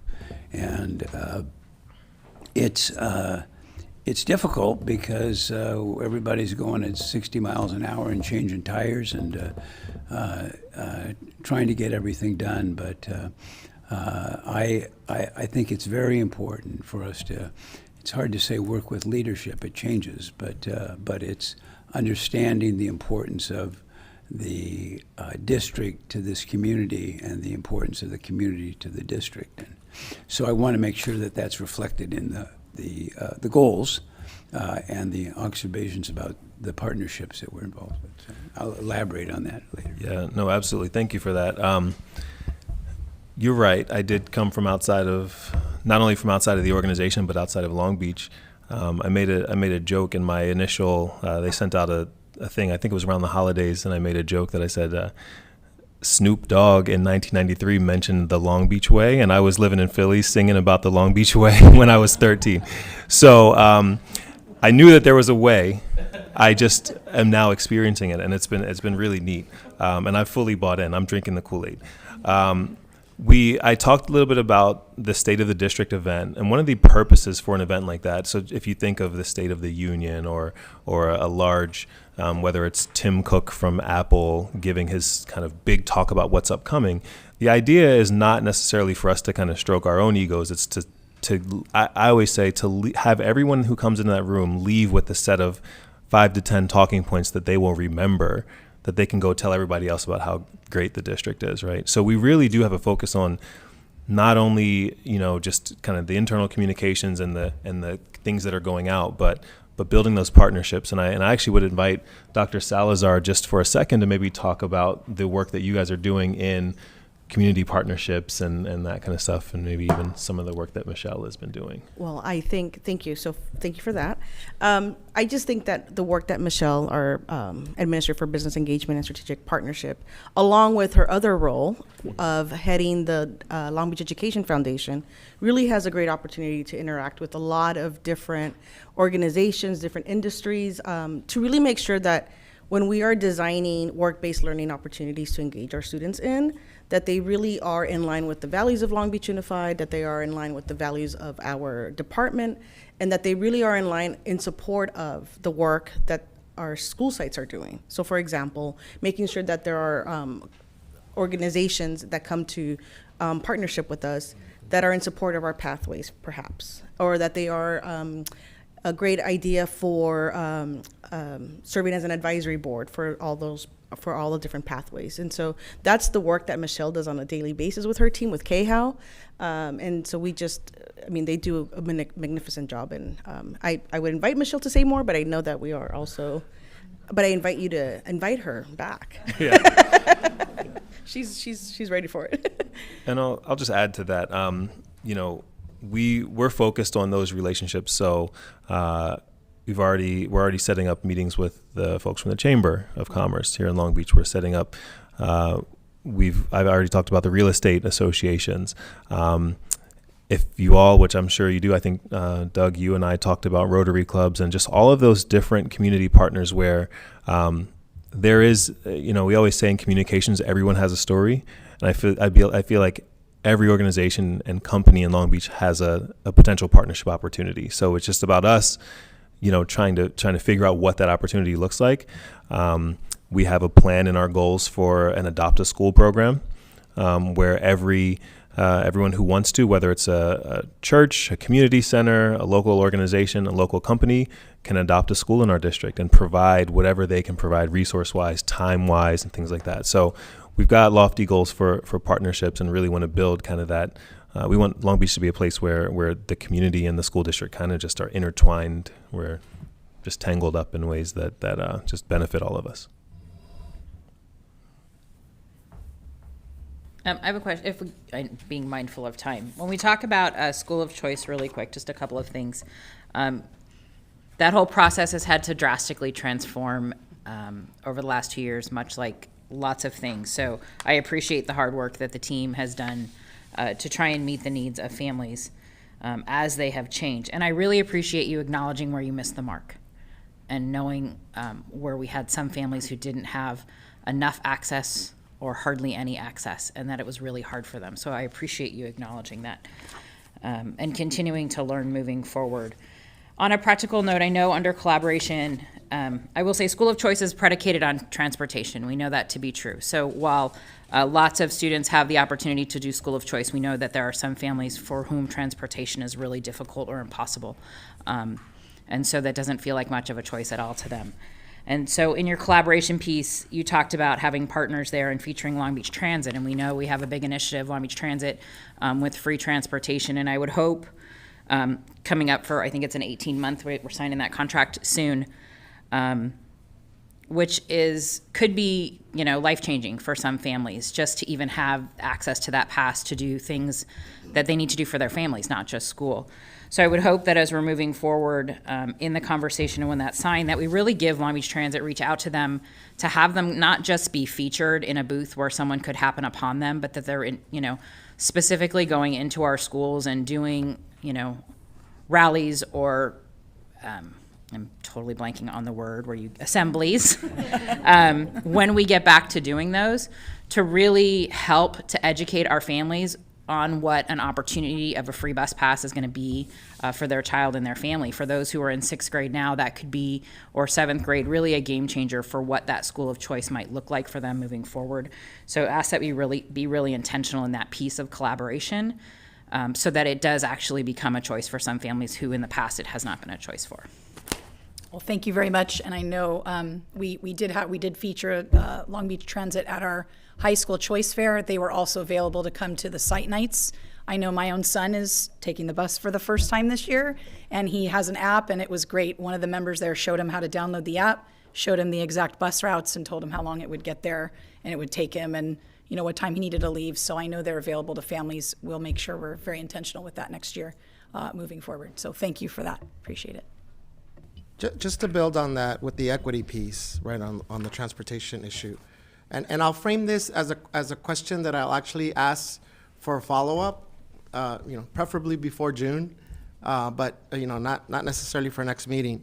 I'm going to use Mr. Grayson's analogy about the oil spill. And I'm going to use the lens that we used this morning with the iReady data that was presented to us. So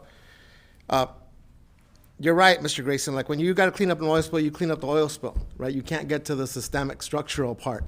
But the fact of the matter is the fact that we're cleaning up oil, right, on a constant basis is a challenge, right? We won't get to, we shouldn't be using oil in the first place, right? And so I'm going to use the lens that we used this morning. I would like to see, as an outcome of this presentation and the questions and the conversation,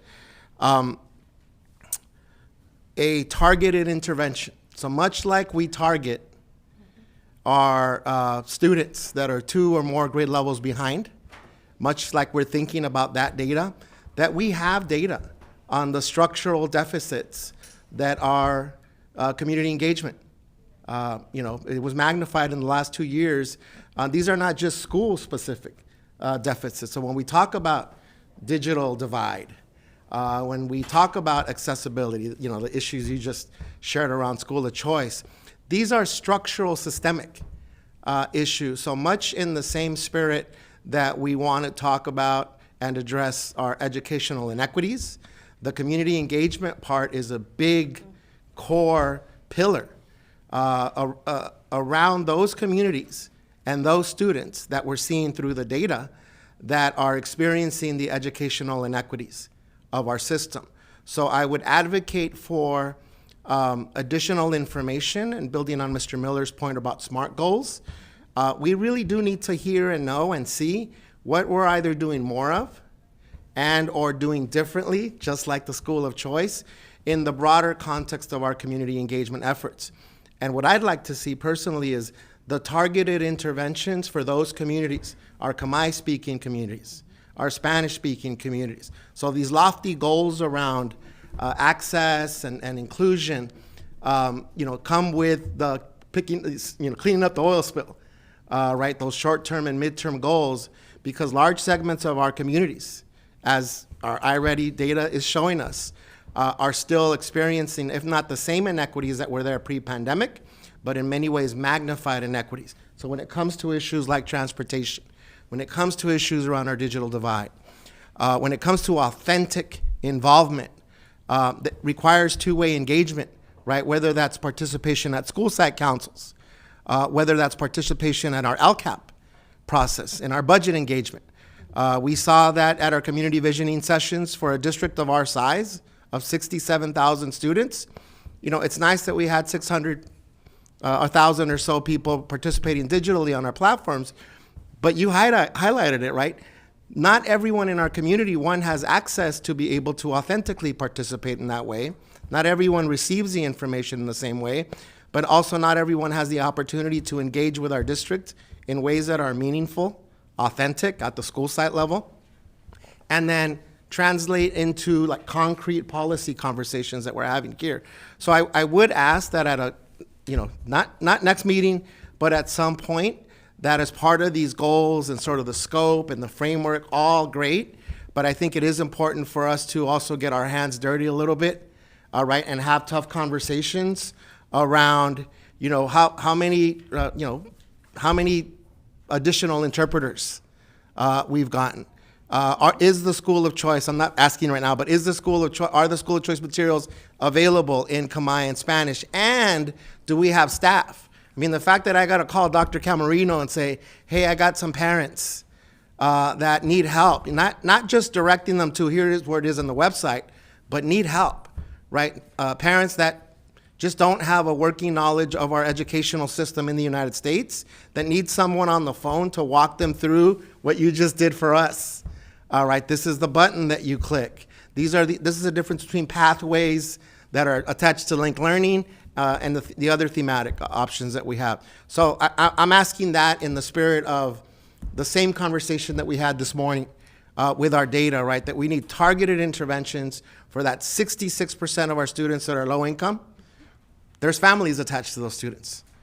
For the 19% of our ELs that we had data for this morning, there are families and neighborhoods attached to those students. For the large majority of our students right now, Black and Latinx students that are 2 or more grades behind, they obviously don't have the resources or the support that they need at home, right? Otherwise, we wouldn't be seeing these educational disparities. And this is where our district can step up, all right, to meet families where they're at. And I think the community engagement piece, that's what I'm not seeing that right now. I'm hearing it. We have conversations about it. But to me, the target, we're like, what are we going to do either more of or differently with some timelines, with some benchmarks, would be really important for us to address. That community engagement is the pillar around equity and excellence, not the only one, right? But, we talked about a lot of the data this morning. I think in the same way that we think about some of the assessment data, SBAC, iReady, and we know that this is going on at different school sites, that we also hear about best practices at particular schools that do have a lot of participation. Washington Middle School is trying to start a PTO, right, that are learning from what's going on at other schools. Public comment this morning was, hey, we have parent involvement funds that are underutilized or not being utilized. So I would ask that, right, in the next iteration of this presentation. Thank you. So thank you, Dr. Benitez, for sharing that. And that is the work that our team that's present here is constantly grappling with. Specifically, as I'm part of the LCAP engagement or the budget engagement group, one of the things that we're thinking outside of the box with is we recognize that our families are either don't have access digitally and or they don't have transportation to attend all our events if we were to, community visiting and being one of them. So we're thinking of a hybrid model for our community budget engagement session so that it can address both anyone who's available to be on a Zoom, and that is what they may be now used to, and can attend our webinar, but also have it open in person so that we can engage with as many as we possibly can, and thinking outside the box, because yes, if we continue to do what we've been doing, we're not hitting the mark. So I just wanted to highlight that. But in addition to that, I can come back with we have SMART goals for every one of our workflows, but we're pressed for time and we don't want to command that. But I can send them to you via, through Dr. Baker. We can send you our SMART goals, and each one of us has SMART goals and benchmarks for how are we meeting those goals, and we would love to share that with you. Thank you, Dr. Salazar. I know you did. Just asking for it. Just asking for them. Well, without further ado, if there's no other questions, I don't want to. I'll leave. There's more to say about what you asked, but I'm gonna let Alyssa share the great things that she's working on as well. So thank you. Thank you.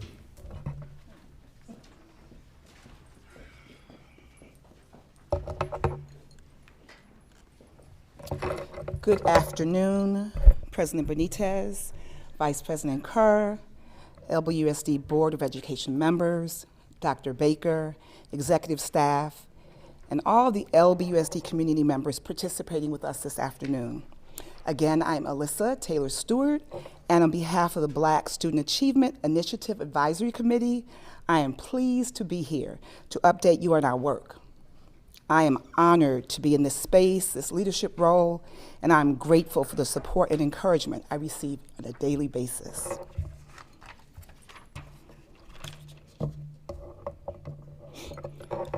The Black Student Achievement Initiative is established in Pillar 3, Engagement and Voice, of the LBUSD Learning Acceleration and Support Plan. The BSAI Advisory Committee, which is composed of committed and passionate parents, guardians, teachers, administrators, and community members, was then established as a component of the BSAI to more effectively address the needs of Black students. The BSAI Advisory Committee was divided into 3 subcommittees: academic support, social emotional well-being, and engagement and voice. The BSAI Advisory Committee meets twice each month to review and discuss data and to develop recommendations in support of the Black students, parents, and guardians in Long Beach Unified School District.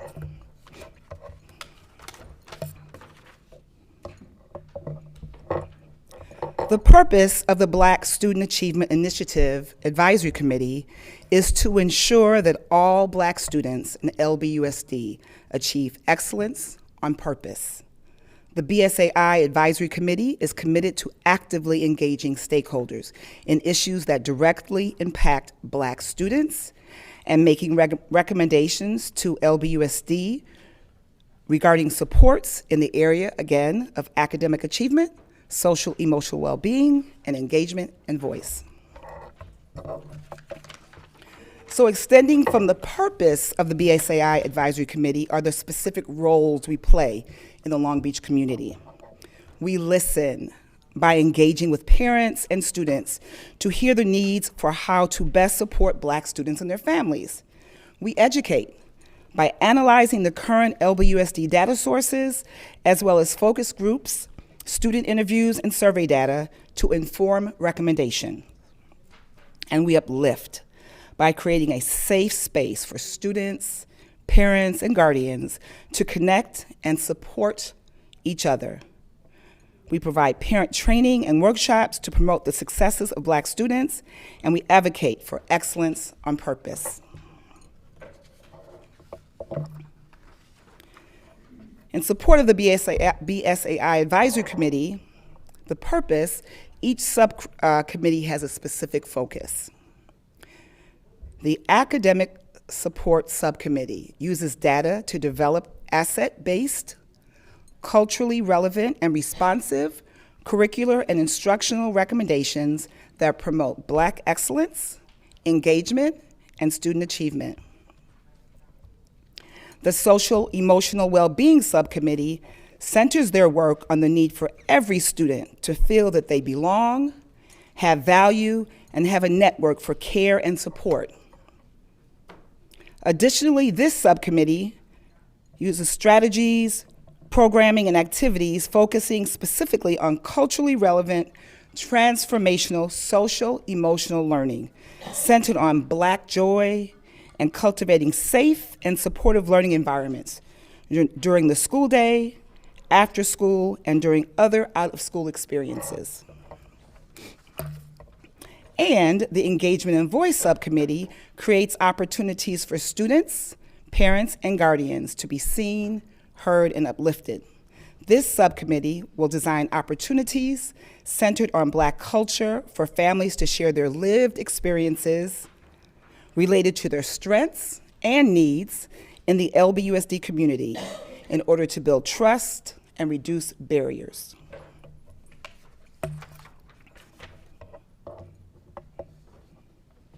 So now that you've learned of some of the specific work of the BSAI Advisory Committee, I'd like to introduce you to the awesome, dedicated committee members. The names of all the committee members are listed on the slide. And with me today, and I'd like for you guys to stand up, please, I have Dr. Pam Lovett. She is the lead for the Academic Support Subcommittee. Ms. Chandler Taylor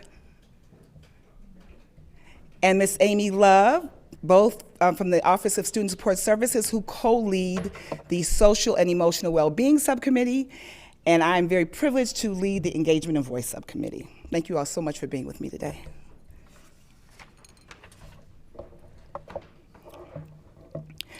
Since the development of the BSAI Advisory Committee, the majority of the foundational work has included research, data reviews, and collaborative conversations. However, we have held 2 engagement and voice activities so far, including we hosted a Historically Black Colleges and Universities discussion panel composed of former LBUSD students and current staff members who attended one of the 117 historically Black colleges and universities. We hosted a field trip to the LA Black College Expo, and we had about 100 Long Beach high school students. Many of our participants are also participants in the Student Success Initiative. We had a lot of fun, probably too much fun, but we had a lot of fun. We have some upcoming events and engagement opportunities that we're really, really excited about.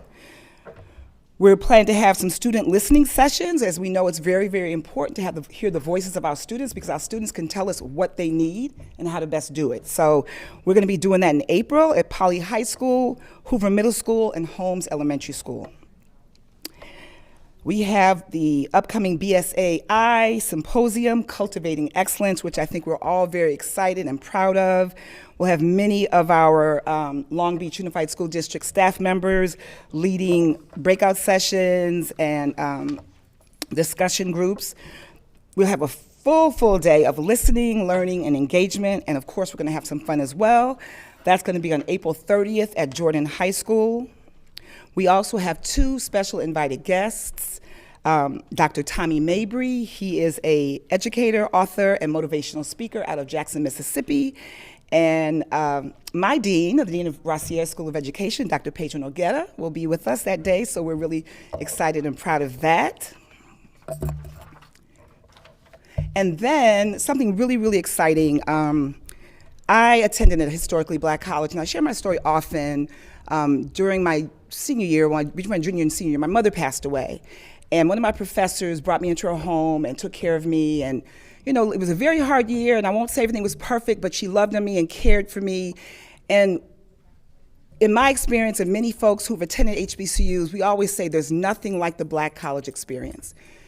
We want to expose our students to that. So in November, we have about 100 students going to a black college tour in collaboration with J5 Education Consultants. We have 150 listed, 150 registered, 45 are waitlisted, so for sure 100 are going. It's going to be during the Thanksgiving week. We'll be visiting Grambling State, Southern University, Dillard University, Tulane, as well as Louisiana State and Louisiana Tech universities. And the trip is going to culminate at one of the most exciting HBU experiences ever, the Bayou Classic, which is a football game between Grambling State and Southern University, featuring 2 of the best black college marching bands.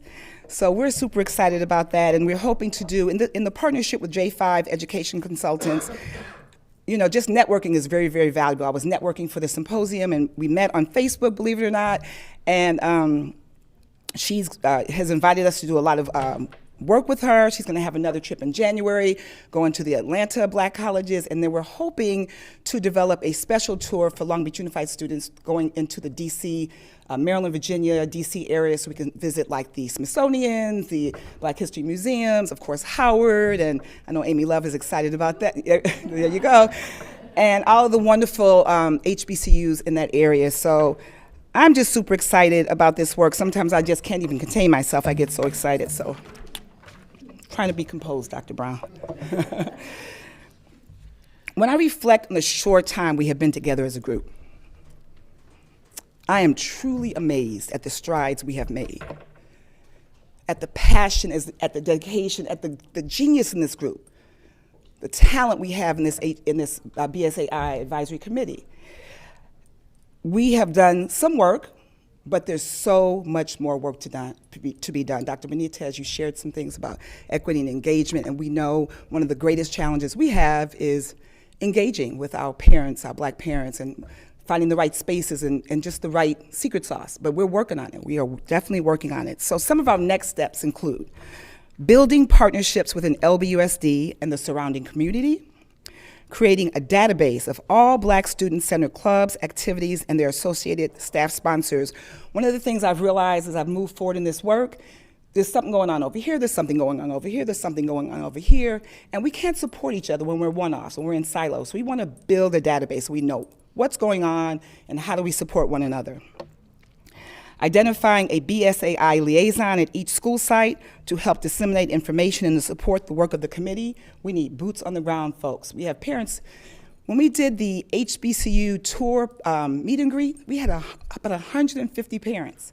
So those are my parents. Those are the parents that we're gonna surround and elevate to leadership roles, and we're gonna get those liaisons going, because we need all the parents. If we're not connecting with the principals and the teachers and the parents at each school site, we're not doing our job. So we want to make sure that happens. This is really important to me. We want to develop a comprehensive communications plan which enables us to effectively and efficiently disseminate information to all stakeholders, board members, exec staff, superintendents, principals, level office folks. So this is something that we're working on. Justin's helping, Chris Itzen, Dr. Salazar. We have a lot of support, so we're going to definitely make it happen, realize it in the very near future. We also want to develop a comprehensive Black Student Achievement Initiative webpage. right here in Long Beach Unified School District. I know the website is being revamped, and we're not rushing anything, but we really feel it's important. Many other school districts in the surrounding area have a webpage dedicated to the work, and we're doing great work. We want folks to know about it. So we want to develop a webpage which will serve as a storehouse of information related to resources, events, activities, student clubs, etc. And we want to expand the BSAI team to include at least one TOSA at each grade level. So I'm excited about this work, and I have the support of the leads, but they also do very, very important work in their own roles, right? And so we're hoping to have a TOSA that would focus at the elementary level, the middle school level, and the high school level to make sure that this work is being extended out to the schools. And lastly, we're working on organizing a local National Alliance of Black School Educators chapter to support the efforts of the BSAI and to serve as a village for Black educators throughout the district. Well, thank you so much for affording me this opportunity to share some of the foundational work of the BSAI Advisory Committee. We are hoping you'll invite the full committee back to share some recommendations with you. I want to thank Dr. Salazar for your ongoing support.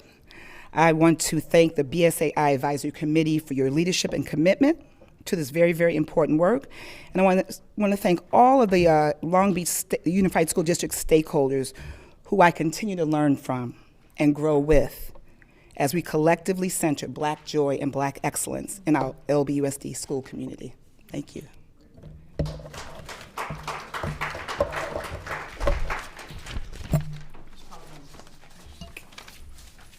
So we're back for questions or comments.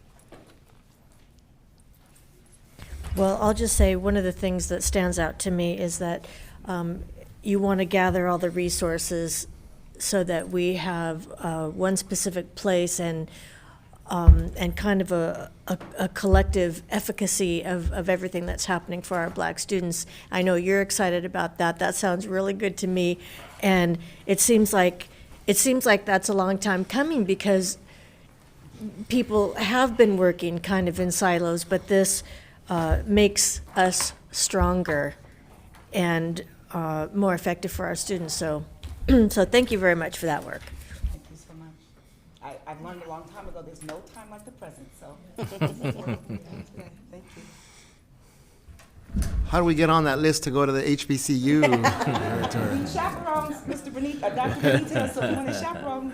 So this is what I'll do. Absolutely. But I also want to extend. I know my colleagues would be good with this. If there are any events, community activities, please use us for that community engagement piece. I mean, that is one of our primary efforts right now is to engage with our community. So I know I speak on behalf of our board. Please use us. Okay. Absolutely, not just that, but the student listening sessions. I'm sure we'd appreciate an invitation to come and listen to the students, come and hear what they have to say. Yeah. Absolutely. Thank you so much. So I just wanted to first just thank all the BSAI advisory board members for being here today. One of the things that I was a little embarrassed about on my end is that one of our events isn't on there. We're hosting a virtual HBCU tour in November, so I'll make sure that we put that on your list here. And I do that in partnership with council member Al Austin. Okay. And so we've been doing that for the past couple of years here. So my apologies. I did have a question about these next steps. First off, I love every last one of them.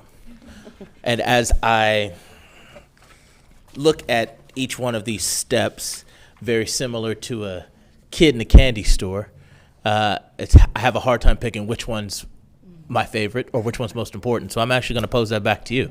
What do you think is your highest priority from these next steps on this list here? I believe the communications piece is the most important piece. If you're not communicating, if you're not getting the message out, then everything we do is for naught, and we don't want that to happen. Our parents deserve to know. We want to make sure they are informed, and all of our committee members are committed and dedicated to that. So communications, I'd say, would be the most important piece in general.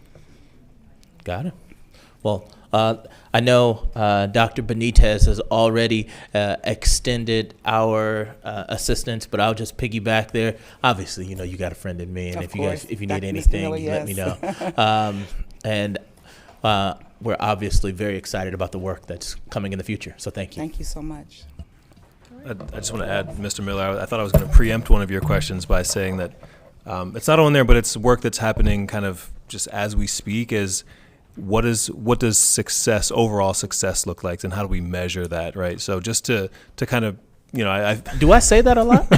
Between you and Dr. Benitez, I wasn't sure who, but no, I just want to make sure that it's clear that the advisory team and the three phenomenal women that we have in the back are working on putting that plan together, on making sure that all of those goals kind of are rooted in success indicators and the data that we can come back and show you like why this is important and why it's being successful too.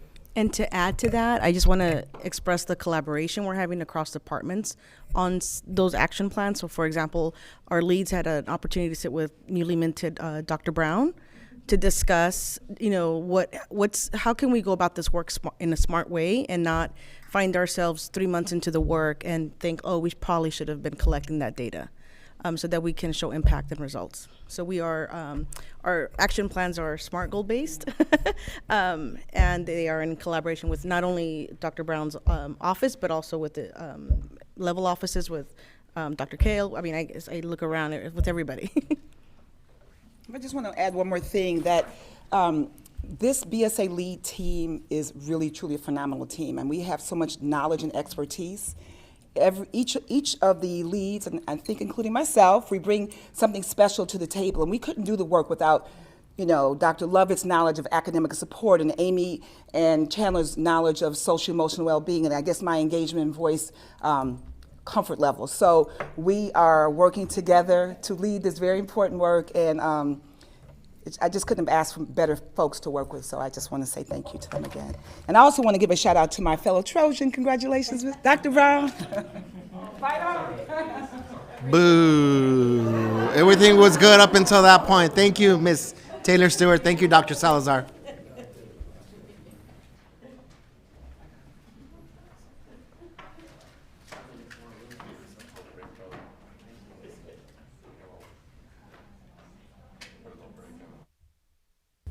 Sorry. You want to do a quick break, Dr. Baker? So let's do a 7-minute break.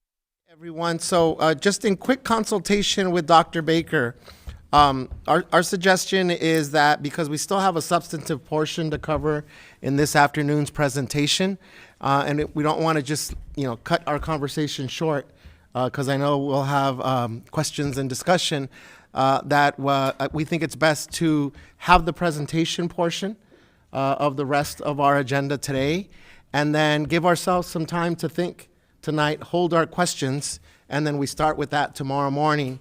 And that way we can also not feel like everything has to be addressed and answered and covered this afternoon. So colleagues, that's my suggestion for this afternoon. We good with that, Mr. Otto? Okay. On everything, right, Mr. Otto? Not just that last one. Okay, so if that works for our presenters today, we appreciate you not necessarily rushing through, but you don't have to worry about me pausing you in the middle of your presentations. So up next we have our elementary, middle, K-8, and high school programmatic updates. Thank you, Dr. Benitez. So I'll kick us off here. We'll start with our early learning in elementary schools update, and then Dr. Lund and his team will give an update on some of the initiatives at middle school, and then tomorrow morning we'll be joined by Dr. Camarino with the high school initiatives.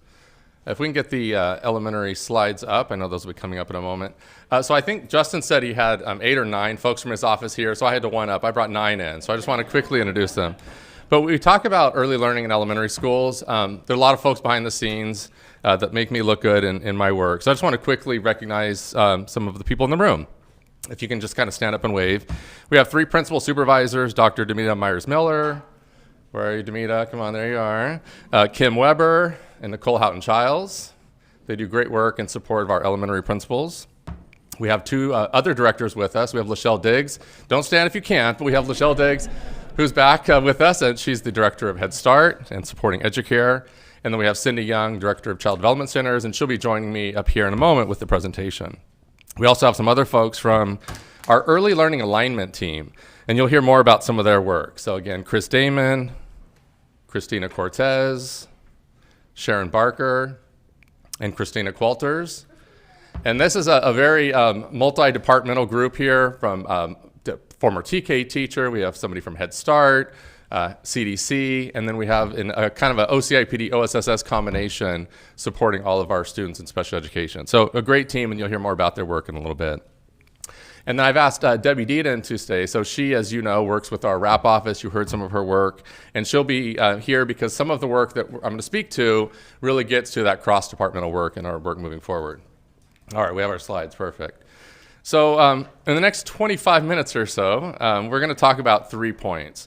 One, I want to update you as the board and the public on the state plans and our plans for 2 terms. And here's some more letters, ABC alphabet soup, right? So we're going to be talking about Universal Transitional Kindergarten, which is part of a larger state initiative around universal pre-kindergarten. So sometimes you'll hear UTK, sometimes you'll hear UPK. So I'll give you an update on where we're at with that. I'm going to talk about a state initiative around the Expanded Learning Opportunity Program, ELO or ELOP. You'll hear more about that, and connections to some of our current after-school programs. And then Cindy will come up and join us and talk about some of the ways that we are identifying best practices in early learning environments and spreading those out throughout our district. You may have heard P3, which is pre-kindergarten through 3rd grade. Well, Head Start actually has early Head Start all the way down to the newborns. So we're going to call it B3 here in Long Beach, right? We always have to find our own way. So B3, birth through 3rd grade initiatives. Earlier today when we were looking at data, we spent a lot of time this morning talking about acceleration and learning gaps, talking about our COVID response. That plate we're going to keep spinning that plate. That's something we have to keep focusing on. However, if we can ensure that we have high quality early learning programs for all of the students growing up through the Long Beach Unified community, then we won't have to, in the future, maybe worry so much about these gaps. So let's prevent them from ever starting. And that really is kind of the theme for this presentation. So universal pre-K and TK. So just a little bit of information for you all. I will be coming back to you before the end of June because according to state law, by the end of June, you as the board need to approve our district plan for universal pre-K. You can see there the ed code. I won't read all of that. The ed code 8281.5 says that all children in the attendance area of the local education agency will have access to full-day learning programs the year before kindergarten. Now, this is kind of interesting because kindergarten is not even mandated, and kindergarten is not mandated by state law to be a full-day program.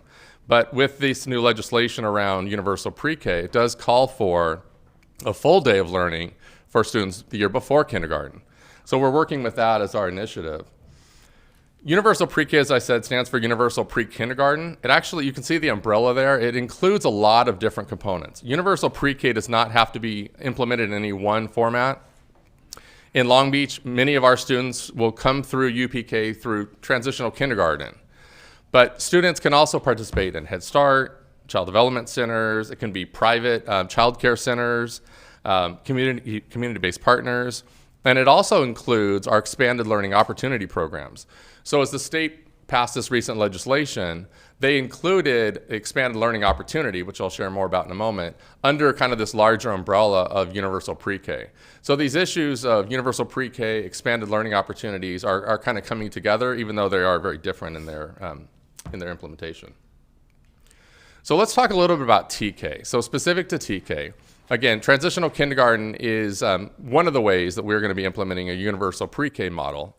And in TK, we are going to have a 6-hour instructional day for students, going back to that ed code requirement of a full day learning. So it'll be a 6-hour program. You can imagine 8 to 2 o'clock or 9 to 3 if it was a 9 o'clock start school. The ratio will be 24 to 2. So it'll be a capacity of 24 students in a classroom with 2 adults, a minimum of 2 adults in the classroom. And I'll share a little bit more what that might look like. All of our classrooms, all of our TK classrooms will have new furniture. Cindy will share a little bit more about the pilot that we started over the winter break, and we've gotten some great feedback. Some really exceptional early learning environments that's building up from what we know as best practices in our CDC and Head Start environments and pulling those up into our TK and then into the future kindergarten environments as well. And in addition to that 6-hour day, all students in TK will have an opportunity. They won't all be able to attend. We will have some space limitations. But they'll have the opportunity to come into an after-school program through the expanded learning opportunity, which could be up to 3 additional hours. And so that gets into where the state is suggesting we have a possibility of a 9-hour day for students in TK age students. Now, you'll hear later, I'll share more at a future date about some of the timelines for how each year for the next 3 years, the eligibility age for students in TK is going to be growing a bit. Each year, there'll be more and more students who are eligible for TK. Current year, there's only about 3 months worth of students that qualify for birth dates from September to December. It'll be moving to February for this next school year and going back by 3 months for the following 2 years after that. I can come back and share some more information later about that.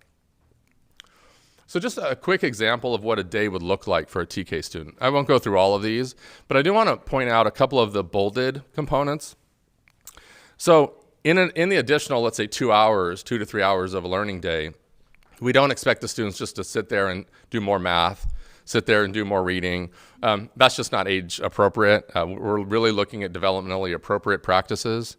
So as an example, you can see from 8:30 to 9:40, there would be free choice centers. These new classrooms, the furniture that we're bringing in has play-based learning opportunities, stoves and refrigerators for some of that dramatic play. It has touch science centers. It has quiet spaces, libraries, art stations. And Cindy will show an example of what that would look like. But we really want to build up students' ability to learn through play, which we know is developmentally appropriate. You'll see references to outdoor learning. We're also building up our outdoor learning spaces so that students, it's not just recess where they're running around wild, it's actually structured play where the teacher will be a part of that work to help them learn. And the 2 teachers and the 2 adults in this space together will be able to ensure that we're really providing the support that students would need. So that's what happens at recess, Mr. Moskowitz. Kids running out there You've probably wild. driven by an elementary school, right? So this would be a spot where I would pause and you could ask some questions around TK. But I would say tomorrow morning, feel free. We can start with that. I'm happy to entertain those. And again, I will be coming back in the coming months to share a little bit more about some of the details so that you would be able to approve that plan before the end of June. So in a related topic then is that expanded learning opportunity. So this was included in the Ed Code. The Ed Code is actually a reference in a moment. So we right now have multiple before and after school care programs in our district.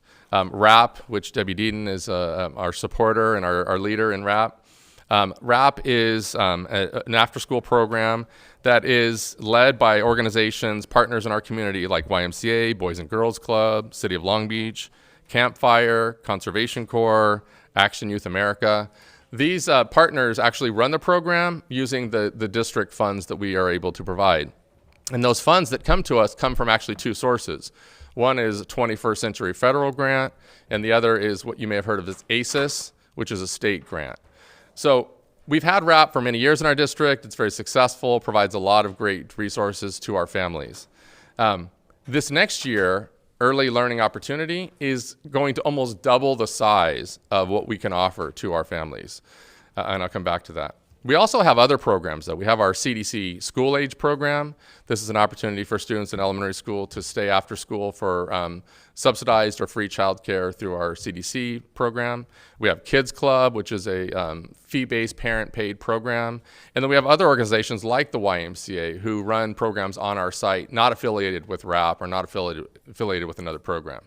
So lots of various programs that are currently on our campuses to support before and after school care.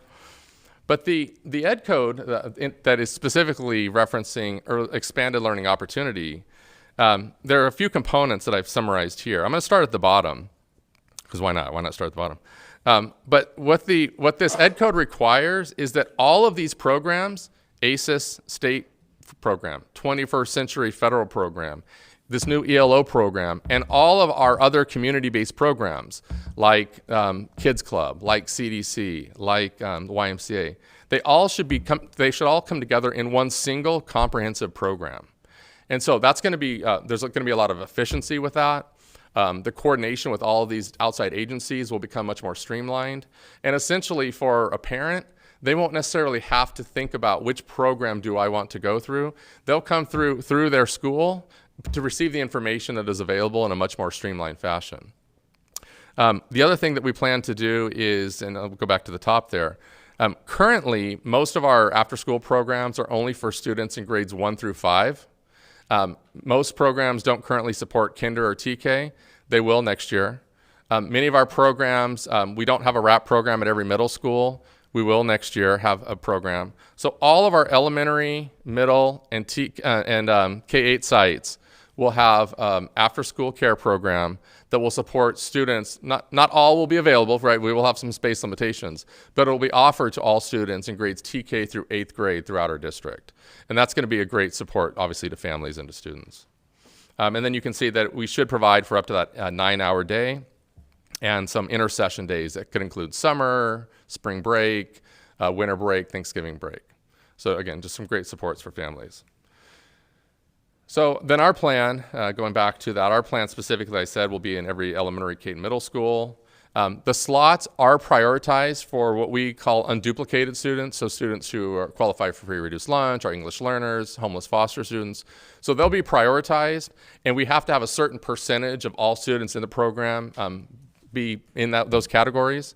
But we will be able to expand to all of our sites and to include ways possibly to even subsidize some current fee-based programs where parents pay, free programs at every site for those students who do qualify. Again, it's just going to be a great program in support of our students.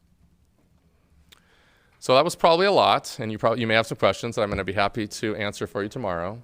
But in the meantime, I'm going to invite Cindy Young up to the podium. Cindy has been working, in addition to all of her other great work in support of CDC Kids Club, Cindy for many years now has also been supporting our district through the Long Beach Early Childhood Education Committee, Long Beach ECE.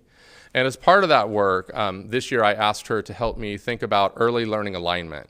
How can we bring all of our programs together, CDC, Head Start, TK, all together? So regardless of what program a child is in Long Beach or Long Beach Unified and the broader community, it doesn't matter to us where they receive their support. We want to make sure there's high quality practices in every one of those environments. And so that's kind of our goal. It's going to take some time. Cindy's been doing some great work with that for many years, so I'm going to hand it off to her. Good afternoon. It's a pleasure to be here this afternoon to talk about our early learning alignment. So as part of all this work that Brian was talking about, California has a vision to bridge and connect all of these initiatives. Fortunately, in Long Beach Unified, we've already been engaging in the birth to third grade initiatives. Our CDC, Head Start, Buffum TLC, and EduCare programs have already been providing a strong early start for our youngest children.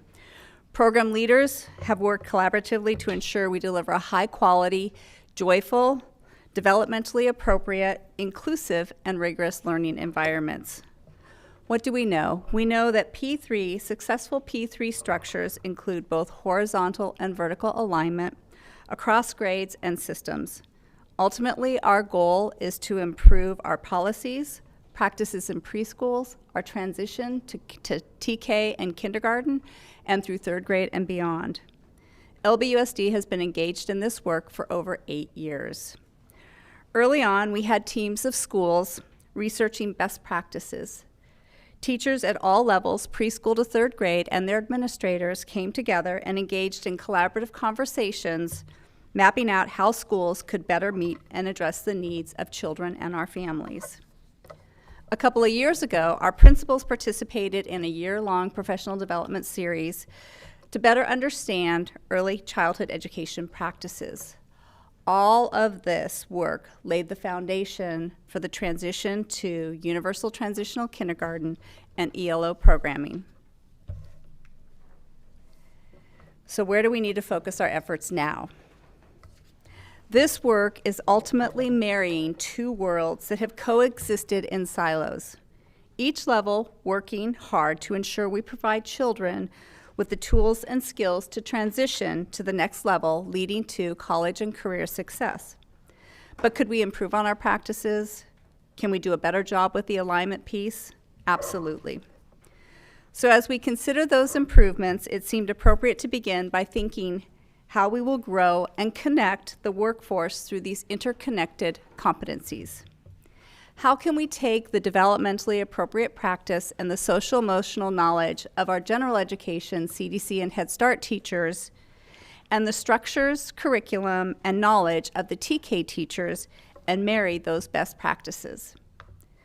We need to move in a direction where we create supported transitions through joint professional development, aligning the curriculum and the standards, developing and increasing our community partnerships, aligning assessments, and cultivating what we've heard a lot about today, our parent engagement, to create a system that focuses on comprehensive services. All of this work leads to equitable, inclusive, high-quality learning and care practices. This plan includes the entire workforce. It builds on shared foundational competencies around health, safety, and child development, and it expands our learning around deeper dimensions of child development, pedagogy, and instructional programmatic leadership. So what are our early learning alignment next steps? We started by focusing our work on the classroom environments. In an effort to align developmentally appropriate practices, we needed to begin with furniture and materials. ECHRS, which is the Early Childhood Education Rating System, is a research-based best practice and a tool that early learning programs utilize to score our classroom environments. This past December, we retrofitted 5 sites with new furniture and materials in their TK and full day K classrooms. Our birth to third grade team has been meeting with these teachers to talk about what's been working well and what are some things that we need to tweak or change. Additionally, the team is crafting professional development around the new materials and furniture to support teachers' successful understanding and implementation. Together, we will focus on elevating the importance of teacher-pupil relationships and interactions as we learn about the classroom assessment scoring system, better known as CLASS. And this also is a tool used in ECE programs. It is an assessment system that provides teachers the research-proven insight, skills, and strategies they need to improve interactions. A key factor proven to drive a child's academic lifelong success. We will dive deep into the preschool learning foundations and the state standards to map out a course that includes incorporating and merging these standards. And this year, we've also been engaged in a pilot program with Sbrato, focusing on language development and improving outcomes for English learners. Sbrato is driven by a strong belief that schools create opportunities for all children to grow and succeed. So I wanted to highlight the efforts of the pilot furniture program this past winter break. During a short 5-day window, our B3 team worked in collaboration with facilities, with operations and Lakeshore to retrofit 17 TK and full-day K kindergarten classrooms, as well as our SDC rooms. And we have a short video to highlight those efforts. Yeah. Can you go back? I think something happened from their side. It's not going back. No. Mm-mm. Battery's died. Not bad. Nope. Oh, right there. That's it.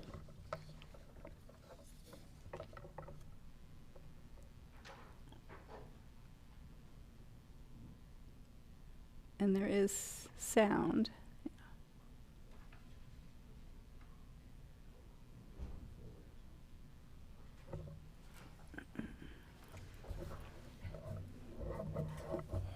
So Brian, full-day universal pre-K is mandatory. Mandatory for students? No. Yes. It is not mandatory for students. It's required that districts offer that program to students, but it's not required that students attend. Got it. Yep. Where's the money coming from? The sky. No. This is I'll probably let Ms. Takahashi go in more detail, but through the current proposal for funding, through our LCFF funding, we are receiving some additional monies to support the longer day, the 2 adults in the room. It's not necessarily fully funded, so we have to look for some unique ways, and I'll be able to share more detail in some future meeting. But it is all state money at this point, yes. Good.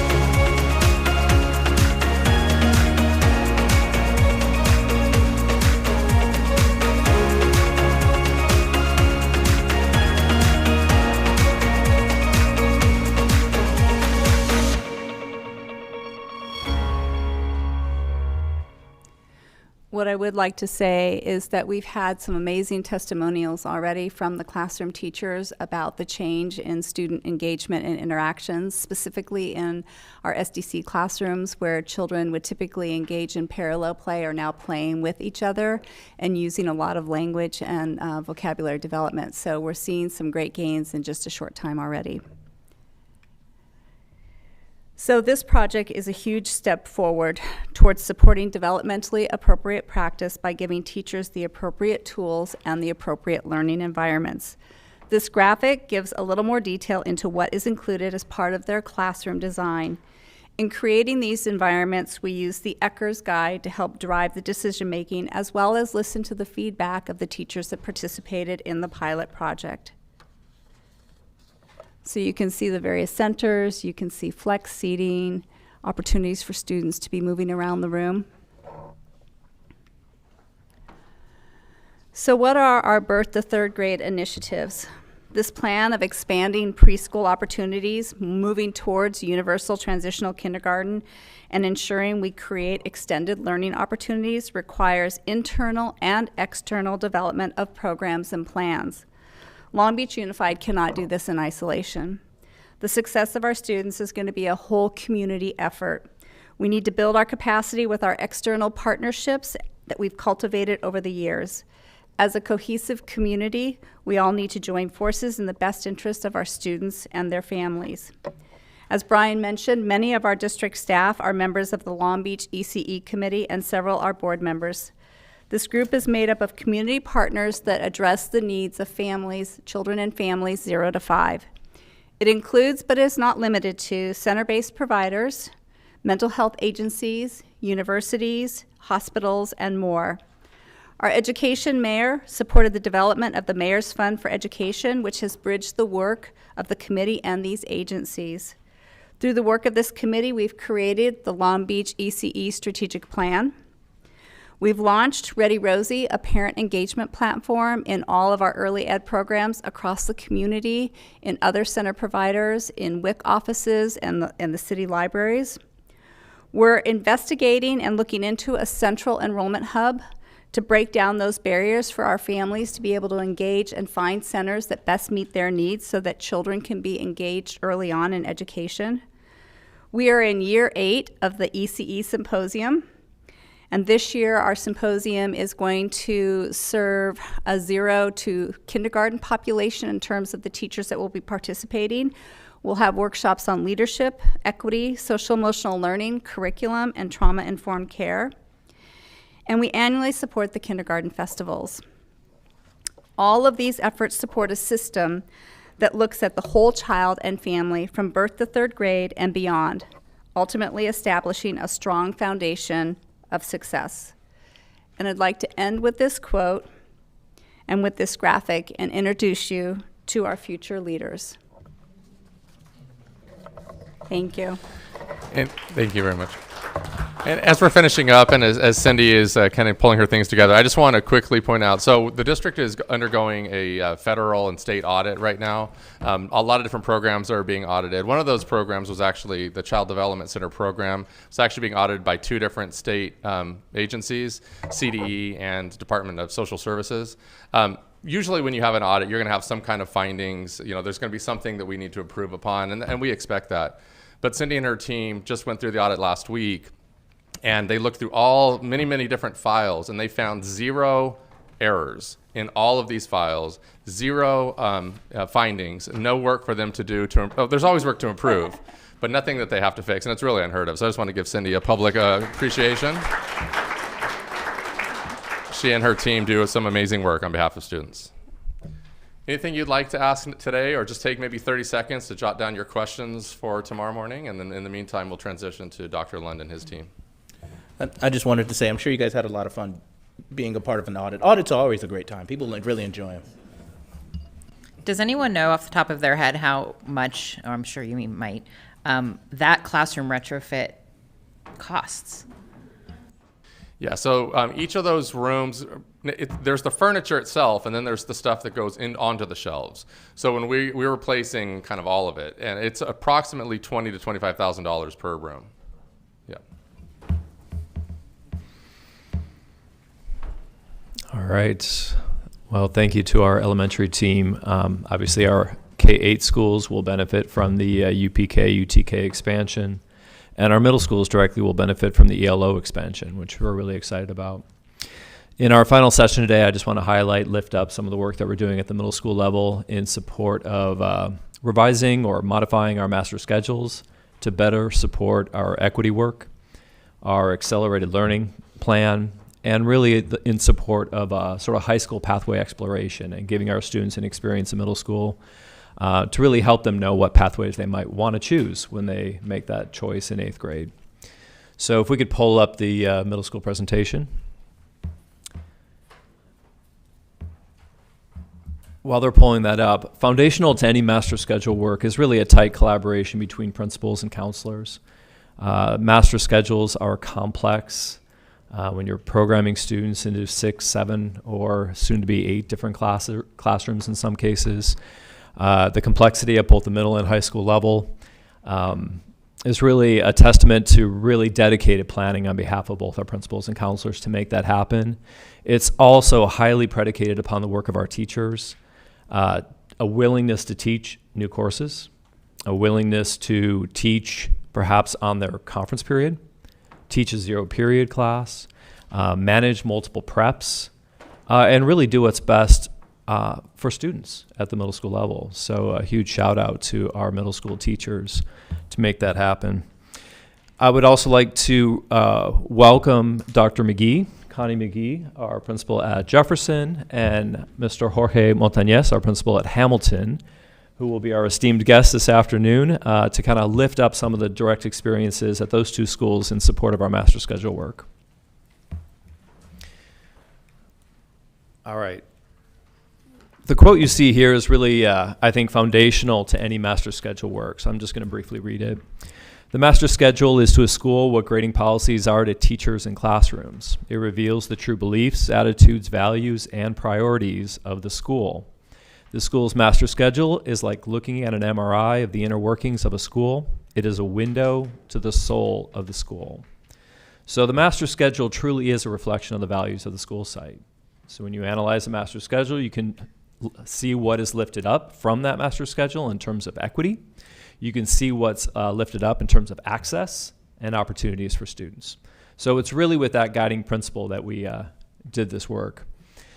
It is founded upon our mission, which is really recognizing the fact that middle school really is a bridge between elementary and high school.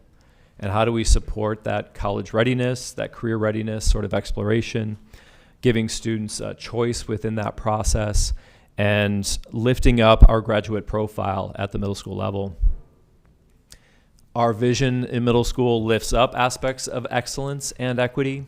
You see some other terms here in terms of choice and individual interest, that preparedness, that inclusivity, culturally relevant to education, eliminating opportunity gaps. This is really what drives our work. So the intent here is really to say, how well does your master schedule reflect our mission and vision? Our goals of our master schedule work include increasing rigor for students, eliminating any sort of tracking, intentional or default that exists within our system, which is part of our expanded accelerated course outline, creating safer environments for our middle schools. So 13 of our 15 middle schools offer a 2-lunch or a 3-lunch program.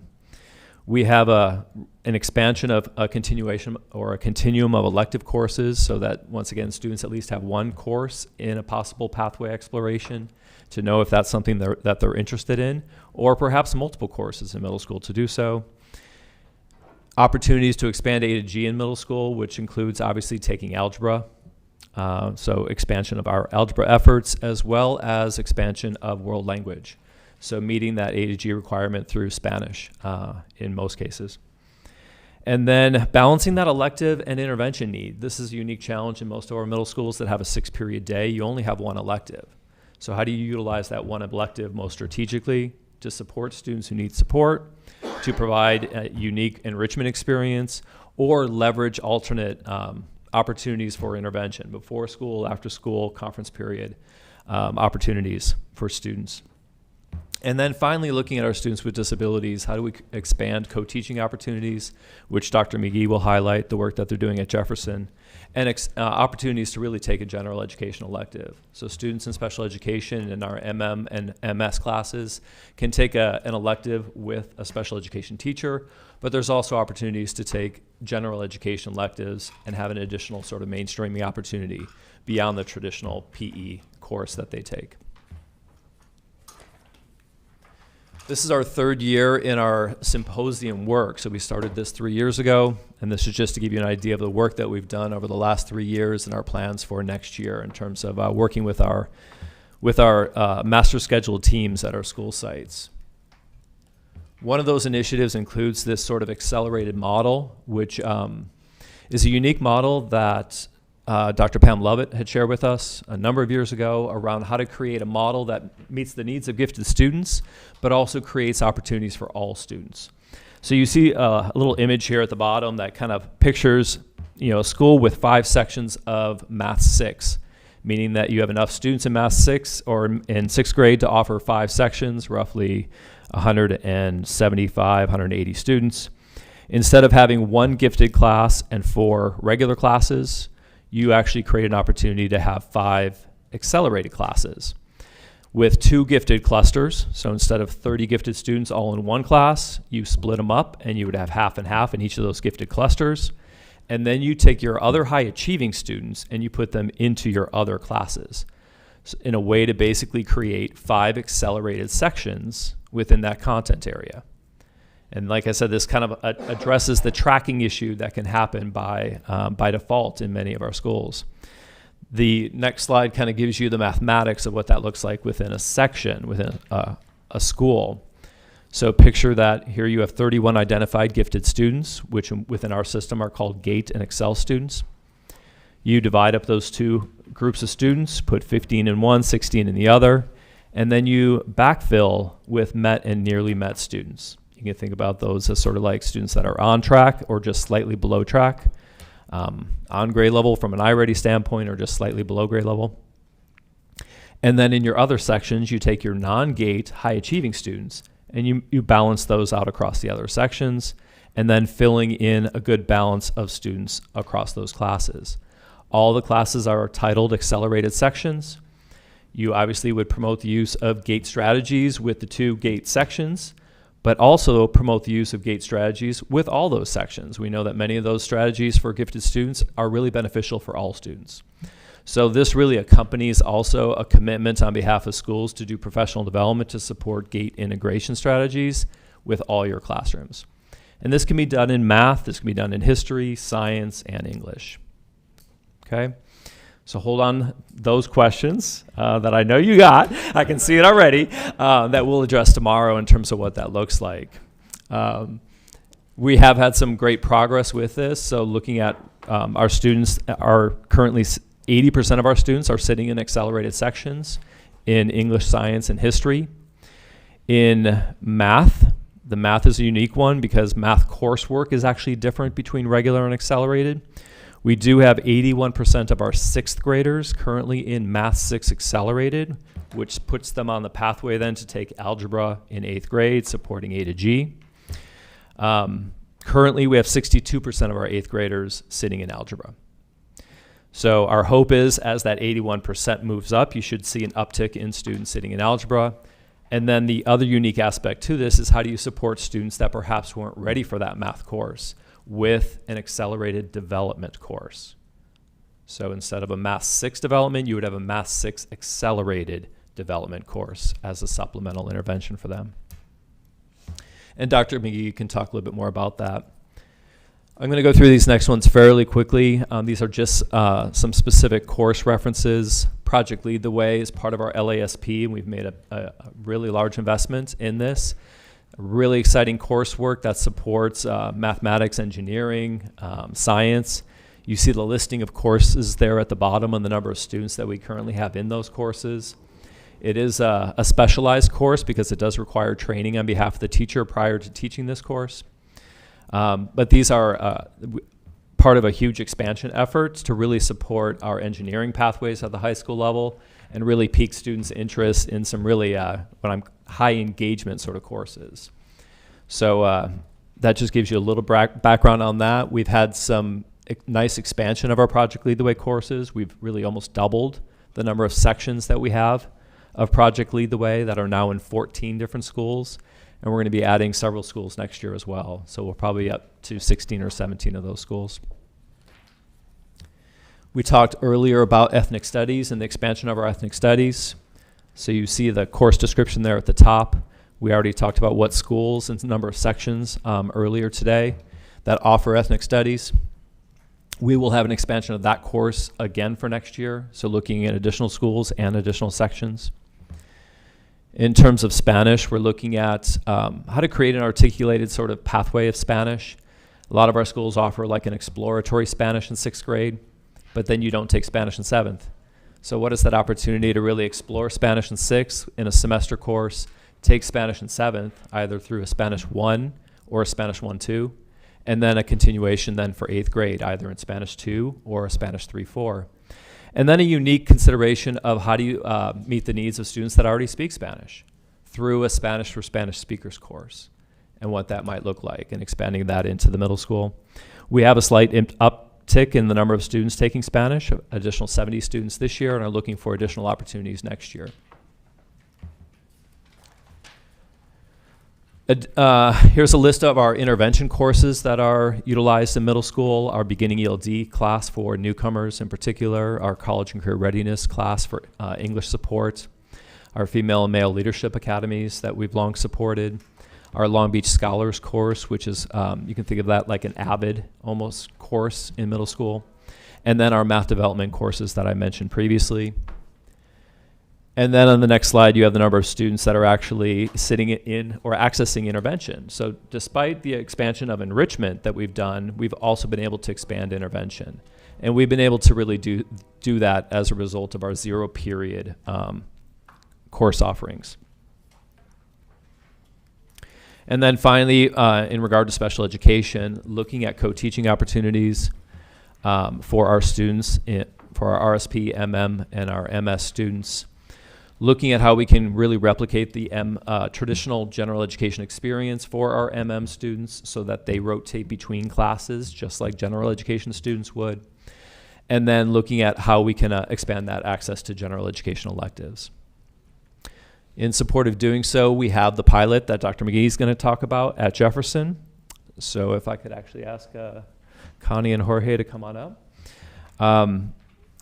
As well as then obviously the other efforts going on at our other schools to expand MM programs.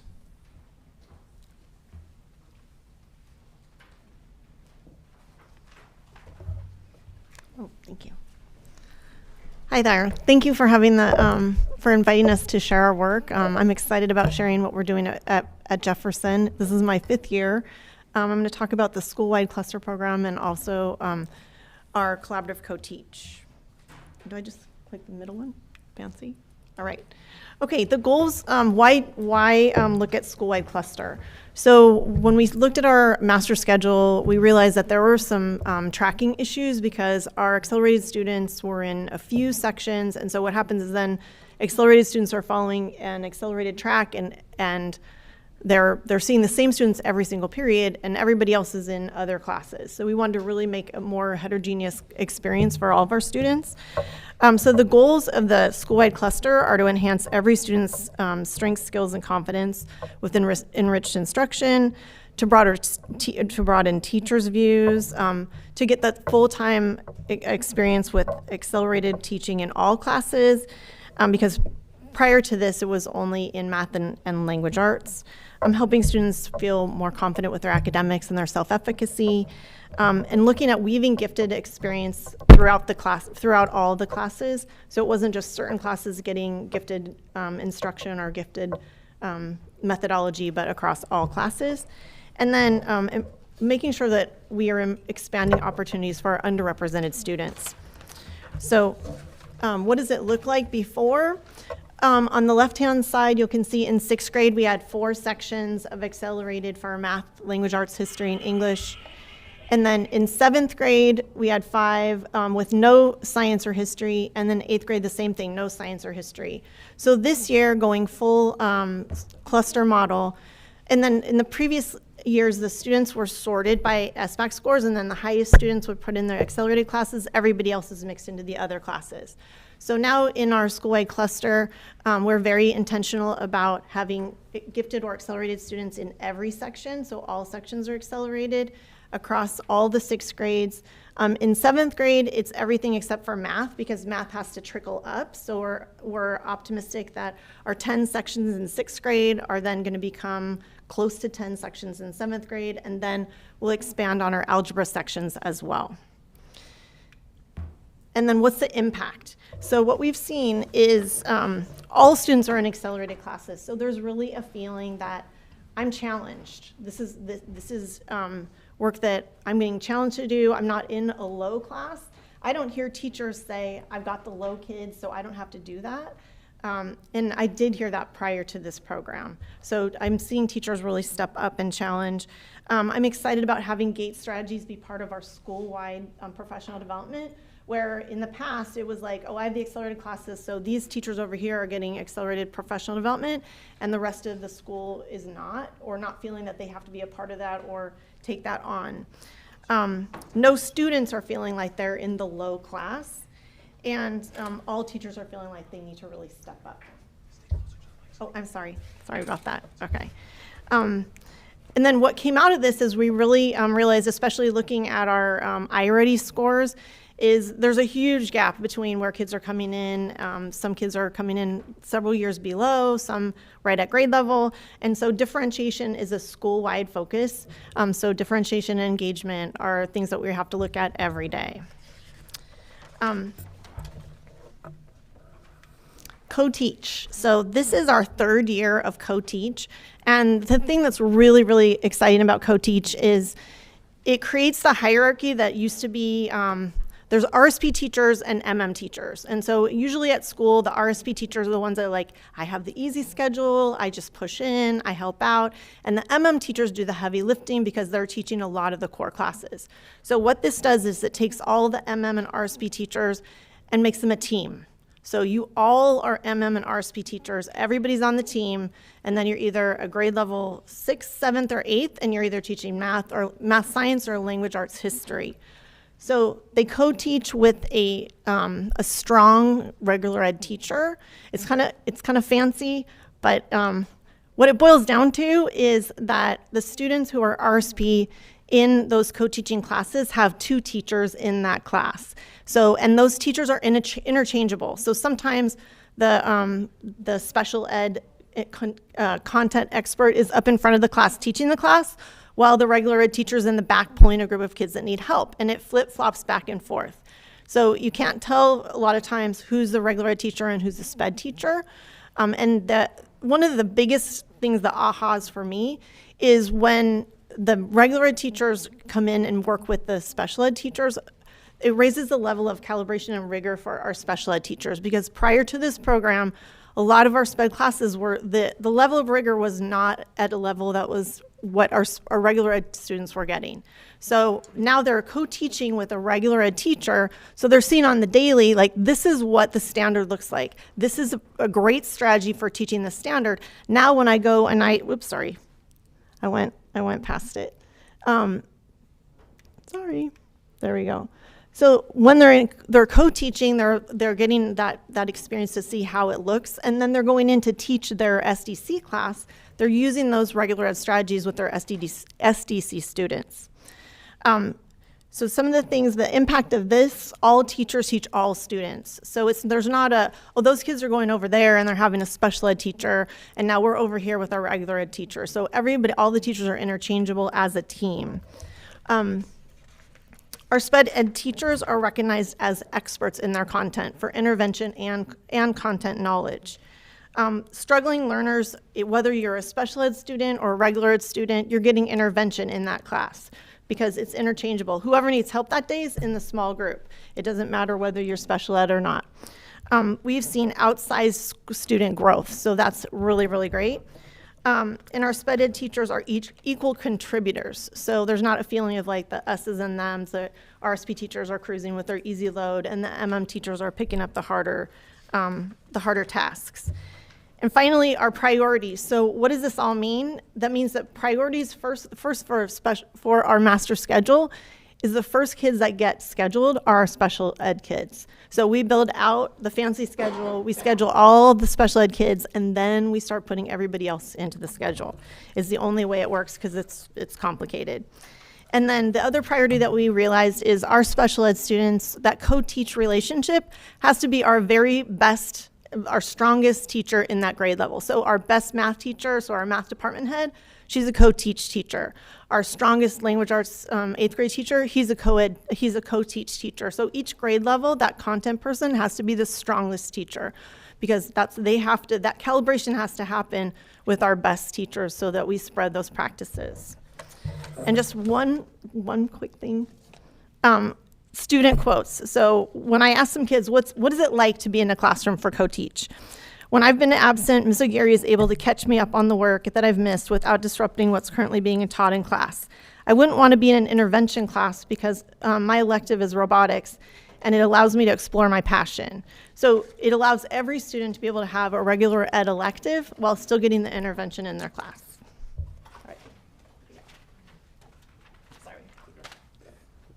Thank you, Dr. McGee. Good afternoon, board members and executive staff. So I'm here to talk about how we're supporting our pre-pathway courses at Uptown Hamilton. So some of the work we're doing is really to align to the good work that's happening at Jordan.